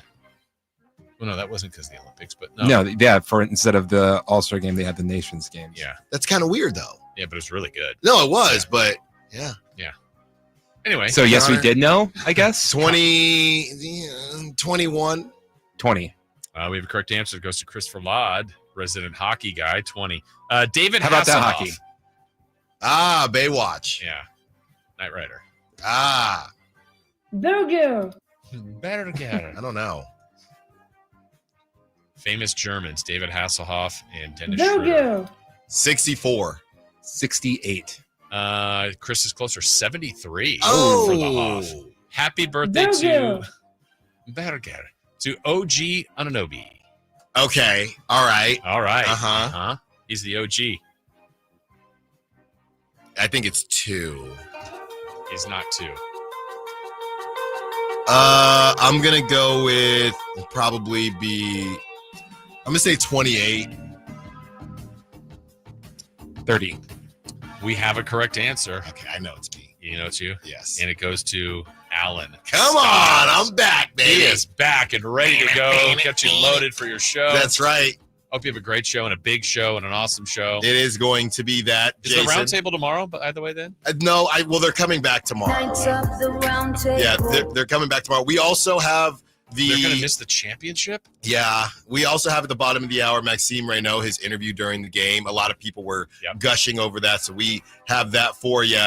And the big talk of the town, he's making national headlines. Is it time to shut down Nique Clifford? Mm-hmm. Oh, yeah. Let him cook. Let him cook now. All right, that's it for us. Thank you to everyone listening. Keep it right here because Alan Styles is next. Keegan Murray.